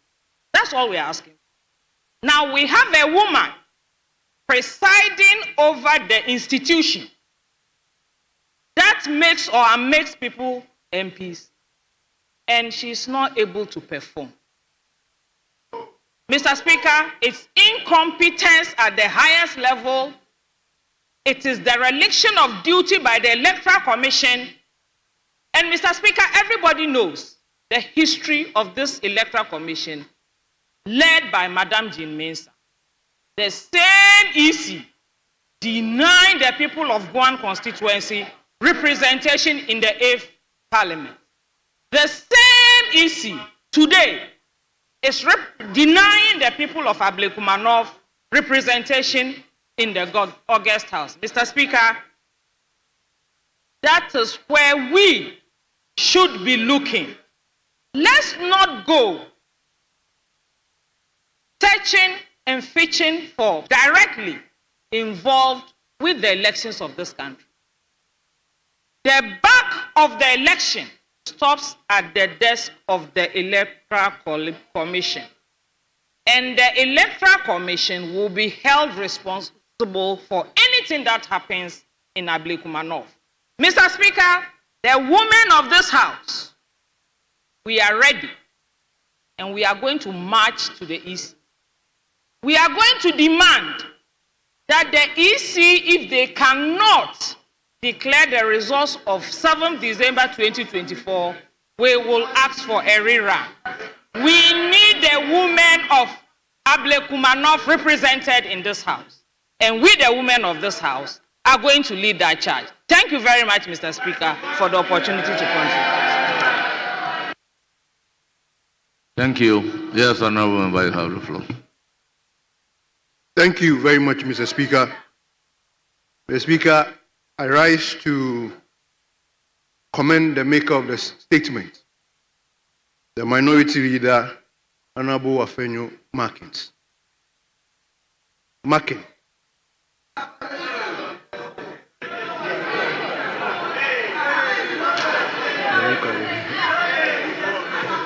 Honorable Member, you are commenting within 5 minutes. So if you stop without speaking, I will ask you to conclude when the 5 minutes is up. Mr. Speaker, I am commenting on this statement for a very peculiar reason. Mr. Speaker, reason number one is the future of our elections in 2028. Mr. Speaker, if members of this House do not take this matter seriously, Mr. Speaker, it is brewing a recipe for disaster in 2028. Mr. Speaker, what will happen in 2028 will be that the toughest, the one with the more muscles, the one who can marshal forces and security, will be declared or will win elections in this country. Mr. Speaker, it is important that we take every measure that will help in resolving this Ablekuma issue. Mr. Speaker, I get worried when it appears as though when we talk about Ablekuma North, we are talking about one particular party. It is as if there is a predetermined mind that the seat was already won by somebody or they have lost the seat. Yes. Mr. Speaker, that is what he claimed. Because when we say the EC must declare the results, we are not saying the EC must declare the result for Honorable Ekwefriye or for Honorable Abum. We are saying that the EC must declare because the CI 127 is clear. Mr. Speaker, and the constitution of this republic is clear. It gives power to the Electoral Commission to conduct and declare elections. So why are we here pretending as if we do not want the Electoral Commission to do its work? Why are we here and pretending as if we are not interested in the Electoral Commission doing its work? Mr. Speaker, I am again worried because of all the 276 constituencies, they are leadership. They have members of parliament. Mr. Speaker, needy students wake up and go to these members of parliament to seek for help. Mr. Speaker, poor women go to these members of parliament to seek help. Mr. Speaker, the entire constituency take direction and inspiration from their members of parliament. But it appears that in Ablekuma North, where people queue, where people walk, where people went to vote, they do not have an advocate, a leader. Why? Mr. Speaker, why? Why? You see, when we go ahead and people talk about SAL, I get worried. Because as at that time, we do not have any constituency called SAL. There was none. And the composition of the House was 275. Now the composition of the House is 276. So why are you comparing Ablekuma North to SAL? Mr. Speaker, I am a bit passionate on this matter because I know what it takes not to have a leader. I know what it takes when people have nobody to cry to. I know what it takes when people want help and they cannot get help because they don't have members of parliament. Mr. Speaker, I know what it takes when people commit their resources to conduct elections. And at the end of the day, because of machoism, because of power, because they think they have the numbers, they don't. Mr. Speaker, the other side, the majority, seem not to be interested in the one seat that is hanging. Because they have so much that they don't even need that one seat. And they know they lost that seat. So, Mr. Speaker, with all due respect to the House, let us all be interested in who represents Ablekuma North. in who becomes the member of parliament for Ablekumanov. Because resources, decisions are being taken, and Ablekumanov has been left out. And they need to be represented in this August House. The Speaker, with these few words, I want to thank you. Leadership. Last. Yes, we have 2 more statements and other businesses to do.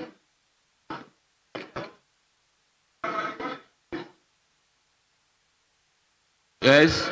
Speaker, does it mean that leadership will conclude? Yes. Okay. Speaker. No. So, Speaker, have they yielded? Does it mean they yielded their... Yes. Great. Speaker, I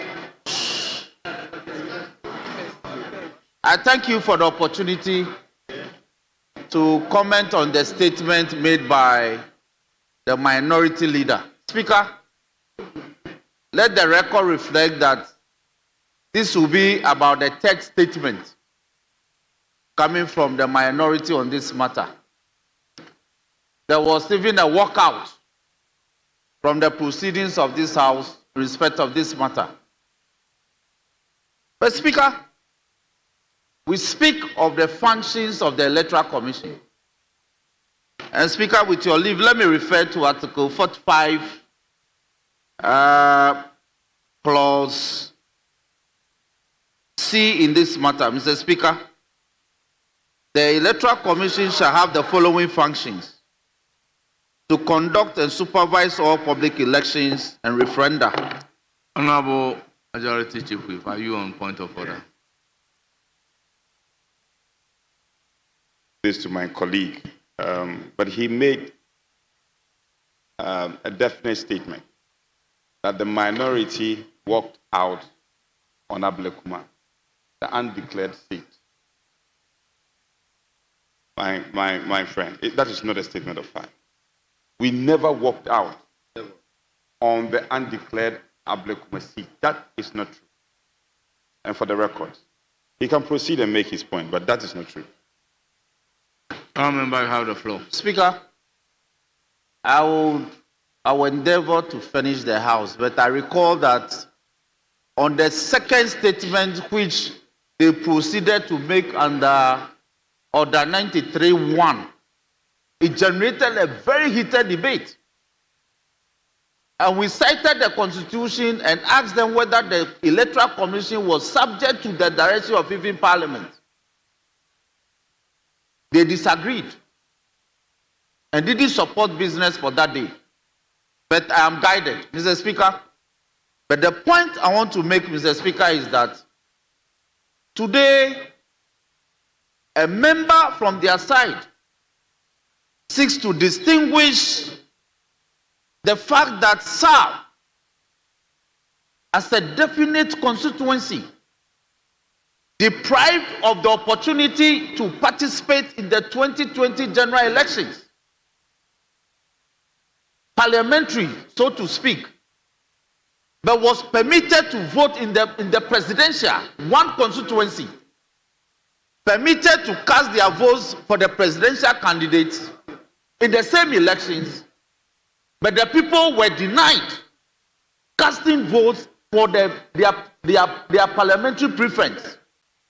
It became a matter of record. The Electoral Commission deprived them. Speaker, we were on this side. We staged several walkouts. We raised this matter on this floor. The minority leader now was sometimes the deputy majority leader. He didn't pay any attention to the matters we raised. Later, he became the majority leader and leader of government business. He told us that if we felt strongly about it, we should go to court. And that Parliament was not the forum to deal with those matters. In any case, there were several phases of those matters pending before court. So here, this floor, the well of this House was forum non-convenience. So I am pleasantly surprised that today he elects to raise this matter on this forum. So, Mr. Speaker, I'll leave the generals to the specifics. Speaker, the NDC sponsored candidates in all the 276 constituencies. At the end of the day, 183 was declared in our favor, with several others in contention. So what did we do? We proceeded to court in about 10. We proceeded to court in about 10. Tema Central, Ablekumanov, Okankwe Central, Akwetia, Mandai, Techiman South, Bekwai East. It's a war, Mr. Speaker. Mr. Speaker, as we speak, please, we listen to you in patience. The debate and the comments will help the House if you keep quiet and listen to me patiently. Mr. Speaker, as we speak, Ablekumanov is part of the matters that we are in the Supreme Court, not in any other court, in the Supreme Court. But the minority seeks to ever often raise this matter on the floor, because Parliament is not capable of making any directions, because the matter is sub judice. And we have discovered that the matter has become so intractable that the Electoral Commission itself is incapable of resolving the matter. It also thus appears to us that the court is also incapable of resolving the matter. So, Mr. Speaker, once they sought it fit to raise the matter today, I believe that we'll comment on it. And we are of the opinion that the Electoral Commission must declare that the situation in Ablekumanov unresolvable, and that the solution lies in a fresh elections. It's only a fresh election that can raise that can resolve that matter. Speaker, why? Speaker, we went to court, and the court directed the High Court of the Republic of Ghana, directed that the Electoral Commission, one of the contentious matters, Mr. Speaker, was that in recounting the results that were in issue, the EC didn't use the designated returning officer. They used some other officer, which was not in consonance of CI 127. So the court directed the EC, go and use your designated returning officer for Ablekumanov. Speaker, the record will bear me out that they use some other officer other than the designated returning officer. You were not in court. So, as we speak, even the court order for the EC to follow and do the needful, they didn't follow. So, ballot boxes have been destroyed, ballot papers have been destroyed, some polling stations cannot be accounted for.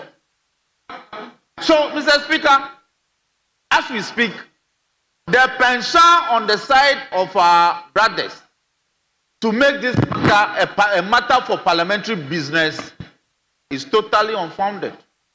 The solution lies in the court, and that is why we, the NDC, we are in the Supreme Court, we are patiently pursuing.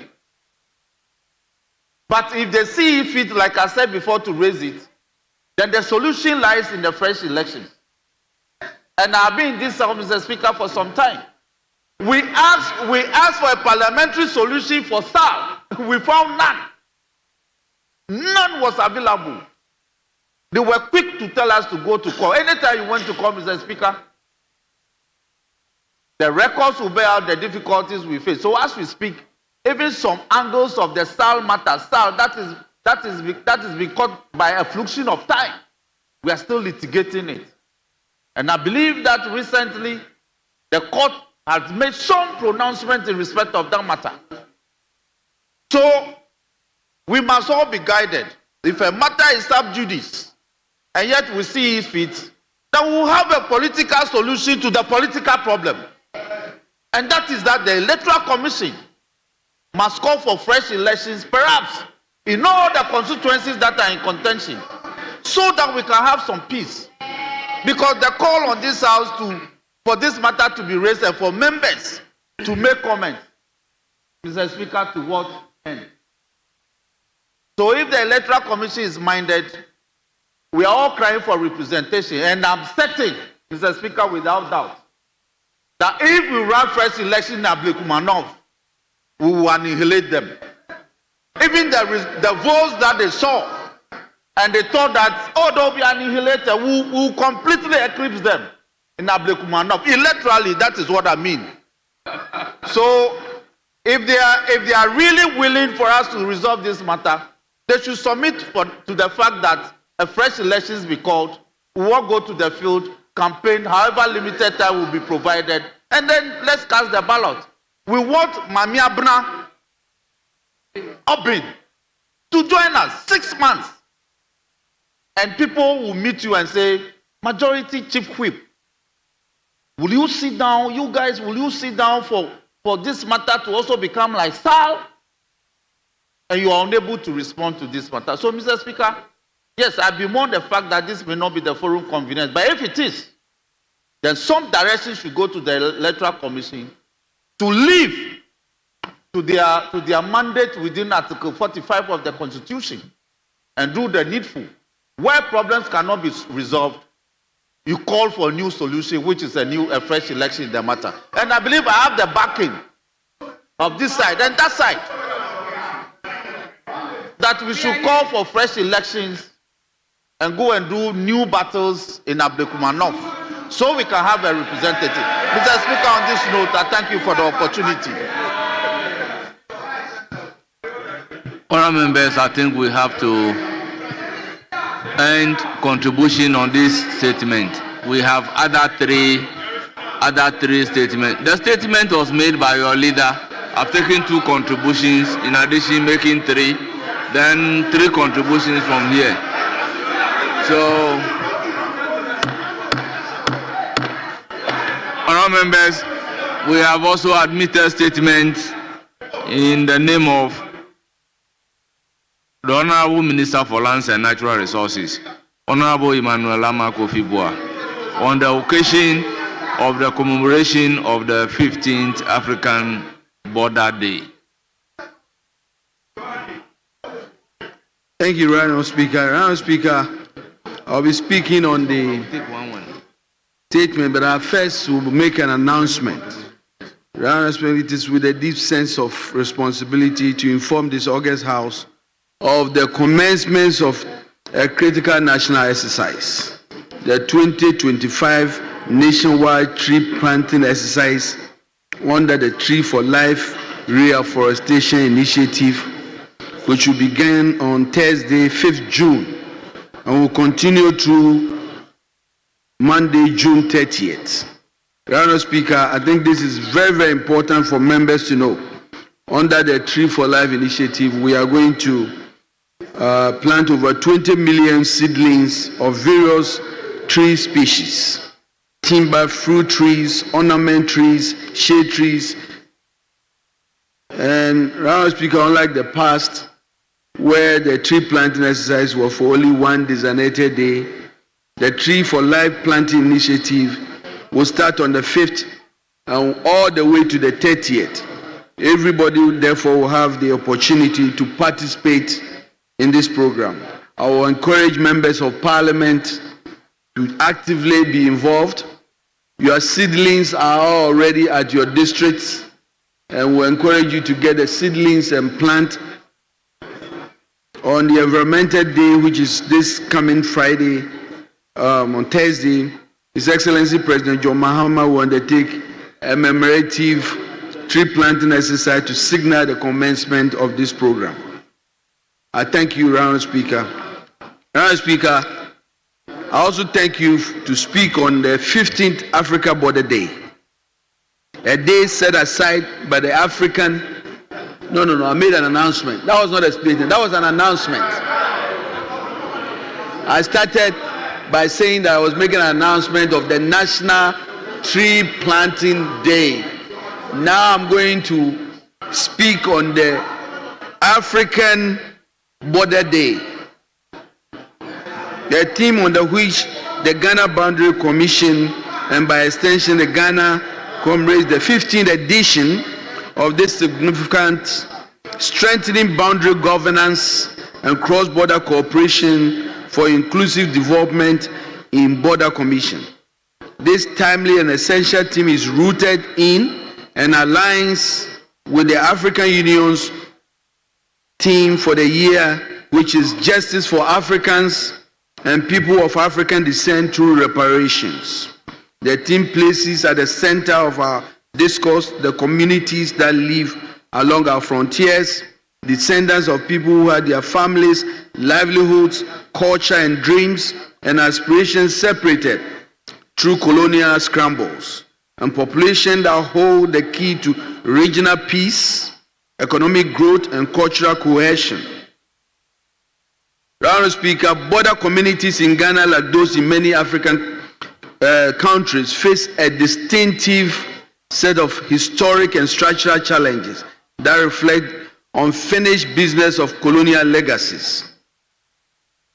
A clear demarcation imposed during the colonial era fractured ethnic groups, disrupted traditional systems of governance, and left many border populations marginalized from both their national governments and neighboring states. Today, these communities continue to endure limited access to infrastructure and essential services. In line with the African Union's 2025 theme, Justice for Africans and the People of African Descent through Reparations, it is critical to understand that true justice must address not only the historical injustices of colonialism, but also their enduring socio-economic consequences. This strongly aligns the Ghana Boundary Commission's 2025 African Border Day theme, strengthening boundary governance and cross-border cooperation for inclusive development in border communities. It signifies a shift from viewing borders merely as a geopolitical lines to recognizing them as vital spaces for development, integration, and people-centered cooperation. Honorable Speaker, justice and inclusion in boundary government is a tangible expression of reparation, justice, and necessary pathway towards achieving equitable national development. It reaffirms the right of all communities, regardless of their geographic location, to benefit from state resources, shape their futures, and thrive in secure and dignified environments. And to our colleague members of Parliament, the Ghana Boundary Commission, under the Ghana Boundary Commission Act 2024 at 1123, is mandated to manage our land, maritime, and air boundaries. But more than that, it is becoming a vehicle for inclusion in development. We're now seeing the emergence of a new approach, one that combines environmental stewardship and socio-economic empowerment. Cross-border cooperation has become central to the Commission's mandate. And even in the face of inadequate budgetary allocations, the Ghana Boundary Commission has endeavored to manifest these true research-based solutions in the form of social interventions. As we celebrate this year's Border Day, I am proud to note that Ghana is actively collaborating with neighboring countries through joint boundary committees, reaffirmation of exercises, joint maritime exercises, and cross-border peace dialogues. These efforts are essential to preventing disputes, promoting regional integration, and securing human rights on our border populations. We must, however, do more. We must commit to social interventions and policies that invest in cross-border infrastructure, such as roads, markets, schools, and health facilities. We must develop border communities as economic hubs that support livelihoods, generate jobs, and protect the environment. Honorable Speaker, on the 15th African Border Day, I urge all stakeholders, including members of Parliament, government agencies, traditional leaders, civil society, and our international partners to recommit to enhancing border governance. Let us pursue a shared vision where our borders are secured and our natural resources are responsibly managed. As a House, let us continue to support the Ghana Boundary Commission and other institutions that stand at the intersection of peace, security, and sustainable development. We must ensure that the resources allocated to these bodies match the complexities and urgency of their mandates. Above all, let us place our border communities at the heart of national development and empowerment. As we celebrate this day, may this year's theme inspire policy reforms and regional cooperation. Let us guide us toward a future where Ghana and Africa's borders are not zones of vulnerability, but gateways for peace, integration, and prosperity for Ghana and the entire African continent. I wish you a happy Africa Border Day. Thank you, Honourable Speaker. Thank you very much. Thank you, honourable members. The statement from the Minister. Yes, Honourable Senator. The mic. Very well. There be no comment on the statement. We will take the last statement. Yes. Speaker,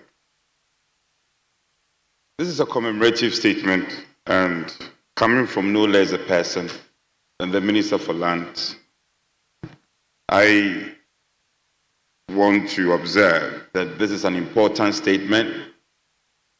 As a House, we've passed the boundary bill into an act, and we must commend ourselves. But the effective governance and management of our border matters will not just be the passage of laws. It will largely and ultimately be dependent on the enforcement of these laws.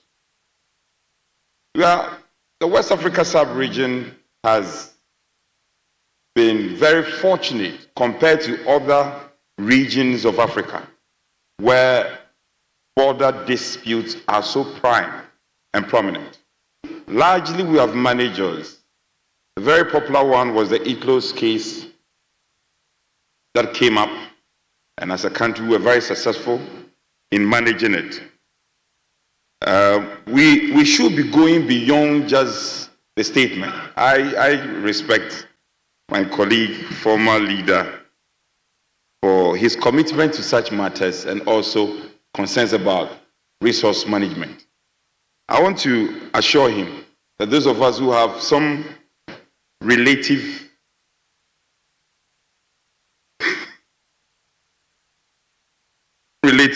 advantage in terms of awareness on border concerns, we will be glad to partner him to ensure that there is a proper harmonization of our border concerns.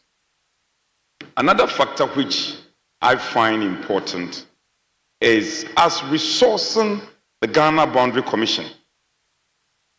Well, needless to say, this is the passage of the bill into an act. We have not had consistent and significant release of funding to this commission. We seem to push it to the back burner. So whilst we talk about boundary concerns, and we have a commission dedicated to manage the governance of our borders, let's also give them the oxygen which will enable them to work. And I'm sure when we are able to do this, we can show a lot of leadership in the management of our borders. The threats are all over. Our border threats, our country is replete with border threats. Fortunately, we have been successful in navigating this threat. But the threats are real. And so we shouldn't gloss over them. We can't put our heads in the sun like the proverbial ostrich. But we must be proactive in the provision of resources, the Ghana Boundary Commission, to be able to perform. Minister, I commend you highly for this statement, but there are things you have to do. Minister, there are things you have to do that I cannot elucidate on. Don't forget about them. Having said this, I commend the minister highly for the statement. I'm grateful. Yes, Honorable Zanato. You have the floor. Thank you very much, Right Honorable Speaker, for the opportunity to comment on the statement made by the Minister for Environment. Mr. Speaker, the issue of our borders. Oh, I'm so sorry. No, lands and natural resources. I beg your pardon. Mr. Speaker, the issue of how we promote peace and cross-border cooperation along various borders in the continent is part of the reason why the AU conceived of the African Continental Free Trade Agreement to help build bridges across our various nation states, because a lot of the difficulties that we face across our various countries are not just political, but are steeped in our colonial history by colonial masters who have languages that separate us. Mr. Speaker, with regards to the issue of our borders, the porosity of our borders means that any issue regarding security in one jurisdiction directly affects and impacts the citizens of countries that share those common borders. And Mr. Speaker, Ghana is no exception when it comes to the issue of the impact of porous borders.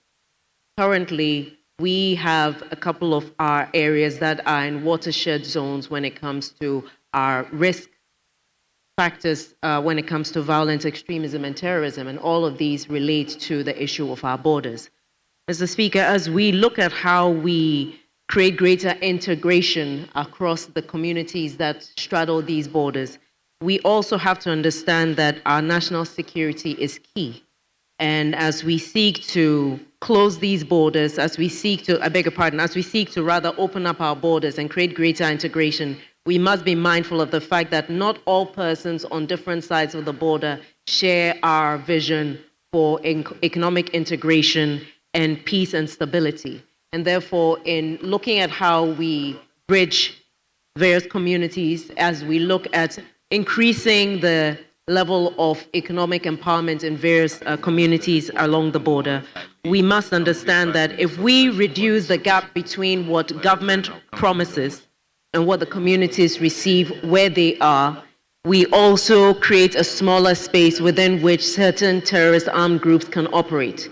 Many of these communities where we see terrorism and extremism on the increase are doing so simply because their various governments are unable to fill the vacuum when it comes to development.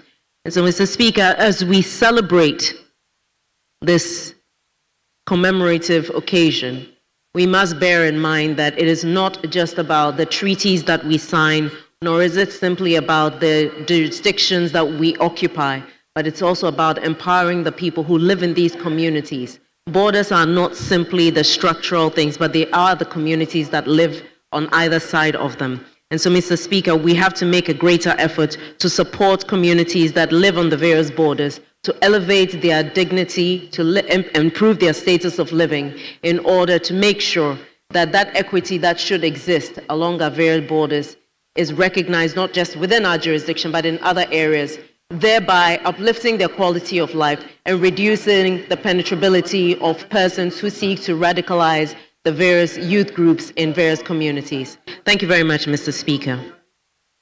Thank you, Honorable Zanato. Honorable members, that brings us to the end of statement. We now turn to look at item numbered 1 on order paper addendum.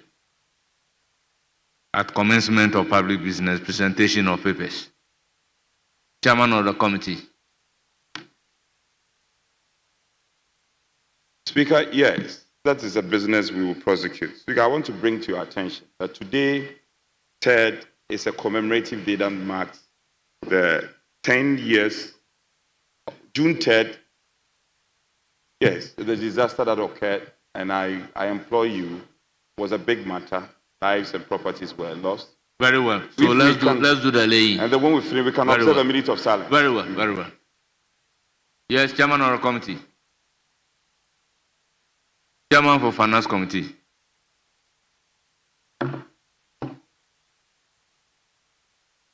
Report of the Finance Committee on the Energy Sector Levies Amendment Bill 2025.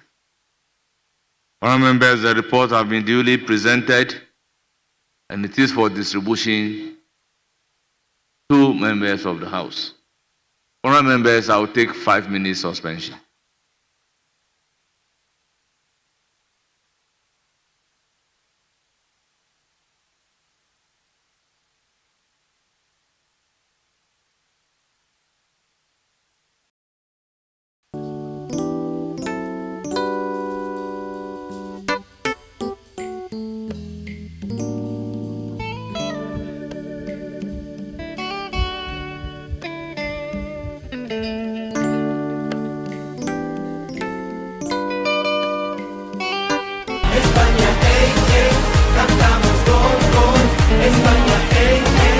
Lessons Proceedings.